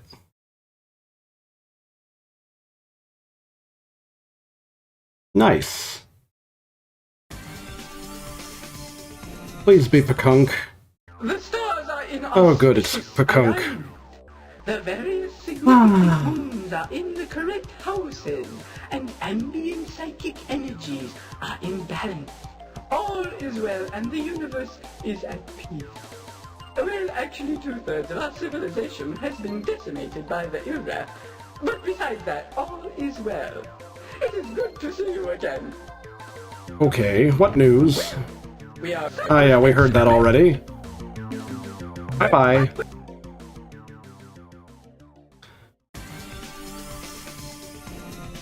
Alright, so what is the issue? I think the issue is our beeline takes us through Ilrath-controlled territory for too long a time, which could be a serious problem. And in fact, I think I'm going to try to get us out of Ilrath territory immediately, rather than chilling out in Ilrath space for so long. Alright, I think I'm approaching... Yep.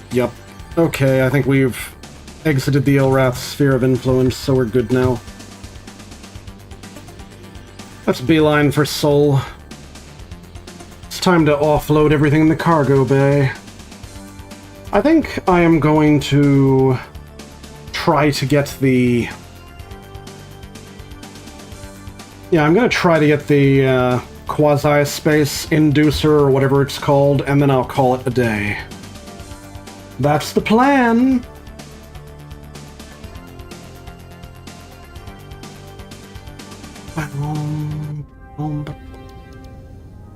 Alright, here we go.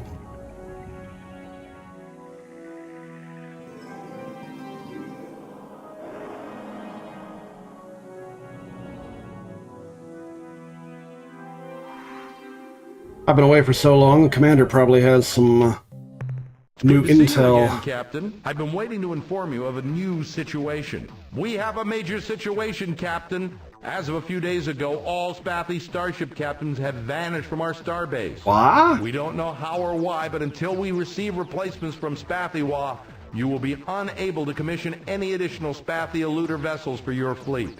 Rest in pepperoni. Maybe I should investigate that on the way to Alpha You keep Bonus. this up, we'll turn that flagship of yours into a genuine dreadnought killer. Nice. Can your scientists analyze what I've acquired since my last visit? The analysis reads as follows. Subject, clear spindle device. Data, the object in question has no clear use or means of activation, but does have superconductive characteristics between 18 and 22 degrees centigrade. We suspect that it is a precursor manufacturer, but we cannot be certain without extended study. Summary, in all likelihood, this object is part of a larger device whose capabilities remain unknown. The next entry in the analysis is Subject, Slilandro Probe Destruct Code Sequence. Data, this is a complex sequence of program instructions using an encryption sequence similar in some ways to the rolling Fung algorithm. Summary, when a Slilandro probe approaches, open a hailing frequency, wait for a response, and then transmit the code. Okay. That's the end of our scientist's report. Okay. Goodbye, Captain. So, as is normal, we get all the crew to full. Let's go ahead and do that first.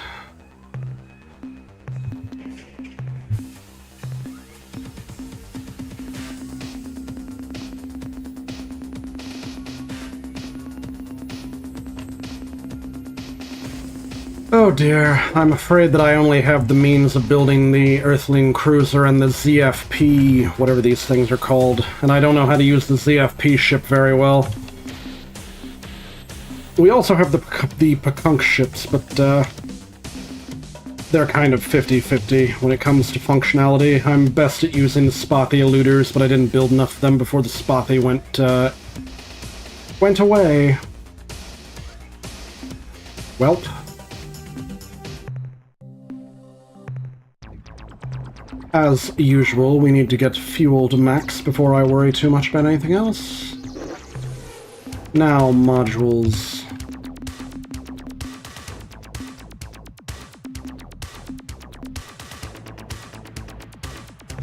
Let's put up another dynamo.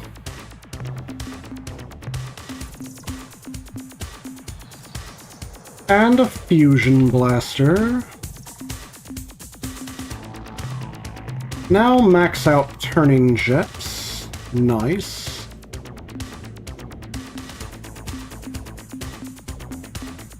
Now I believe the, I'm gonna think of it. IEF fuel system, interesting.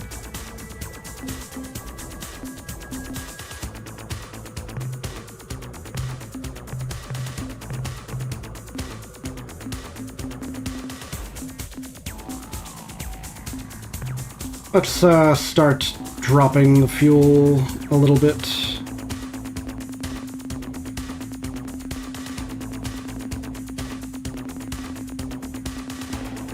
Because I'm about to remove all of the fuel tanks and swap them for the high-efficiency fuel system.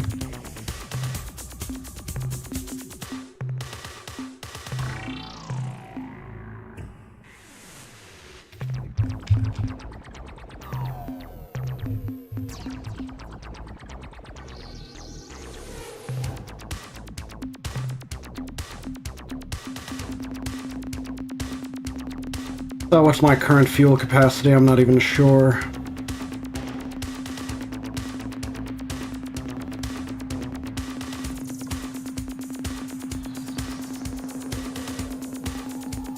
Ah, the fuel capacity is greater than 160 now. But I guess I'll have to deal with that later. For now, we'll save.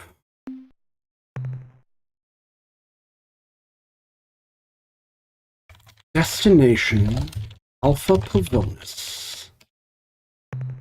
I'm a little mad that we lost Whippo, but oh well.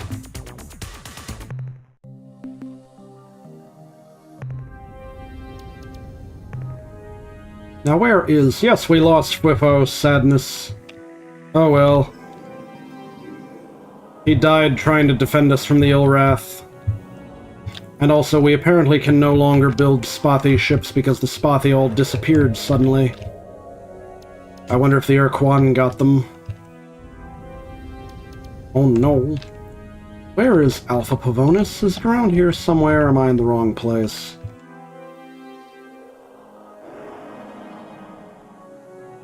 I forget where Alpha Pavonis is. Draconis, blah...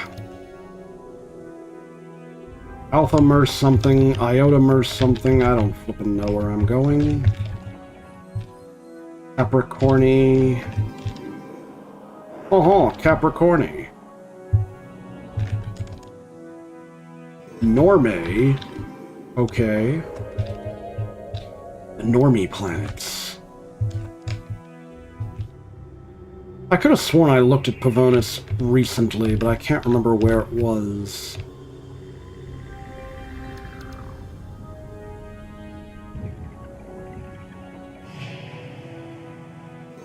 Oh, here we go. Alpha Pavonis. Oh, there it is. So it's way the hell up here. Okay. Alright, we're not passing through Ilrath territory to get there, so let's go. This could be a while, but that's okay.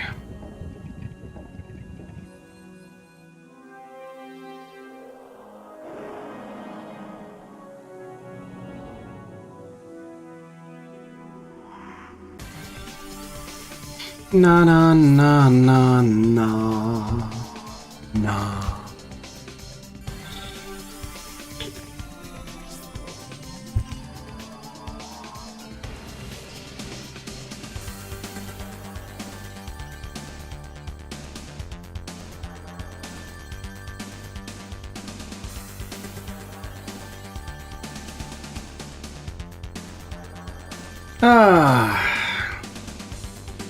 Soon we will have the quasi-space generator. Or portal generator, whatever it's called.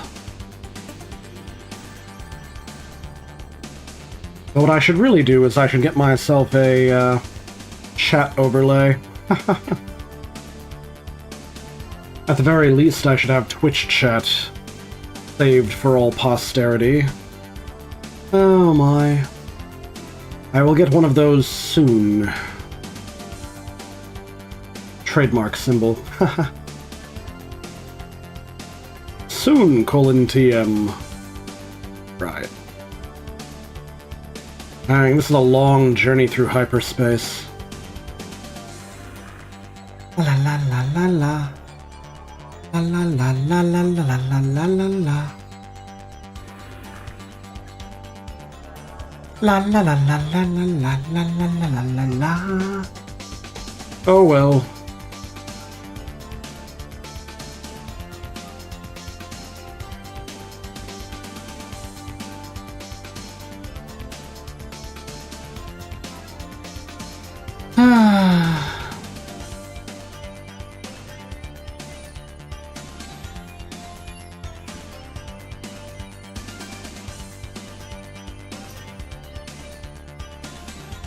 Sheesh. Feels like this is taking forever. I guess we are traveling a fairly long distance.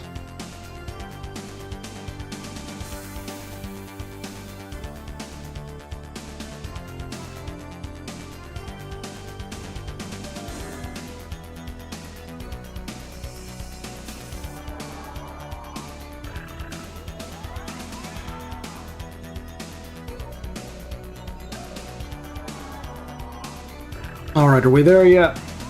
No, apparently not. Still not there yet. Sheesh.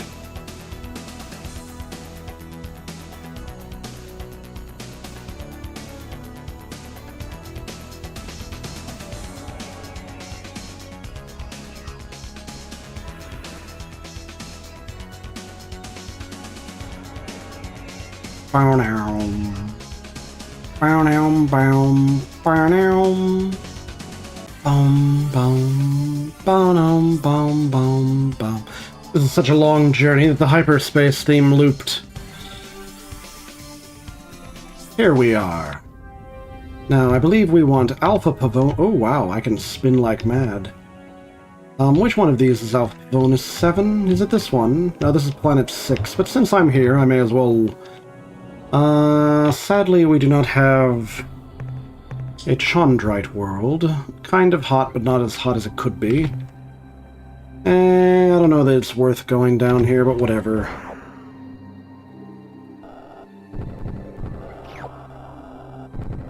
Wee dee dee dee dee dee dee. That was alright. What we really want, though, is the Planet 7 here, which should have the Ur-Quan starship. Where is Planet 7?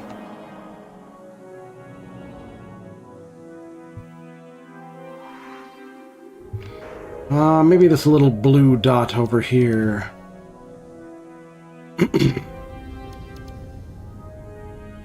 Alrighty, we got it. Noble World, okay. And it has biologics. Kinda hot down there, though. Oh lord, this is... Nope, nope, nope, nope, nope. We're just going to tag the ship and then leave immediately. Report from surface.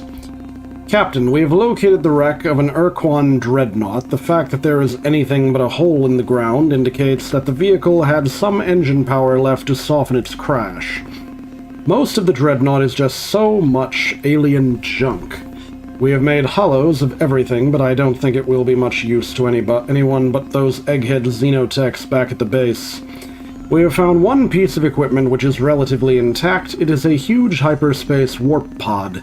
The starboard unit, I think. We will bring it aboard. End of report. Okay, that'll do. That place, it's too hot for us to get much, done with it. Kind of sad that that's how it turned out, but so it is. Also, I think that I may have just barely given my mothership enough power to be a good battleship now. Acid world, but it's kind of hot. Maybe I should not bother until we have enough material. Let's go back to the star map and find something useful. Let's go find something useful to do with ourselves while we wait for the... Yeah, let's go down here to get back to quasi-space.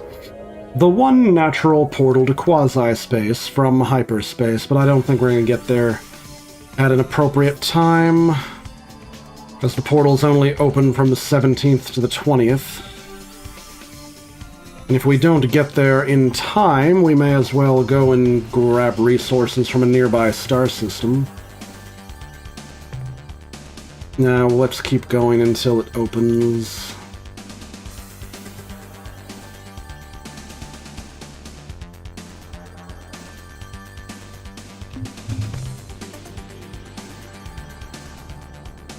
We are now aiming for the unknown. If we get there, we'll be in business. If we don't get there in time, we're stuck waiting for a month to go by.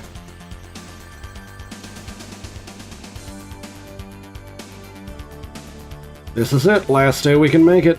And we're not going to make it, are we? We did not make it. So let's go to Gamma Ur-Quan instead. Alright, there is a decent number of planets here. Let's go check them out, outermost to innermost, as I normally do.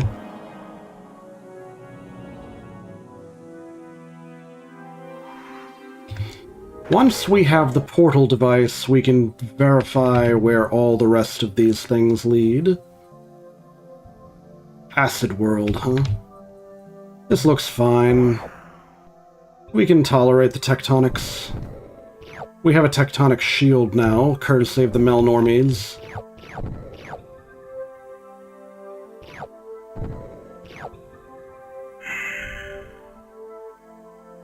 Ba-ba-ba-da-ba.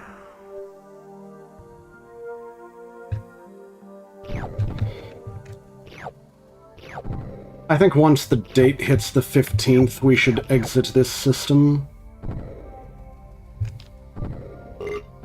Oh, we already have a full tank. I mean, a full cargo hold. Good.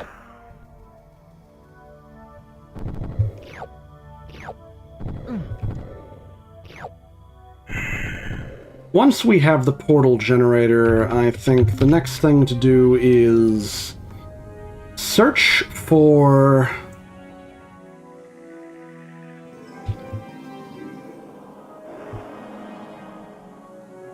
where were we? The next thing to do is to search for... you know, catalog all of the destinations quasi-space to hyperspace. Auric, oh yeah, gold, baby. Find me that gold. Each of the... oh, it also has biologics. Nice. Oh god, it's these guys.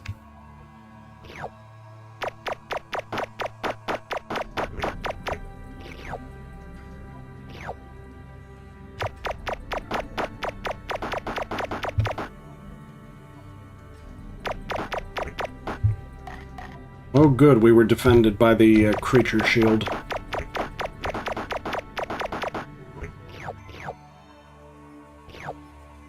Alright, not bad.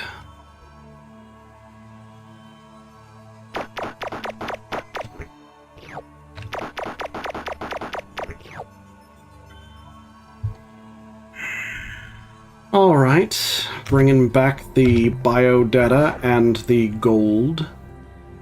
This planet is full of gold.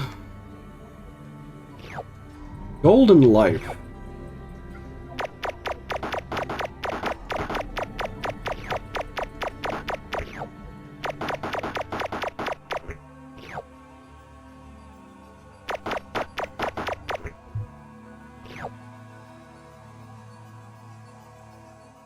Oh, did you hear that Nintendo is trying to sue the developers of Palworld over some abject nonsense?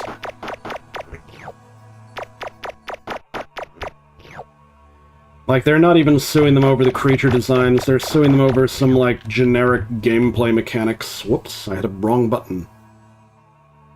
That was awkward. Okay. It pulled me out of the game for a second.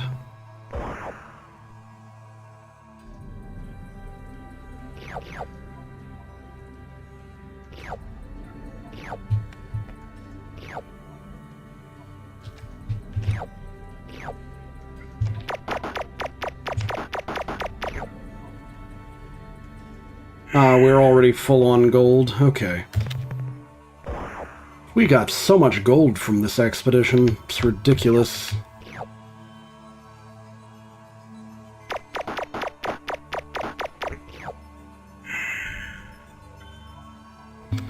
Okay, now to get to Gamma Ur-Quan 5.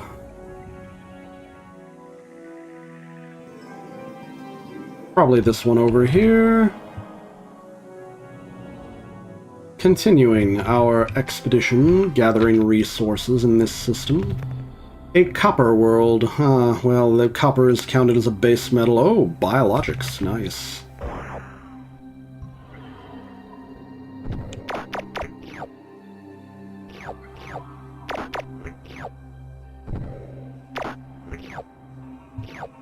It looks like all the biologics is stationary this time.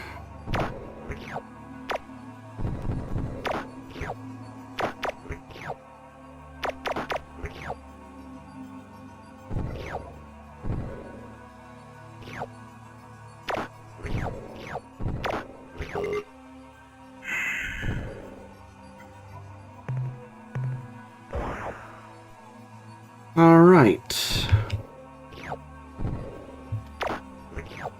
This gives us more stuff to buy from the Melnormies.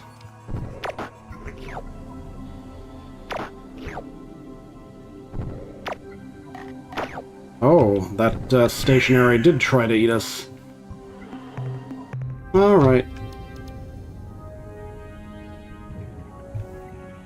The more biodata we have, the more stuff we can buy from the Melnormies.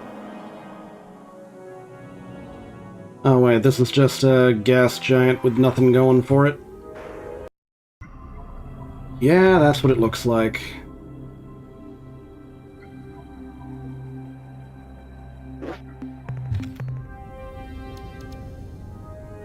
That's not gonna work out.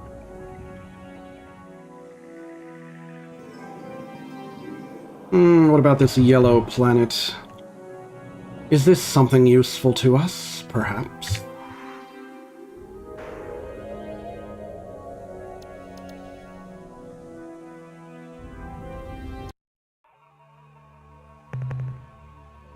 Alright.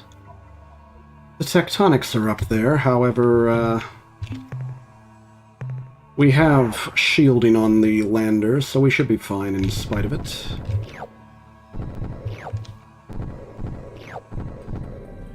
And I believe this green stuff is worth 4 or 5 a pop. Though it's not something I would be, insistent on grabbing every little bit of.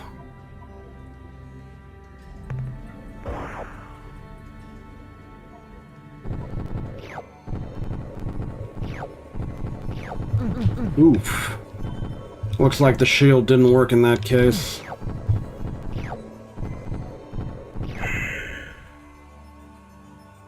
Ouch.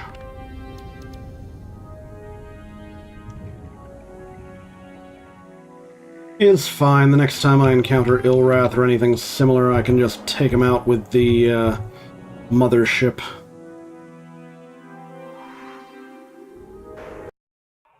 We have the power. Another Auric world. Dang, we're loading the cargo bay with gold. And it has biologics. Nice. Really nice. Ooh, weird little critters. Oh, this time I have to deal with these. Would the lightning please stop that? It's really quite irritating.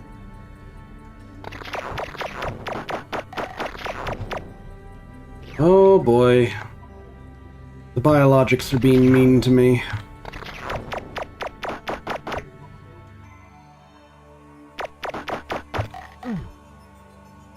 Gonna recall the lander for now. Go back down in a bit.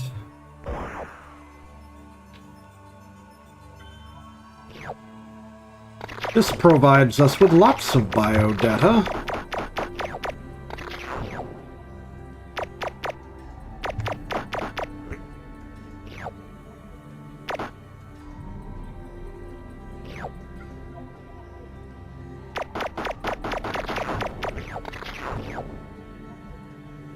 Sheesh, and this is with a stunner upgrade, too.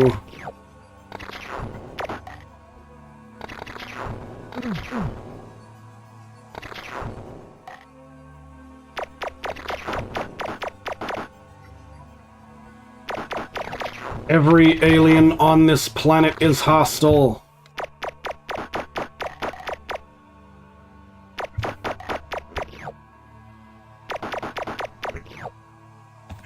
Alright, I'm gonna go back. We still want the biodata, though, because that's pay dirt with the Melnorme.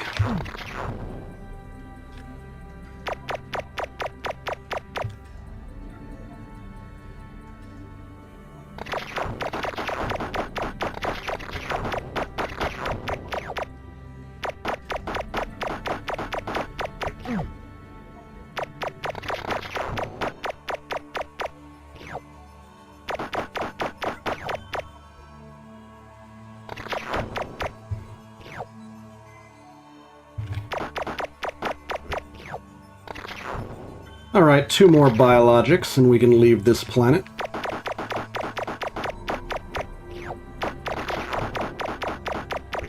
Alright. Got him. Now, 1 more planet in this system, and then I guess we'll go to a neighboring system, since we still have plenty of time before the portal opens. Let's take a look on if this world is too hot for us. Wow. It's probably too hot for us, but I want to verify the temperature. Plutonic world. Oof, not only is it a little on the hot side, but the weather's a class 8. I don't think I want to deal with that.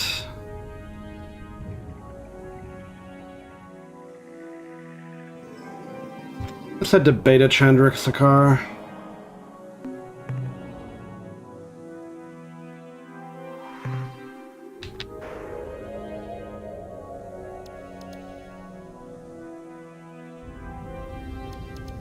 Now, if the time reaches July 15th, we'll turn around and head back to the quasi-space portal expected area.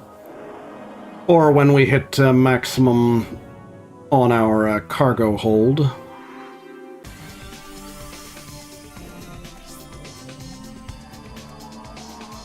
The next thing I think we should do afterward is we're going to head back home, but then while we're home, we'll make a plan to explore... We're going to make a plan to explore the general vicinity of all of the portal exit points.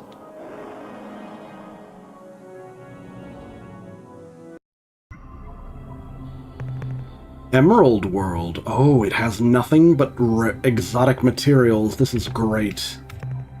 This is pay dirt. Absolute pay dirt. Antimatter, really? Agouti nodules, whatever the hell those are. That's a lot of agouti. I want to be absolutely certain that we are getting the maximum of anything we run over here.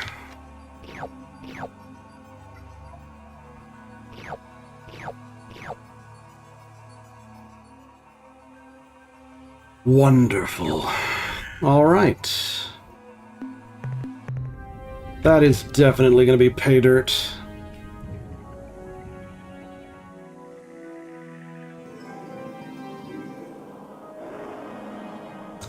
One more planet this system. It is now August 1st. We want to be at the quasi-space portal by the 17th or thereabouts.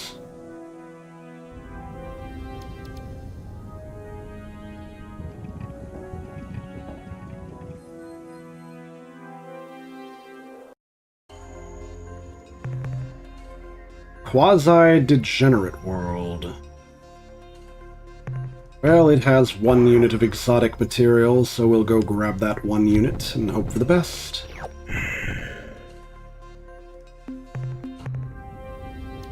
Alright, where to next? I guess we'll go to...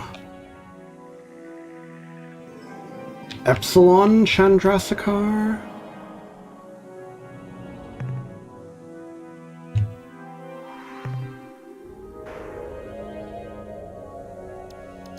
We still have time before the portal opens. We can get some more mining in. Heck, we might even fill up all 3 tanks. Well, all 3 cargo holds. Only 1 planet? Darn. That's kind of sad. Whee! What is this? A water world? Interesting.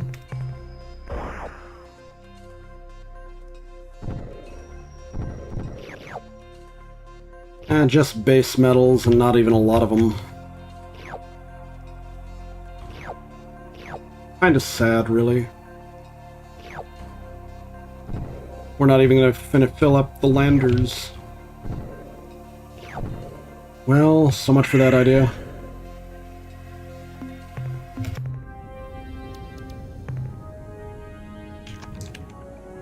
Gamma Chandrasekhar's next, I suppose? Alright, we want to be able to get there by August 17th. So I guess when the clock strikes August 12 to 15th, then we'll beeline for where the portal should be.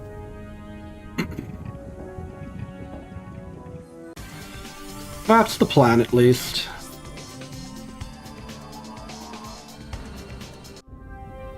Oh wow, lots of planets in this one. Should be able to get a decent amount of materials. But wait, the cargo hold is pretty full. But maybe I should prioritize them. There's an orange-looking planet over here, though it's probably a gas giant, so not very useful. But I'll take a quick glance at the moon of this world first. Purple world? That's disappointing. Never mind.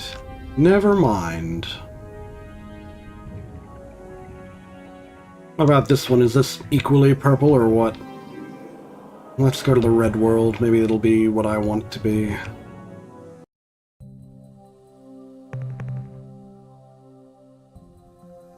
Carbide world? Not really.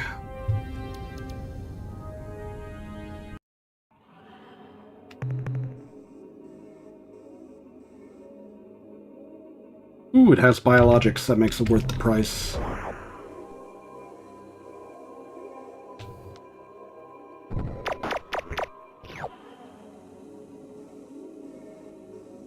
Every little bit of biodata counts.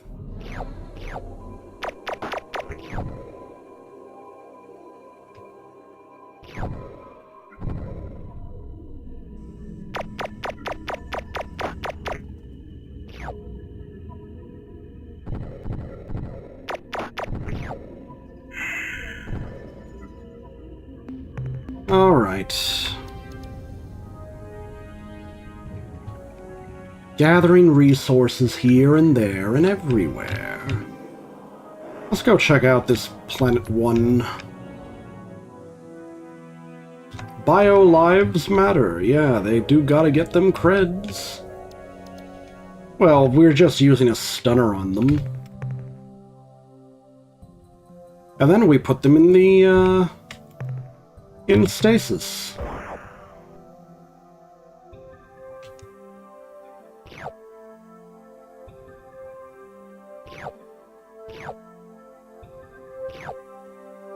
I think this material's not particularly valuable, but oh well.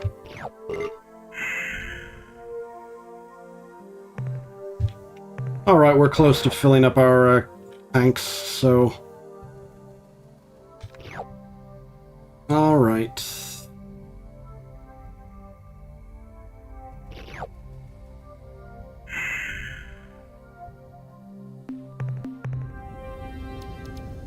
I don't know what I want to fill the rest of it up with. It's not likely to be enough to matter a lot.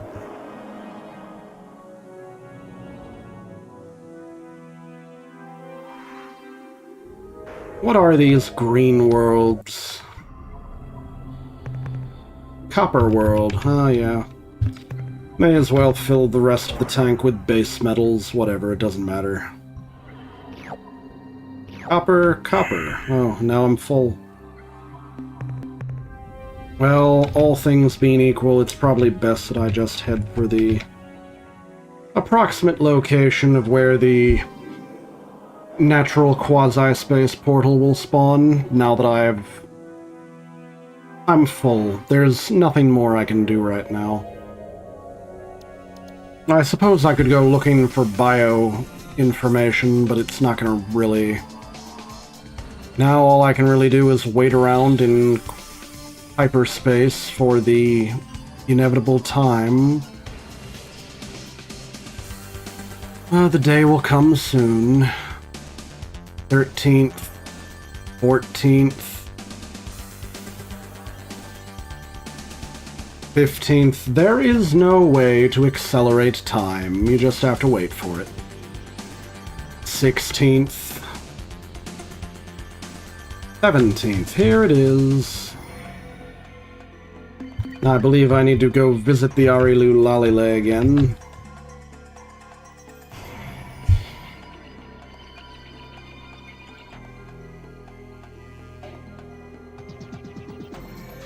Here we go.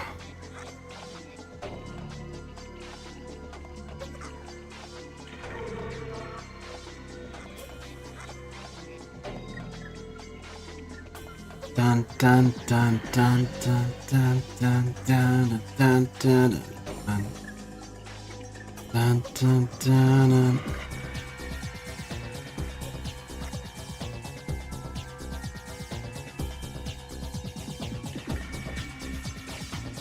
The prospect of sharing the easy way with you excites us. All if right. you have found the Ur-Quan warp pod, this prospect can be made a reality.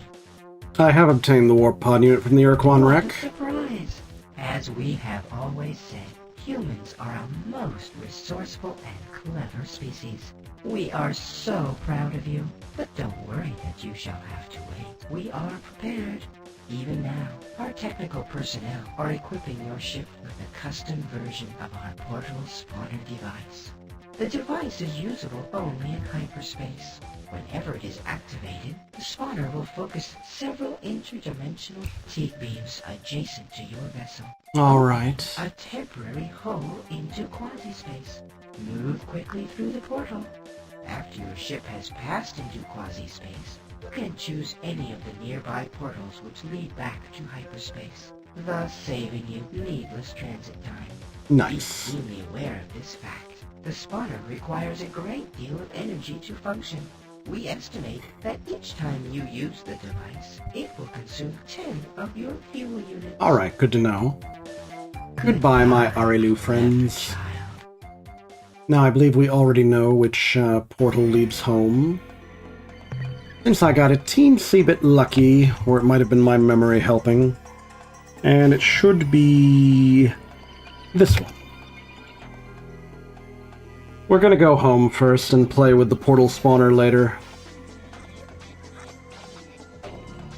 And by later I mean tomorrow, because it's about time for me to wrap it up. But I want to wrap it up back at the base, rather than waiting around for too long.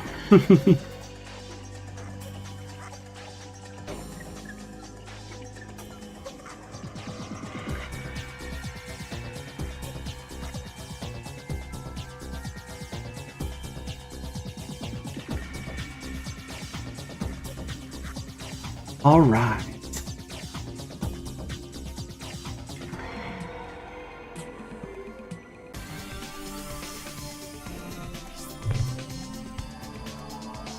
Oh wait, before we go back to Sol, let's go to Alpha Centauri and get more material.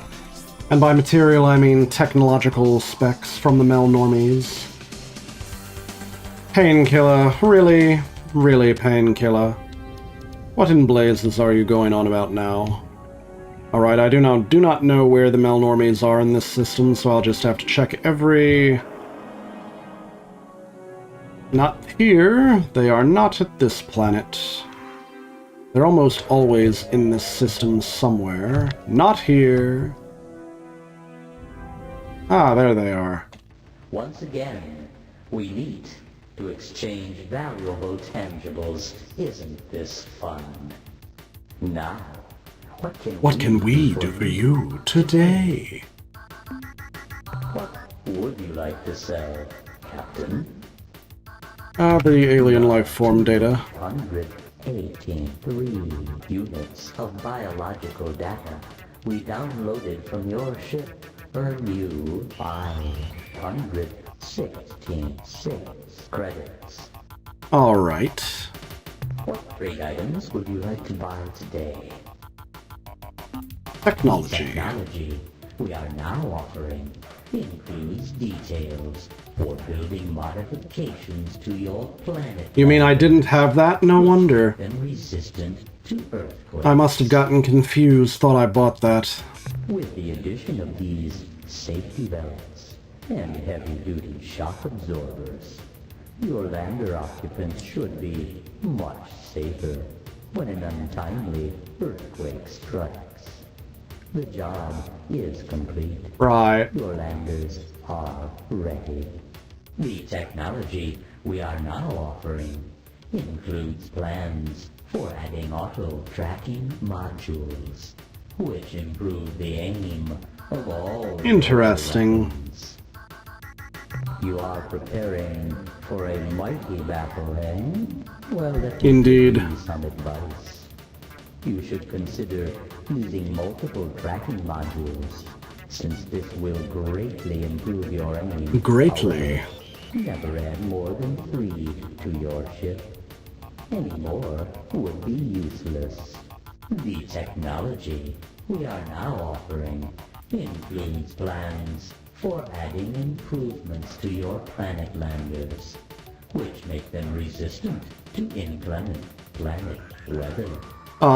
Lightning resistance, finally. A little superconductive spray paint, and presto, your lander can sustain a direct hit by a lightning bolt without crisping the passengers inside. Usually. Since the job is so easy that a nymph could do it, I expect all your landers will be treated in less than an hour. The technology we are now offering is everything you need to know to assemble modifications to your planet landers, which make them resistant to planetary hotspots. Finally. With these new ablative plasma heat shields, your crew will be substantially. You realize what this means? On hot worlds. It means I can now mine every planet in the Alpha Centauri system and Venus. So remain. That almost makes me want to delay ending the stream a little bit, just to finish that. Your landers are straightforward. Your landers should be fitted with the heat shield. Alright, I think I have every resistance for the landers now. The technology we are now offering is plans for building Hellbore cannons. a weapon much more destructive. Oh dang, I want that. What else? It has been a pleasure dealing with you, Captain. I do desire the Hellbores. To your next visit.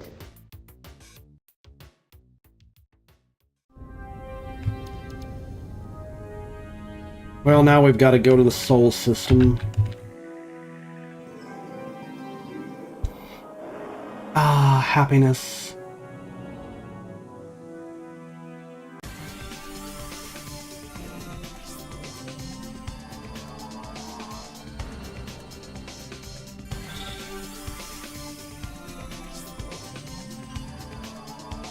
Alright, almost there.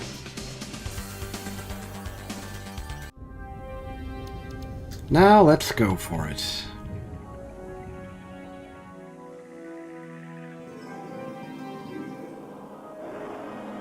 Nice. It's good to see you again, Captain. I have some information I think Oh, you you should hear. do? Good news, Captain. With no announcement, a small fleet of Arilu Lalile popped into space adjacent to our starbase, scaring the hell out of the deep raider operator. But right now, I could kiss every one of those pale little weirdos because they gave us 3 skiff vessels. Nice. I have minerals to offload. Nice. Captain, you are to be commended. Keep up the good work. Can you analyze The this? analysis reads as follows. Subject, quasi-space portal spawner. Data, device is a hybrid of different alien technologies including Arilu and Ur-Quan elements. Our tests show that this device temporarily creates a weakness in the fabric between hyperspace and a different unidentified dimension. The energy cost of this process is extreme, and since the unit's power supply is self-contained, we cannot estimate how long it will remain functional. Summary: use of this device will permit a starship to make transit to a different dimension. The hazards and benefits of this process are impossible to gauge without field study. That's the end of our scientist report.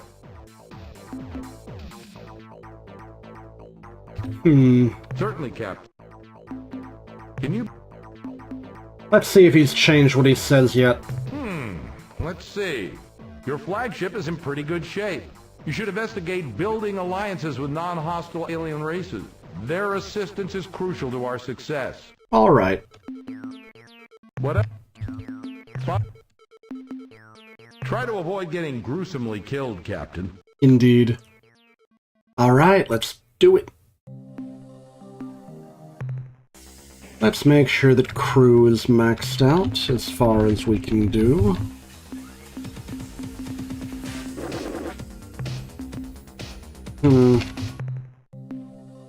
Outfit starship.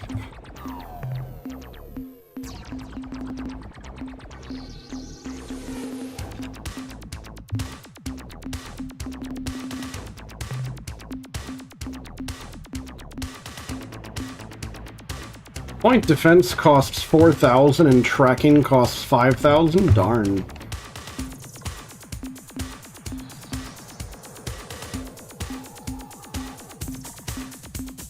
Oh well. I'll focus on the... Alright, there we go.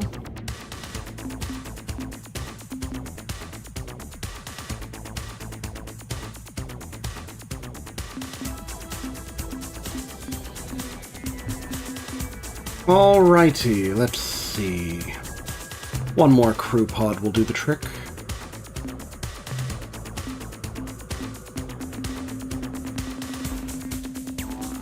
I understand, Painkiller. I'm getting ready to close up shop anyway.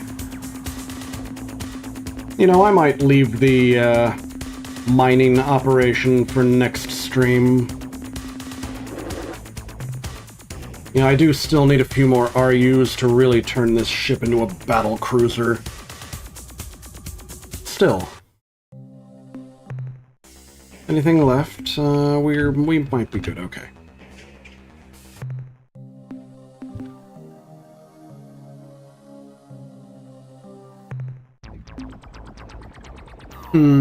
Okay. Save. No, wait, there was one more thing I need to do.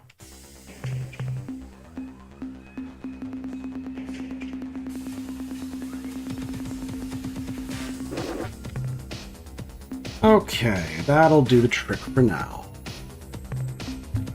Save game.